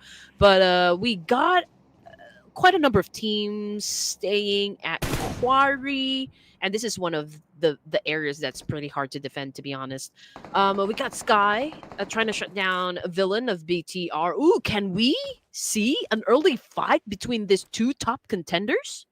Because of their rotation, there's that possibility. Now they're next to each other, but there's also like other teams that could be the Kingmakers, so that's where you need to be extra careful. Okay, so very, very cautious of their surrounding now. Anyway, they don't really need to push it yet. If they push, they could be punished. So everyone's playing the chill game right now, especially for HORAA. HORAA, all they need to do is survive above BTR. That's their main mission. But for BTR, they're the ones that need to chase the points. All right, here we go. A spray coming from Example of DRS, punishing the boys of REDFORCE. But of course, we got a team dominating currently. That would be Team Flash. But after T2K, placing at 10th and only 1 point inside their pocket. So we'll see them at the final match. DRS right now, Killer Whitey cooking up a nade here. Unleashing Havoc up against REDFORCE. They already have a total of 6 elimination points under their name with XMPL or Example bagging most of it. Killer Whitey is not stopping at all, applying a lot of pressure up against REDFORCE. And here comes DRS taking the high ground against REDFORCE. XMPL gets Teasy. Nice rundown. And now the high ground is open. Doxy is being pinned down as well. DRS Gaming, they have high ground advantage. They took up Beanie. Man advantage. Yeah, this is XCY on the side. Nice flick there by XMPL. And now NS REDFORCE, one more to go. Oh, I feel like with this bad performance coming from NS REDFORCE, their spot in the overalls might get pushed further down. DRS right now definitely showing up, but that is it, for NS REDFORCE. The Koreans are out. 10 elimination points at the early onset. DRS definitely on a rampage. Ooh, DRS on fire. Oh, but Team Flash appears now. And what a players knock out on the outside of the zone in the blue. And speaking about the zone, HORAA Esports has the circle, while BTR is on the right side of the circle, just by the edge of it. But a lot of action on the far right, where Team Flash has TALON, and also another team. Oh, just got eliminated. DRS is out. And stage 5, my goodness, that was fast. Looking at 7 teams remaining. Okay, and as for DRS, I can still say it was a great performance. I mean, they were able to score like a double digit. So even if they exit the game right now, that is still, a phenomenal performance. But anyway, Kenny from Sem 9 got dropped somewhere. Team PANDUM on your screen currently with 4 elimination points. Billbot, of course, with 2 under his belt. So he's been doing great so far for the team here. They are at the edge of the circle, right down Quarry. So that would be the south part area. They're close with Sem 9, close with HORAA Esports and EARENA. But getting to the middle of the circle, now that's going to be a challenge for Team PANDUM. Coming up to the high ground is also going to be a challenge for BTR. TALON is up here. Potentially might wait for... Oh, wait a second. No, TALON is the one that needs to get into the circle. Okay, so pressure's on TALON now. While BTR is waiting. Oh, Team Flash. We still have tops on the other end. Lots of teams on the right side of the circle. It could be a good thing or a bad thing, depending on how you look at it. Of course, for BTR, who needs to chase the points, it might be a good thing for them. Okay, here we go. Jubrenki needs to heal up, obviously. He is gonna be needing all of his power, all of his health to really work alongside him just to make sure that they survive and get to the latter stages of the game. But EARENA Academy, it's a good thing that we can still see a full squad. They're taking their time, just slowing down for now. But it is pretty obvious that they do have the control over to the north west side. Okay, let's see how long they can hold on to that spot, because we're still waiting, right, for stage 6 to happen, and we've got 55 more seconds on the clock before it does. But as for Bigatron Knights, 3 elimination points, ladies and gents. They are still a complete squad here. Villain has taken over a compound somewhere down south, and as for the other 3 players, they might go up against Team Flash and TALON. It's going to be a big moment here. Look at the amount of teams there. If they bottle it, then it's going to be really hard for the last round. Anyway, TALON now circling around. BTR, look at their formation. They're spreading out right now. They're covering all angles while Villain is doing the scouting work, gathering information back to the team. Young T gets 1. Burhan eliminated by Baus. And now Satar sprays on the tops. Tops takes a bit of damage, but at the same time, Ken is damaged. Knocked down Car as well. Oh no, this is bad news for BTR. All right, here we go. Oh, man, we don't want to see a blunder happen right now for the side of BTR up against Team Flash. But then again, it's quite a distance, so to speak. So there's time for BTR to pick up their fallen comrades. But Car is a bit isolated at this point, so that pickup might be quite a challenge for BTR. But Team Flash, I don't see why they're not taking advantage of this situation. I mean, obviously BTR is a little vulnerable at this point, so that could be their window of opportunity to kind of retaliate. But then again, just letting them really pick up their fallen comrades could be crucial for some of the teams that still, with us for the stage 6. But TALON Misery got found out by Kent, and now he is facing the ground. Bigatron Knight still dominating, I can say, and still has a lot of potential to score more points. And looks like they managed to recover their teammates as well, except for Car. But the Villain is on it. So Car will be back up. He's behind the wall, so enough cover for him to reset. Back as a 4. While HORAA Esports monitoring the situation. Okay, to also take note, now we're at top 6 teams. So HORAA Esports the strategy to stay as quiet as possible is working out because they are starting to gain play some points as well. Whew, things are pretty interesting right now, ladies and gents. I know you're at the edge of this, your seat, so let's just wait and breathe for a while. So far, HORAA Esports has taken a compound. They're not exposing themselves just yet. They're not getting into any engagement so far in the game. They're pretty passive up until stage 6. But as for BTR, they're doing the same rotations, still an aggressive gameplay. They have taken over the eastern side of the circle. We can see that EARENA Joker on your screen, one of course, the front runners when it comes to the MVP title, going up with a Rapid Spray up against Jubranki of Team PANDUM, but they're so far away from each other right now. 2-2 split, though, coming from the side of HORAA, and again, they're not joining into the mix just yet. Yep, HORAA will just stay away from everything now. Their main goal is to survive above BTR. Right now, BTR is still putting up a challenge as they are still a full team. But we're looking at EARENA now, circling around the high ground. They have Team Flash in front of them. Team Flash shows themselves. Sakura not pulling the trigger. Instead, it's going to be NC2 knocking down Bows.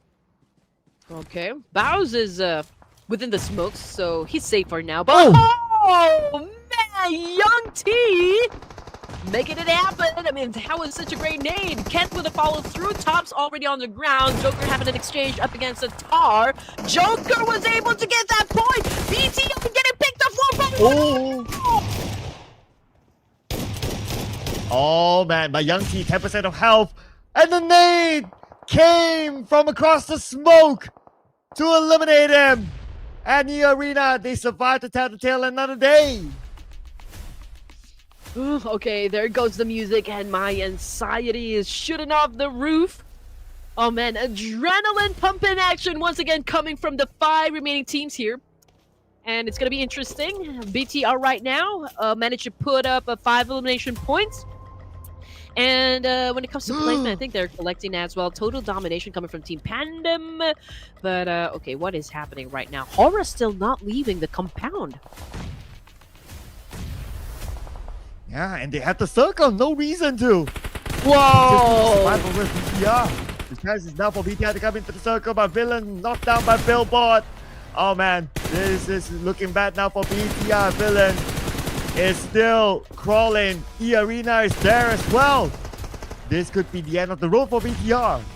Oh my goodness, Villain down on the ground. Kent cooking up that nade. Joker trying to get close. He's trying to get information as well. Oh, hit and run! How dare you? Okay, Joker right now leaves and jumps off the buggy. Kent cooking up a nade here. Can he still defend himself? 3v2 situation, 3v1 situation. Okay. Joker with an F12K, and there you go. Down goes Kent, as well as the rest of the boys of BTR, which brings us to the final 3 teams remaining. We got HORAA, Team PANDUM, and EARENA. Oh, just a big moment! HORAA Esports showing up! Taking out the players of Team PANDUM. Locking down 3 elimination points now. 2 more teams to go for HORAA Esports to gain this chicken dinner, a crucial chicken dinner for them to maintain that big, gigantic gap at the top. Okay, here we go. Things are now pretty interesting. Number advantage goes to HORAA Esports. They do have that compound, biggest chance to score the chicken dinner here. So let's see what kind of trick EARENA is going to show us as they try to take control of the map. And C2, okay, holding off a separate angle here. Joker sticking to the edge of the circle. Same thing goes for Tiger, but both of players are cooking up a nade here. Jiggle is the one pretty close with Tiger, so a dance-off will definitely happen, and there goes the exchange. Tiger goes down. Jiggle going up for another one, but NC2 faster on the trigger there, was able to shut him down as well. So Sky trying to provide a little bit of support, but Nofir cooking up a nade. What it's gonna be? Well, to save Tiger, it's going to take them a lot. Oh, NC2 takes a lot of damage, but heals up immediately. No Fear trying to find an angle. M4 in hand, DBS on the other. NC2 has No Fear locked in, but the other 2 players of HORAA Esports, okay, they're prepping up. Warden just healed, and now No Fear is going in. DBS gameplay, dancing around with NC2, and he will get the knockdown to NC2, eliminating him from the game. All right, here we go. This is the moment of truth. Ladies and gents, HORAA Esports coming on. To a charger up against Joker. One of them goes down, and there you go at the end of the match. Esports dominates once again. And tell me, am I wrong to put my fate onto the boards of HORAA Esports? Who's your lucky charm? Oh man, HORAA Esports with the chicken dinner. Oh, I'm really counting down the points now. Have they done enough to become champions? Is the gap big enough? Oh, okay. Let's hang on to that. We'll get the official numbers soon, people. But HORAA Esports chicken dinner, although not as many eliminations, but still, this chicken dinner might be enough for them. They know what needed to be done, and that's exactly what they did. Safe and sound, right? I mean, the top spot still belongs to HORAA Esports. And what can you say?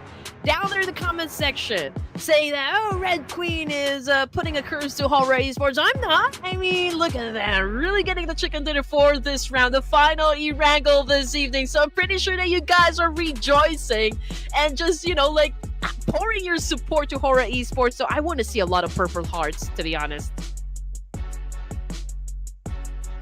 Well, and they're sure to come up, though we are from the future. Yes, I'm pretty sure it will all come up. HORAA Esports, they scored 6 eliminations, not the highest, but it should be enough. Of course, again, we get the numbers later on as we go through the other official numbers and that our officials behind the scenes to make sure that all the numbers are well tabulated, no mistakes are done. But on the surface, HORAA Esports, the final game, the gap might be too big. Yep, definitely. I ordered a Me Too Chat chicken dinner, and that's exactly what I got. Teams to watch, however, I will have to say that, again, EARENA showed up, even though they weren't able to score that chicken dinner, but it was an impressive performance nonetheless, coming from the boys of EARENA. It was a long journey for them. I mean, they did perform during the group stages, and they're one of the dark horses, so to speak, and for now, for this match number 17, I think they were able to show their prowess as well. Team Flash, DRS, also performed great, for the Erangel match. I just saw a moment ago that DRS was able to score a lot of points as well, before they went out. Or was it T2K? I think it was T2K. But it's pretty much the same thing, right? I mean, DRS still performed for their fandom. They did not disappoint. I mean, you guys wanted DRS to show up, and that's exactly what happened. Oof. And yes, the DRS did put on a good show. That's why they're up here in comparison with Sky from HORAA Esports. And 5 from XMPL versus 3 from Sky. But Sky gave a lot more damage. Not a lot more, it's just a little bit more damage. But his damage was crucial for HORAA Esports to get the chicken dinner. Wow. And we gotta celebrate the man himself again. One of the top 5 MVP, Joker, as the MVP for this round. He collected 5 eliminations and 760 damage. This guy is pretty amazing, I can say. All of the players that we see being at the front runner when it comes to the MVP title are no strangers when it comes to, getting that recognition, right? But for Joker right here, he's stepping up his gameplay, and I do love what he's showing, in the battlefield, and I think it's convincing gameplay. That is why he deserves to also be a part of the top MVP candidates. Example, we got Young T from Team Flash as well, and Top. So we got 2 players from the Team Flash. All of them with their own respective eliminations. So XMPL and example, Joker, we know the other 2 for eliminations. Now, for HORAA Esports, let's see how their journey was. They started off in Yasnaya, just like how they always do. But instead of engaging with Team Flash like before, they focused on getting into the circle. They were very objective this time. It is a survival game at the end of the day. And they made it in. And when they went in, they avoided all the other fights. They chose the safest route. They chose a good spot to remain silent in the circle, and that's their objective. And mission complete, if you ask me. Oh, definitely. I mean, like, they wanted to make sure that they secure their top spot by picking the right spots, picking the right battles. I think the only time we saw them really engage was during the last few zones here, and I think it was the right call, to be honest. There's no need for them to kind of retaliate and really go full aggro in this specific match alone. All they needed to do is just make sure that they gather enough points to cement themselves at the top spot, because we are now about to jump into the final game in just a while, ladies and gents. And with a number of points onto the scoreboard, it will be quite impossible for other teams to snatch the throne, right? I mean, 16 points in total for this match. It's already done, I feel. I believe so as well. Let's see. BTR. How many points? Where's BTR? Okay. 9 points. HORAA Esports 16 points. So that's a gap of 7 points. So we're gonna add 7 points to their last count. Oh, the gap is super duper huge. Unless HORAA Esports goes out 0 and BTR comes out super big, like 20-ish eliminations with a chicken dinner, then we're talking. But we know that that's not easy to do. So It wasn't. yeah, it's not. I mean, it has been done before, but it's not easy. So for the antics of drama, you can still say that, hey, you know what? HORAA Esports needs to still put in a decent performance in the last round. Just saying. Just because they're already at top spot and they gathered enough points to cement themselves at the very top of this competition, I feel like they have the choice whether or not they would go passive or aggressive in the final match, to be honest. I mean, just look at that. 5. We're talking about 5 winner chicken dinners here. 196. So it's already impossible for BTR to even outperform HORAA Esports at this point. So we're gonna be looking at BTR and its REDFORCE, 4 Thrives, and Alter Ego Errors, and with the consideration of Austria of Thailand, since they were able to put up 91 points. So if one of those teams at the top commits a mistake or had an early elimination, there is a chance for Austria to kind of take that spot as well. The gap between the top 2 is 32 points now. So for BTR to have any chance, they have to score 24 eliminations with a chicken dinner, taking into assumption that HORAA Esports does not gain any points. That is the last and final and only hope for BTR now to snatch away the trophy from HORAA Esports. I got a point from HORAA. I'm already happy. And there goes Sir Cloud again with his purple heart displayed on his screen. Can you teach me how to do that? I can, but we have to go for a break. So we will talk about that later because we have one more match to go, people. See you guys after this break.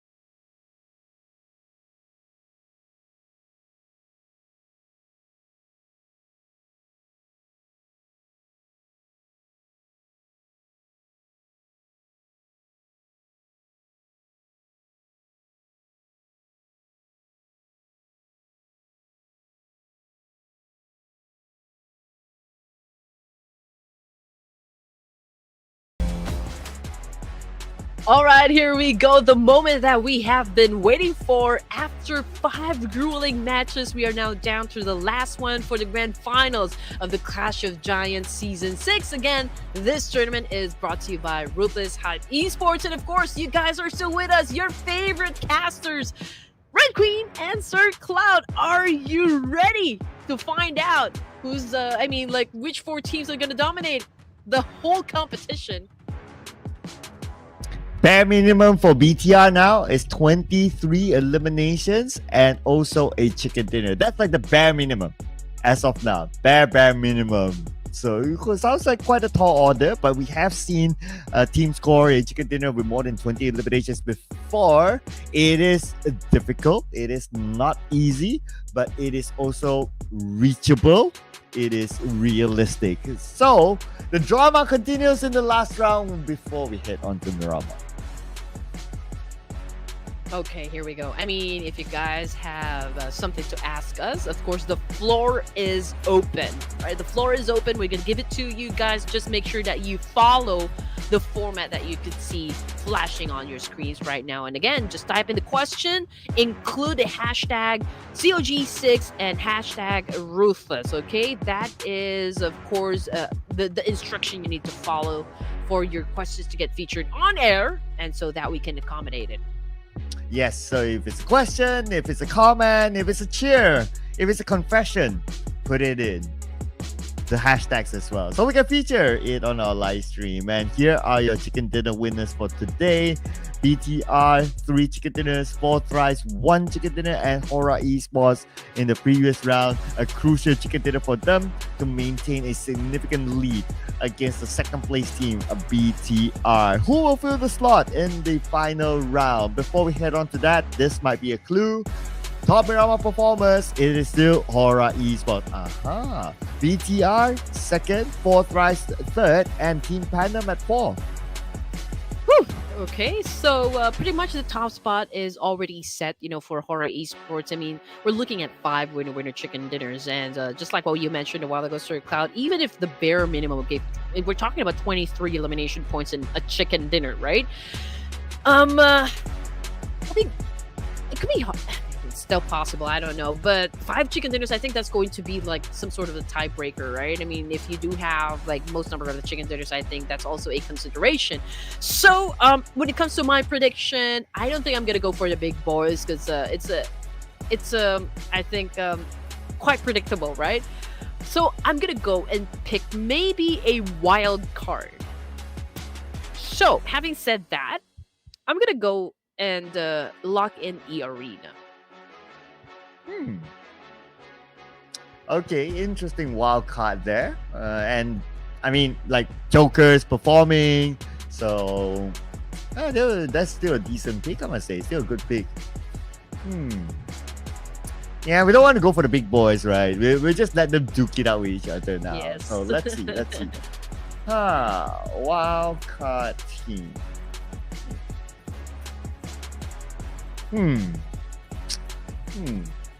I'm feeling like Austria, Thailand. So let's lock them in. Oh, not a bad choice either. Not a bad choice. I mean, Austria. Yeah. Not a bad pick. Austria. How about you, production? Who are you going for? Austria of Thailand. Austria. There you go. And now production. Let's Don't go go. for the obvious. Let's Come go, production. on. Don't go for Come the on. obvious. Go on. Come on. It's the last game. Come on. Put in a spicy one. Okay. Oh, there you go. I like this one. I like it. 2 Not chicken bad, dinners not yesterday. Yes. Whew. Okay, this is gonna be interesting. And again, the platform's pretty much set. Again, these are the wild card predictions, so to speak. I mean, Royal Dragon, no doubt. Claw is the most fearsome player coming from the side of Royal Dragon. He proven himself, all throughout Clash of Giants Season 6. EARENA impressive run as well during the group stages. They secured a slot automatically in the grand finals. So, like, this is a final match, right? So perhaps we can see some of that action coming from EARENA. And as for Austria, what can you say? Why did you pick Austria? Well, I guess they were the first team on my head. Well, okay. To a certain extent, why were they the first team on my head? Because I saw a news today, right, involving Austria Esports that they have disbanded the Cambodian team, and I guess that's with the reason of their moving to Thailand. So Austria Esports. So I guess this will be the main roster in the whole Austria Esports realm. So I guess it's also like a tribute to them since they announced that today anyway. So why not? If I'm not mistaken, Austria of Thailand came in at second place in the PMNC. Am I right? Yes. There you go, ladies and gents. So I think that's enough reason. You're testing my memory. You're testing my memory now. I feel like PMNC Thailand. Yes, Yep. PMNC Thailand. They came in at second place, so that pretty much speaks volume about Austria of Thailand. Again, this is an off-season tournament, and we're not really expecting like a lot of teams really show up in this competition. But then again, it's fun to watch, right? It's a sneak peek of what might happen in the future, right? Because we still don't know like what kind of landscape the professional teams are going to be making. But anyway, final round, ladies and gents, here we go. Let's jump in.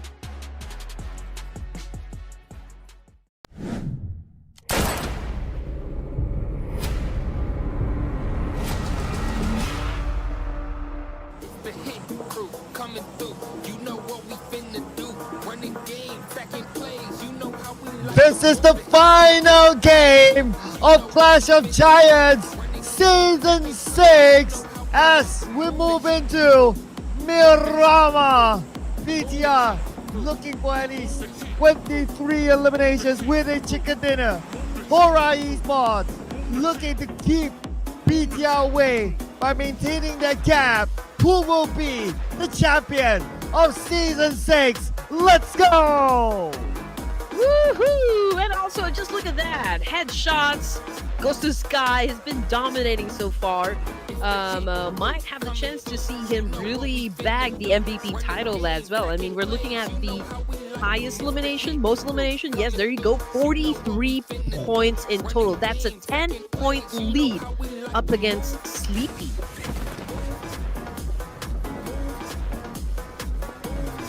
But Sleepy's still in front. Well, the stats, headshots. Still, we got Sky here leading the chart. Highest damage, dominated by HORAA. Nice. I mean, because they've been super duper dominant like in the first 2 days, right? So that's why their numbers are big enough as individuals that they created this level of a gap. And again, if you were able to create that huge of a gap there, you do have the choice whether or not you go passive, you go aggressive. You're enjoying the perks of like having a bad game and still be okay with it. And that's what we were talking about, right? There's an importance, for some of the teams to really go full aggro during the first few games, to make sure that you build enough foundation to create that that gap that we always talk about. In this situation, though, and it's REDFORCE, it's going to be the same team right here. It's going to be up against Royal Dragon, but we might see a change of pace because this is the final match, and Royal Dragon, I feel like they're not going to let NS REDFORCE take away another win coming from them. But early engagement? Okay, BTR, go big or go home, they say. So they will crash in onto HORAA Esports' area, and they will try to take them out. Of course, this is the last ditch by BTR, because if they want to go for like the 23 eliminations, it's going to be pretty tough. And they have to hope for HORAA Esports not to gain points. So I guess in their thought process is that might as well. Could be. Early engagement. Oh, this could be interesting. Let's say, for example, Bigatron Knights drops HORAA.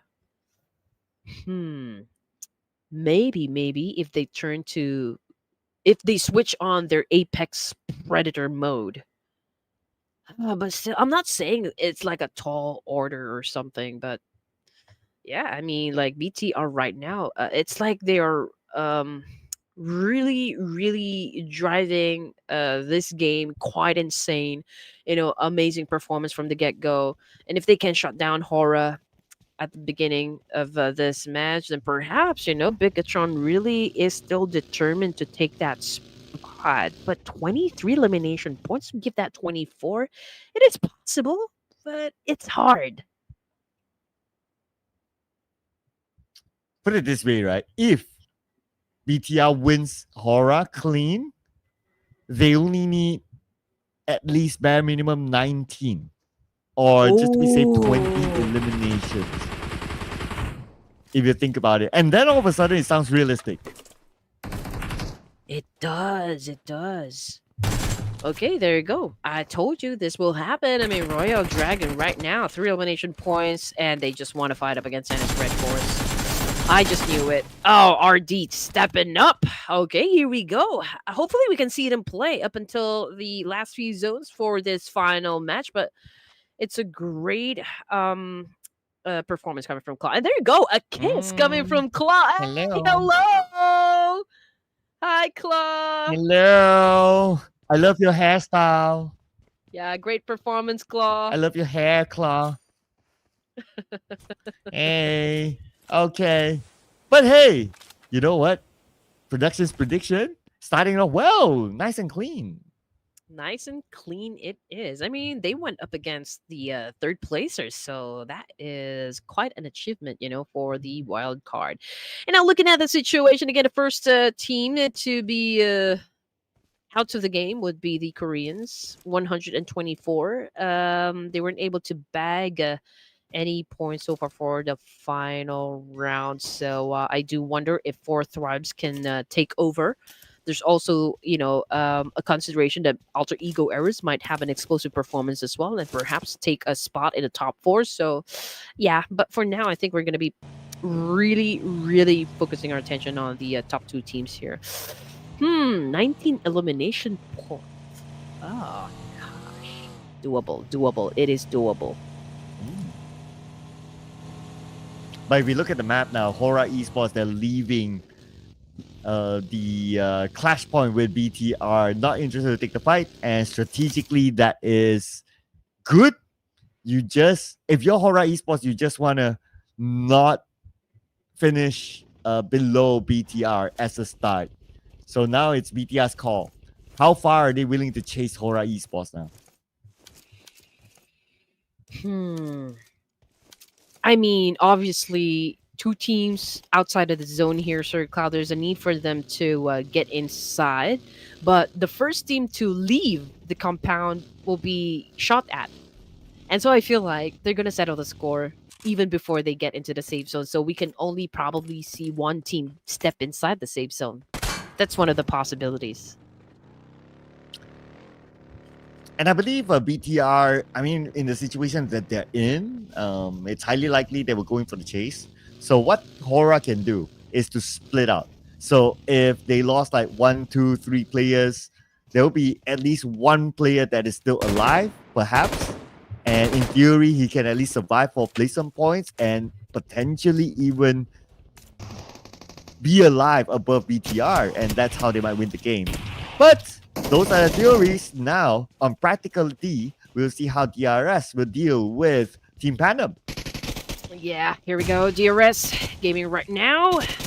Example on your screen, ladies and gents, with a UMP. Try to go for a spray here up against Team PANDUM. Oh, the oldest trick in the book. Once again, hiding inside the car. But Yante, I believe, was able to spot him, if I'm not mistaken. And Yante was able to bag the point as well. Now jumping into D-Savior, ladies and gents, and going up against Noki. D-Savior got picked. That would be Nick. D-Savior, Natty also shut down. Whew, what is happening with D-Savior? Four Thrives definitely thriving in this clash. Pathogen cooking up a NATO, but can he get at least one player from Four Thrives?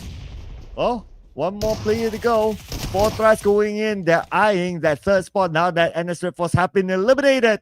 and will take out D Xavier. And with D Xavier's elimination, HAINA Esports potentially can get out of number 18.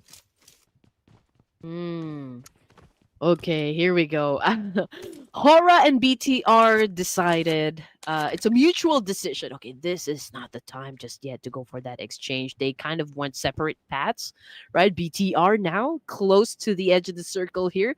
HORAA Esports trying to reposition. They're traveling, but this time they might clash with Four Thrives. Try to get into the circle. Four Thrives making their move as well. They probably won't suspect that anyone's behind them for now, that is. Instead, they're going to focus on getting into the circle. And they might meet up with Royal Dragons. BTR is going to come from the northern side where Royal Dragons is there as well. So let's see. BTR, if they cannot take out HORAA, they have to go for eliminations. Yeah. And okay, so Four Thrives now also driving their own vehicles, and HORAA Esports, I don't think they're going to get inside the circle first. I mean, obviously they stopped around the south of El Pozo, so we're going to check them out in just a while. But example right now, on the ground by Team PANDUM, Delta as well. Man, okay, Team PANDUM being aggressive. Oh, taking out DRS. They have a good record against them, and they want to maintain that record. Team PANDUM DMZ, oh, he's out of first aids. Probably even has bandages. At the same time, Alpha 7 took out Pekka from HAINA Esports, but he's still not eliminated yet. Now, Team PANDUM and DRS, they continue to meet back here, the place where they all started every round. Oh, yeah. But I'm pretty happy with the fact that, you know, DRS still managed to get staged because usually stage 1, they're already out of the game. But Team PANDUM, oh, man, they always win the fight here in Hacienda del Patron. So, yeah, pretty much dominated. They know this area from at the back of their mind, so perhaps they're doing tremendously well, you know, up against DRS. I mean, Killer YT is the only player remaining here, and I don't know what else he can do in this situation. I mean, probably he can throw a nade and shut off at least 2 players and then follow through with a massive spray, but yeah, it could be hard to pull off. Maxus right now making a move up against Killer YT. There goes the exchange, and out goes Killer YT, and that is the end of the line of DRS. Good game, well played. We'll see you guys in the next tournament. I also want to point out that I'm not sure what happened to Gante. He naded himself early on. But what's done is done. So right now, it's going to be HAINA Esports looking to get out at number 18. Next target is going to be Alter Ego. They took out Badru. That's going to be their first point in this round. And they're going in to eliminate Alpha 7, 2 points, getting closer to push down D Xavier. Okay, so Alter Ego Ares, it's a possibility that they can take over a spot in the top 4, but looking at the situation, down to just 2 members here, I'm not saying, of course, that it is impossible for them to kind of clutch in this situation, but then again, they will need to exert, double the effort if that means to stay at the top 4 spot. Octa doing a massive spray up against TALON Esports. This is quite a good vantage point, I can say. I mean, he's just unleashing fire here up against TALON, putting a lot of pressure to Misery, and that is it. Just a little more, and he could probably get the job done. High potential now. He's still trying, spraying into the smoke, hoping to hit his target. Not able to get it yet, but yo. Oh, no, I still can't get the pronunciation right. Knocked down somewhere else. So that's TALON in an engagement on the inside of the blue. Oh, there you go. Eliminated by Rosemary. Okay, so Misery got picked up, obviously, but I don't think they're going to be lasting that long, considering that it's an open space again. They're only protected by the smoke here. Rosemary as well as Octa is just, of course, not taking their eyes off of those targets, but at the same time managing all those teams, also trying to drive by or pass through in the same area. As for Royal Dragon, okay, we can see Jiggle from HORAA trying to get some information as well, but Joker right now from EARENA currently facing the ground, and that's courtesy of T2K. Yeah, T2K not letting go of EARENA on the other side. Trying to get up to the high ground, trying to get away from the crosshair of Ajaya. Jay not able to land any knocks yet. Oh, a smoked up vehicle drove by Tiger X. And he's safe for now. But, not really safe though. Okay, we have T2K still on to them, but Rule's in trouble. Yeah. He needs to heal up for now. But anyway, we're looking at Talon Esports in their position. Axel needs to heal up. Young T cooking up that nade. Not exactly sure what's going to happen. We'll just wait if someone can be accurate with their shot. But as for Slayers of HAINA Esports, trying to get close to T2K. Igneous might find another angle here, but Roz was able to pick himself up. Is they okay? Axel cooking up that nade as well. Is going to be having an exchange up against Young T of Team Flash. And here comes, we switch over to T2K now, chasing down Slayer from HAINA Esports. Slayer backing out. Okay, he's not willing to take that fight. At the same time, we saw another team eliminated. And Talon, okay, won the fight, but now Team PANDUM is coming. All right, here we go. Jubrenki. Okay, don't know exactly what happened, but he's out of the game. Billbot kicking up with an aid. Might push up against Team Talon here. Can he put down Misery? A while ago, Talon was out there in the open. It was a vulnerable spot, but they were able to take this compound. So EARENA going up against Team Secret. Tiger on your screen. Last surviving member. There goes the shotgun attack, but not looking too good, but he was able to perform. And there you go. Great follow through, though, for the side of Team Secret. And just like that, EARENA is no more. So, again, good game. Well played. Oh, very, very close one, though. They almost eliminated Team Secret. And now Team Secret back as support thanks to Break. Slayer, HAINA Esports knocked down. Adea comes in to finish off a player of HAINA Esports, make that 2. And T2K, now their time to recover, while the other player of HAINA Esports getting away. Okay, T2K is still alive, though, with a complete squad. Managed to get into stage 4.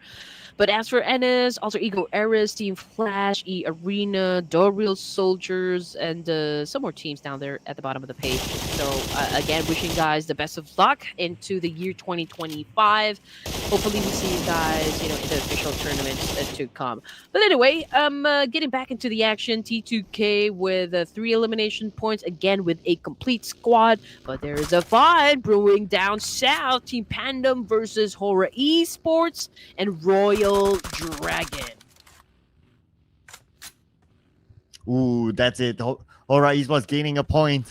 So now bare minimum for BTR is 24 points. And BTR, they're playing this round passively after their first encounter with HORAA Esports. So if they continue to play passively, then basically HORAA Esports locked in as the champions. Perhaps, but it's not over till it's over. I mean, they're holding on to Compound onto the northern side, so that makes it a prime location. And HORAA Esports is about to get into a fight here, and we still don't know if they're going to make it or not. I mean, they could lose, some of their players, and that could be detrimental for the whole of HORAA Esports. But looking at the situation, HAINA right now still doing a massive spray, a bit, up against T2K. Pack has been getting the damage as well. You don't want to overextend your peak from that window, from that side. You need to kind of have an alterations, right, when it comes to scoping your enemies. And now Pekka right now trying to shut down Igneous at this point, just trying to make sure that he will not come back up from this attack. And here comes the tap from Pekka, trying to take down T2K. He is putting a lot of damage, almost getting a knock, but that was close. T2K was able to get away. HAINA Esports at this moment, they're still below the Xavier with 2 players left. They could still get it. It's starting to get difficult, but soon. Okay, there's definitely still enough bodies, but 2 players is a bit tough. Okay, so the situation is, and it's REDFORCE already out of the game, right? So there's a huge chance, for Four Thrives to improve and get to the third spot. They're currently at 107 plus 4 points here for this final round. There's also Alter Ego Errors. I mean, they're not part of the game anymore, so perhaps those teams at next to them could potentially get a spot, or Alter Ego Errors might remain at that position even though they're not part of this game anymore. Zone shifted once again, and this time BTR still holding on to a compound. Might gatekeep for Thrives and Ostia at this point. Both of our highlight teams are in the circle. But speaking about Ostia, okay, they're in action. Okay, one of the players knocked. That's going to be Chopper. Chopper is being revived. And we have Dewey on screen. It's going towards BTR. Okay, BTR is still playing passively. But anyway, T2K now Rose goes in, and Rose! When he opens the door, he was ready for it. And Pekka paid the price for it. HAINA Esports will remain at number 18. Thank you so much for playing. Hopefully, we get to see them again in the next season. Okay, stage 5. We are nearing the end of day number 3 of the grand finals. Hopefully, you guys are enjoying the show right now. I know you're waiting for the last few zones to kind of seal the deal for every one of us. Anyway, Ostia right now currently at 91 points. They know how many points they need to even get to the 4th spot. I mean, they do have a chance because Annis REDFORCE, Alter Ego Air is out of the game. So they do need to perform for this round to get a spot, to have a slice of that moolah right here. Dewey obviously trying to pick up his health. BTR, we don't see any teams that might contest this very spot, although we have to wait up until we hit stage 6. I mean, which of the teams are going to be favored by the zone? I mean, 4 Thrives obviously holding on to a compound onto the western side. They're not engaging as well, so those teams at the top is kind of passive at the moment. I mean, understandably so. I mean, you can always get elimination points during the last few zones. If for Ostia Thailand, now their benchmark is 4 Thrives that they need to overtake first. And 4 Thrives are obviously still in the game, so they continue to collect points. And plus now we are at the top 8 teams, so the placement points are starting to kick in. That theory goes for HORAA Esports too. So now HORAA Esports, as long as they continue to just stay alive, they'll be cool, because BTR is not making the moves as of now. 0 points for BTR. Yeah, they're pretty quiet, I can say. But if the circle shifted and favored, the west side or even the south side, then it's good news, for Royal Dragons, T2K, HORAA Esports, and TALON, because those teams at the top, on northern side will then have to get in, and there will be a massive cleanup that's definitely going to be happening. And if we're going to be looking at the scores here, it's quite crucial for the side of 4 Thrives, T2K, and Ostia. Right? I mean, those are the teams that are part of the top 10 and could potentially get, score a spot in the top 4, but they will have to kind of rack up as many points as they can, take advantage of everything, seize every opportunity, carpe diem, for this round. Okay, carpe diem to the circle. Let's see who will get it this time. All right, goes towards HORAA Esports again. Another big advantage for them. I'd also be interested to see like the top 4. So 4 Thrives and Ostia Thailand. So Ostia, no circle at all. At least for 4 Thrives, they have T24 in the circle. They're on the clear to go up to the high ground. So they have still a good advantage against Ostia Thailand. If Ostia Thailand is out, the next contender for the top 4 is going to be T2K. But at this point, T2K, not only they have a bigger point gap, but also they have potentially 2 players soon. So 4 Thrives might be locked in the top 4. If we're gonna be real here, Sir Cloud, just putting it out there, BTR is not always favored by the zone, to be honest. It's always hard for them. There goes that extra challenge, right? They're always outside of the zone, and when you talk about skills, definitely high caliber here. Promising performance for the year 2025. That's all I can say. I cannot wait for BTR to make that official announcement as who their roster is, really. Anyway, 4 Thrives right now. Trying to do a massive spray up against BTR. They are holding on to quite an elevation here. But BTR, they're gonna challenge up Sem9 first for this very compound. But Trexy trying to defend the team. Kenny S already on the ground. Five was able to bag one, and there you go. BTR is no more. BTR is no more. And Sem9 did the job. Sem9 did the job for HORAA Esports. It is locked in. Nothing can stop HORAA Esports from lifting the trophy, people. Now you can officially put in your purple hearts. Haha, maximum effort. That is what you guys need to do. I'm not sure if you guys heard that from a certain superhero or make that anti-hero. 6 teams remaining. Stage 6 here. Austria going up against 4 Thrive C24 cooking an 8. Same thing goes for IQQ. We need some big brain gameplay coming from IQQ. 4 Thrives. It's a full squad. Shopper being the front runner here. Secret plans to go off angle, but 4 Thrives. Can you defend the spot? They're already managed to put up 6 elimination points, and they still need to rack up some more if they want to be at the 3rd spot here. Still quite a gap up against NS REDFORCE, and if they do not make it out alive from this clash, then potentially they can get pushed down the overall. Yeah, fight for the 3rd and the 4th now between Austria, Thailand, and 4 Thrives. This is also an important fight for these two teams. Austria, Thailand now having the advantage on this higher ground, but 4 Thrives, they back off. Shopper is low. He's within the smoke. He's back up at 80%. Still trying to find the target with those nades as Austria, Thailand sending Secret to flank. But they're also pressured by the blue, so they cannot cross that blue, obviously. With 4 Thrives now, Noki will be knocked down, and it's going to be Secret that could potentially clear that point. But before that, T2 falls to Austria, Thailand. Wow, okay. Dominant performance coming from Austria, Thailand. 8 elimination points now.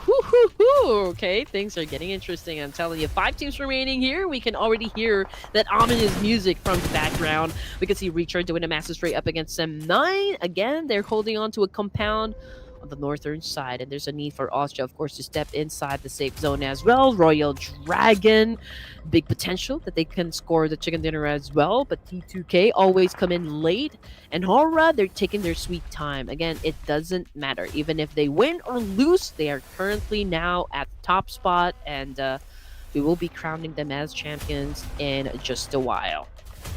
Now for HORAA right now, it's a matter of who gets the MVP. The extra $500 US. But out of this narrative, I would say the closest narrative that we can see here is Austria, Thailand. I lost track of the numbers, and now we don't have them on screen. But if Austria, Thailand can get maximum eliminations and also a chicken dinner, they could still potentially overtake 4 Thrives. Oh, they could. That is the case as well. No fear. Master Zerdy just made him dance. He was able to zigzag, but oh man! Crucial nade! Barbaric, I must say. Master Zerdy now gets to... he needs to get down from that rooftop, but Austria right now putting a lot of pressure for both HORAA and Royal Dragon from this very compound that we can see on the screen here. Throwing a lot of nades. It's a total rampage coming from Thailand. 10 elimination points now. Whoa. And here comes the final potential battle here with the 5 teams. And Austria, Thailand, where are they? Okay, they are on the other side of the building. Okay, everyone's pretty much locked in this building as the final battle area. Here comes T2K as well. Well, Sem9, okay, they have a 2-2 split still. They are not really interested to join the party yet. Not yet. Okay, everyone is not moving at all. I mean, Jiggle on prone, I mean, he's just right there, not making his presence felt. And even Sky, I don't think, Austria is aware of the fact that, Sky is not even inside the compound. And as they make their way in, Jiggle holding the anticipation. Here comes the attack now with a DV, yes, but oh, it was a little slow on the trigger there, and Jiggle goes out. 3 more players for the side of HORAA Esports, but Firen coming from Sem9 got knocked down on the ground as well. Dewey, low in HP. Shopper! Oh, another player from Austria got knocked down as well. So this is a back and forth trade that is happening. The final battle is about to begin. but they can still reset. Okay, one is up. Now next is going to be Chopper. Nobody's really pushing in. So that's going to be also Thailand. Should be back as a full squad soon, and they will be the only team with a full squad after that is done. While we have Rules here scoping down to Sem9. He's looking at Sem9. Okay, he's trying to find an angle. But the other players of Sem9 right in front of him have left the building. So he have to scope out into the smoke instead. Everyone is quiet. Nobody wants the mistake at this point. But the closest I feel that could really fight would be Royal Dragon and Austria. And T2K, they're gonna let it happen for now. They're not gonna be joining into the mix here. I mean, the best that they could do in this situation is probably apply pressure onto both Royal Dragon and Austria, and even Sky of HORAA Esports by throwing a lot of nades and just try to flush them out and get lucky with the shots. Sem9 is taking their time as well. I mean, they're not joining into the game. They're letting them battle it out for now. Airdrop got looted by Kenny, so there's an upgrade there in terms of like helmet and vest. So let's see what's going to happen as T2K remains quite passive for this round. No circle left. Stage 9. Also Thailand, just by the edge of the blue. The blue will pressure them to move forward.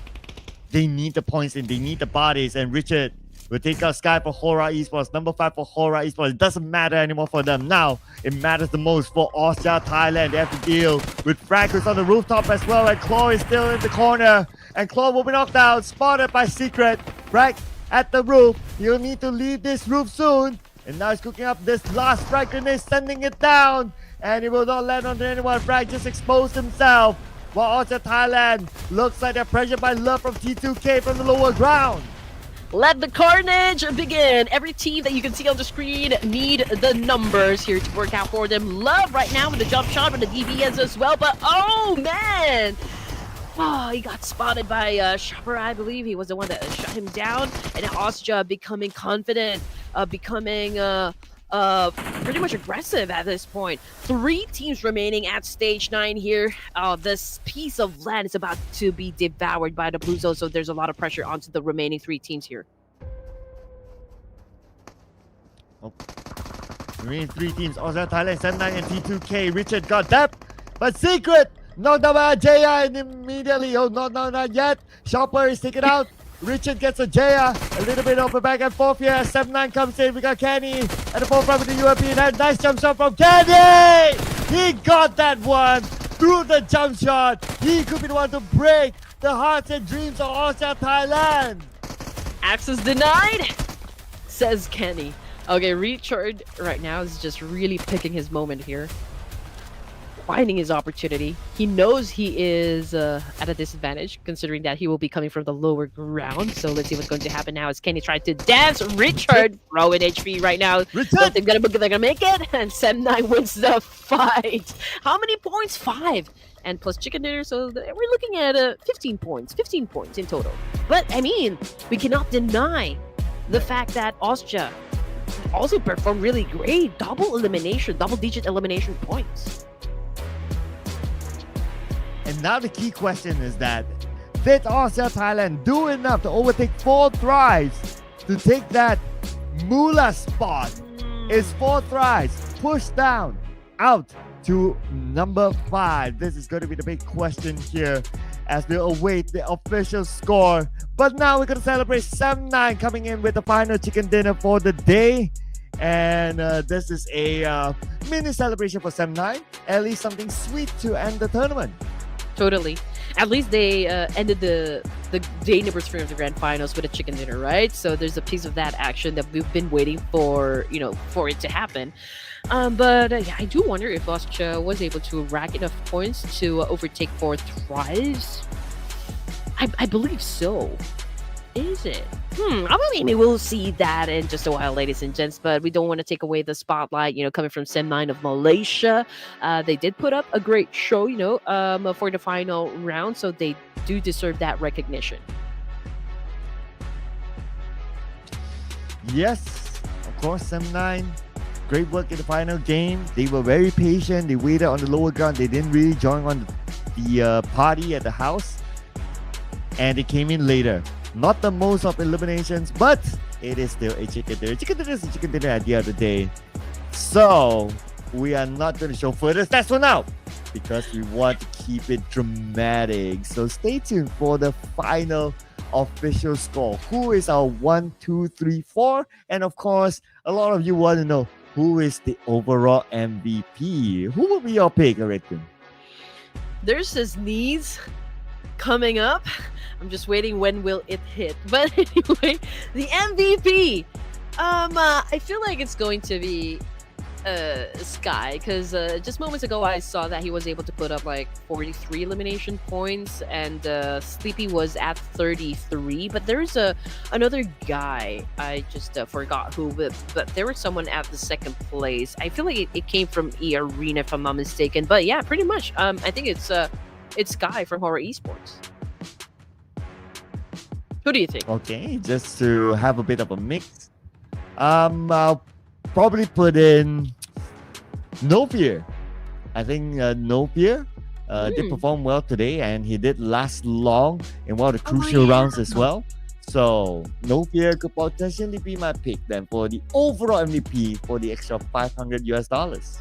Yeah, for the extra 500 moolah. Okay, so yeah, we also need to consider the damage output, the average survival time as well. So there's a lot of factors to be considered as the MVP title. But as for the most eliminations, I think we can probably, really give it to Sky for Esports. A while ago, it was a total of 43, if I remember it correctly. But then again, Sleepy is a candidate as well. I mean, no doubt. Or No Fear, rather. No Fear also did perform quite great, in the overalls. To be honest, from the get-go, HORAA Esports has been dominating. Their dominance was challenged by BTR, obviously, for this day alone.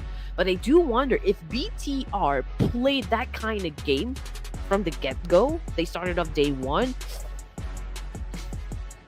What do you think can happen? But anyway, we are about to announce the grand champion of the Clash of Giants Season 6, breaking 4 Miracle 5 streak.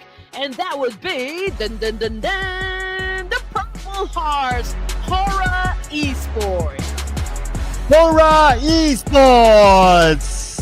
They are your champions. It is official. It is locked in. A great performance in day 1. Phenomenal performance in day 2.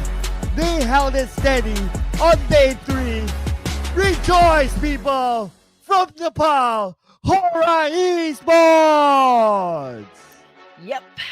And we crowned another champion right here, dominating from the get-go. HORAA Esports did not disappoint the fans here. They did put up a great show from the start, breaking the winning streak. That is 4 Miracle 5s. Now, I do wonder who came in at second. Let's check it out, ladies and gents. Just wait for it. Drum roll, please. And it is, of course, Bigatron Knights, who came up with an amazing performance today, putting in the drama for all of us to enjoy.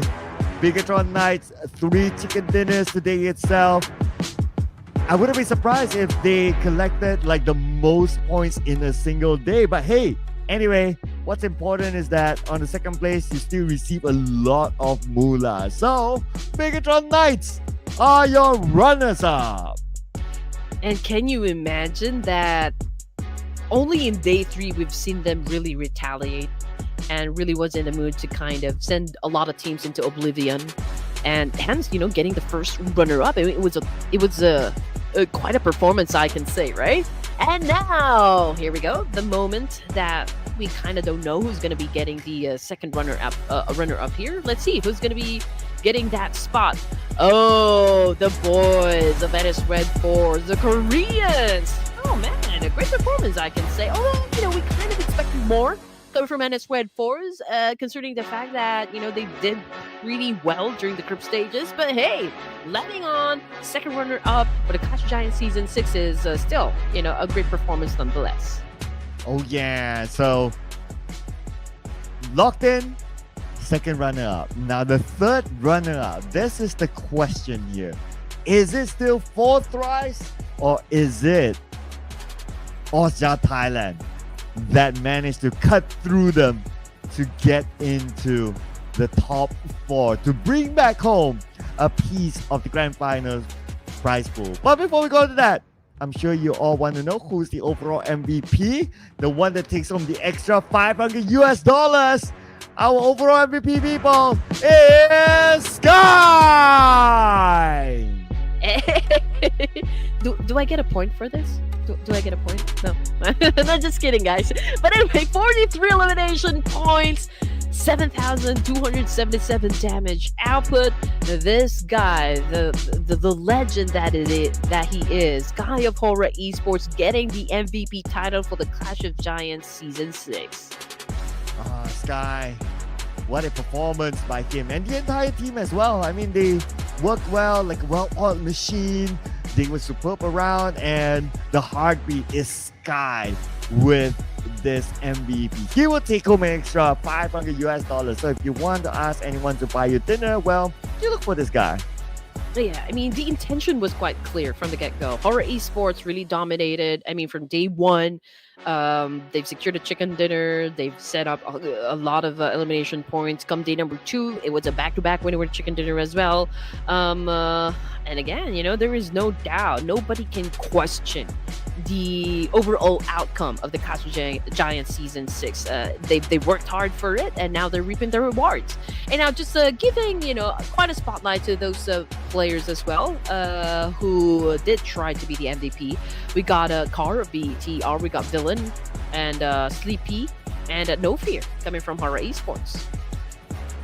Yeah, and looks like 2 players from BTR, they made an entrance here. Pushing out Joker, pushing out Rosemary. But of course, that's because of their amazing performance here today. So we got to give them credit as well, breaking into the road to MVP. Great work to Car and Villain. Yeah, I'm just saying in a way that, I'm very sure it's not them. I know some of you have put out rumors that Villain might be Ryzen. So I don't know. We'll wait and see. But what we do know is that our overall fraggers involve Sky with 43 eliminations, Sleepy 34, Car 34, Villain 31, and hey, welcome back Joker, 28 eliminations. I can imagine you, Sir Cloud, saying that, okay, Car and Villain, and just doing the air quotes. Oh yeah. The air quotes right there. You can't fool me. You cannot fool us. But yeah, I mean, again, Joker, impressive run, I can say. Being part of the wild card is not an easy feat, especially when you are inside the lobby with some of the apex predators coming from all of the regions, right? I mean, to be able to perform and do great, considering the fact that we got a lot of veterans inside this competition, this is already an outstanding performance coming from Joker and the EARENA boys. And here it is. Oh, 4 tries. They still remain at number 4. So Osja Thailand, even though they scored the chicken dinner, but it was not enough for them to break into the top 4. They were off by about 4 points. So that was a close one. So congratulations as well to 4 tries for taking home a piece of the prize pool. So we got 7 teams that were able to cross that triple-digit score, but the highest among them all would be HORAA, 202. So if we're definitely going to be talking about, the gap, it's quite significant. It's very obvious. Again, from the get-go, we already know the intention was that HORAA Esports was on a mission to dominate the Clash of Giants Season 6. And again, as for former vibes, everyone is kind of hoping to defend their title, but then again, they're at the bottom of the page here, understandably so, because everyone's going through something. They're probably going through a roster change, so perhaps they haven't quite synced out their synergy just yet, or maybe they are hiding their aces, wouldn't want to reveal their secret weapon just yet. But as for the other teams here, like DRS, TALON Esports, Team Flash, D Savior even, so I can say that we cannot really judge a team here that didn't perform for the Clash of Giants Season 6 just because they are at the second page, or perhaps because they are at the bottom of the page here, but just because they don't want to give that information in terms of like how great they are inside of Battlefield, and that is what we need to find out in the official tournaments. Yeah, take it as like a movie trailer, right? Sometimes what you see on the trailer might not what the actual movie is. So just put it that way. But we're gonna compare our two juggernauts with a head-to-head here. So obviously HORAA Esports, because they won, so their stats will be higher. But how much higher? It is very, very close. Only 5,000 difference of damage. Only 20 eliminations difference. So as an overall, that is very close, very tight. Yeah, and the only thing that I can pick up from BTR, because obviously HORAA Esports worked for the numbers for 2 days, right? BTR, day 3, explosive performance, and that only goes to show Sir Cloud how good they are at reading the situation, at reading and anticipating the rotations coming from other teams here. They know how to position themselves, and if they would really want to show up and step up into any tournaments, I think, this what makes them very dangerous. You don't know what to expect from BTR. And you just illustrated what is shown in this seismograph here. So BTR truly came at today, and that is shown by the seismographs. Like towards the end, it was all BTR, but it was just too bad, too late for them that they were not able to catch up to HORAA Esports, because HORAA Esports, they were a lot more consistent in day 1, day 2, up to match number 12, where they peaked among everything else, and then they start to have a chill game after that. But because of the gap that they have created, hence it was not a problem for them to retain the championship, the number 1 spot till the end. I mean, overall, ladies and gents, I really impressed. Again, this makes it all worthwhile, all the more exciting for the whole year. But of course, let's check out the stats. We've got Car and Sky on the screen here. Average elimination points, obviously, it's a much higher for the side of Sky, even with the damage output. But grenade elimination, pretty much. Car has this one in the bag. And team contribution here with 34.68% also goes to Sky. So when it comes to the numbers here, pretty much all favoring Sky of HORAA Esports. Yeah, you're comparing with the overall MVP. So, yeah, definitely the numbers are quite significant here. Even the average damage and all that. Team contribution also towards Sky. I mean, it could be anyone for HORAA Esports, frankly speaking. Everyone did very well. Longest elimination distance. Ooh, okay, we have a stat for this as well. So Frankie, who newly transferred from the Xavier to Team Secret, is the guy who had the longest elimination, breaking the 400 barrier. Oh, you're right. Ooh, okay. That is still a great point to consider. DRS Killer YT, Rolls of T2K, No Fear, Sharpshooters, I can say. How do you say? There's another term for it, but definitely I'll be remembering that in just a while. But Sharpshooters, here you go. Most utilities used. Love, yeah, he loves to do a lot of love bombs, right? Love bombs for T2K love. Sky, yeah, 103, Car 102. The lowest I can see coming from Young T. But then again, if you do know how to manage your resource, and if you understand the meta and how important it is to knock down at least 2 players with 1 shot, it's like hitting like birds with 1 stone, 2 birds with 1 stone, right? That is exactly what utilities are for. Oh, and we have the travelers here as well. So Farron traveled the most, followed by Sky, and then we have Sleepy and Kenny.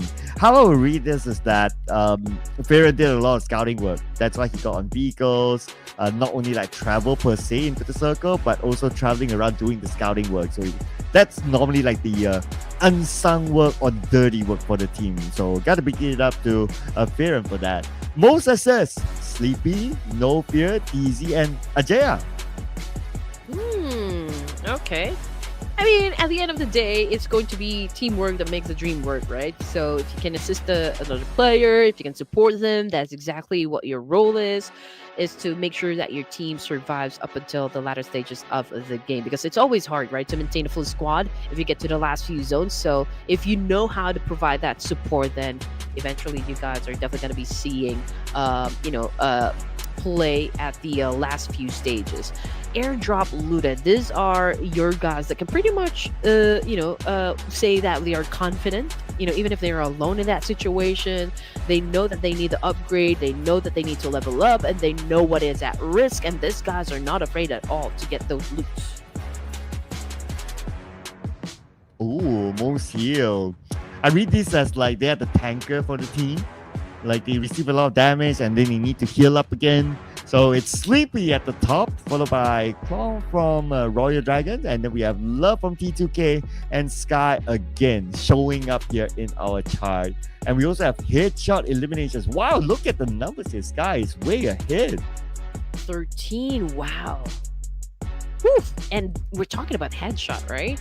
And you know what you need to have. You need that precision. You need accuracy, and pretty much Sky is displaying and showcasing that particular skill.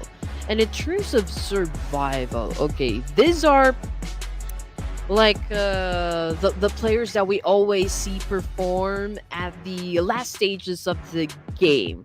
So I think that's also one of the things that is important, to focus on longevity as well, at the same time being aggressive, which is kind of hard to balance. Yeah, and they're all from BTR.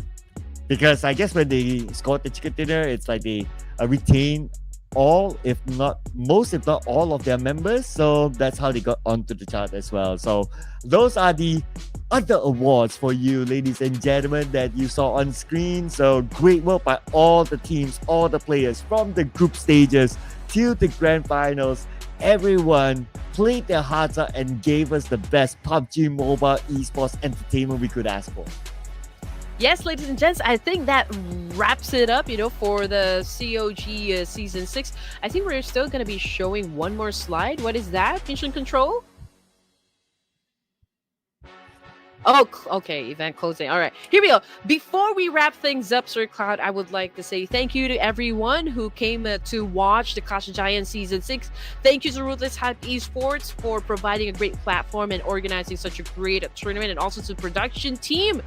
Oh man, you guys did amazingly great. That's the only thing that I can say. Thank you to Sir Cloud for always being such a great partner when it comes to this hype ups, everything, the entirety of this competition. And again, Danya Bad to everyone. Thank you guys so much for coming out here to support your teams and us casters as well. Thank you for everyone who followed me on my social media platform. Please, and thank you as well. So everyone who have been supporting the show since day number 1. We'll be wrapping up the show for now. Hope to be able to see you again next season. Make sure you follow us on our social medias. Last call. This is mine, Sir Cloud Mine. That's Red Queen Andy. And also don't forget to follow Ruthless Hype Esports. We are very easy to find. You can find us on Instagram. We know a lot of you are there. Again, thank you. This is the end of Clash of Giants Season 6. See you again in the future. Bye.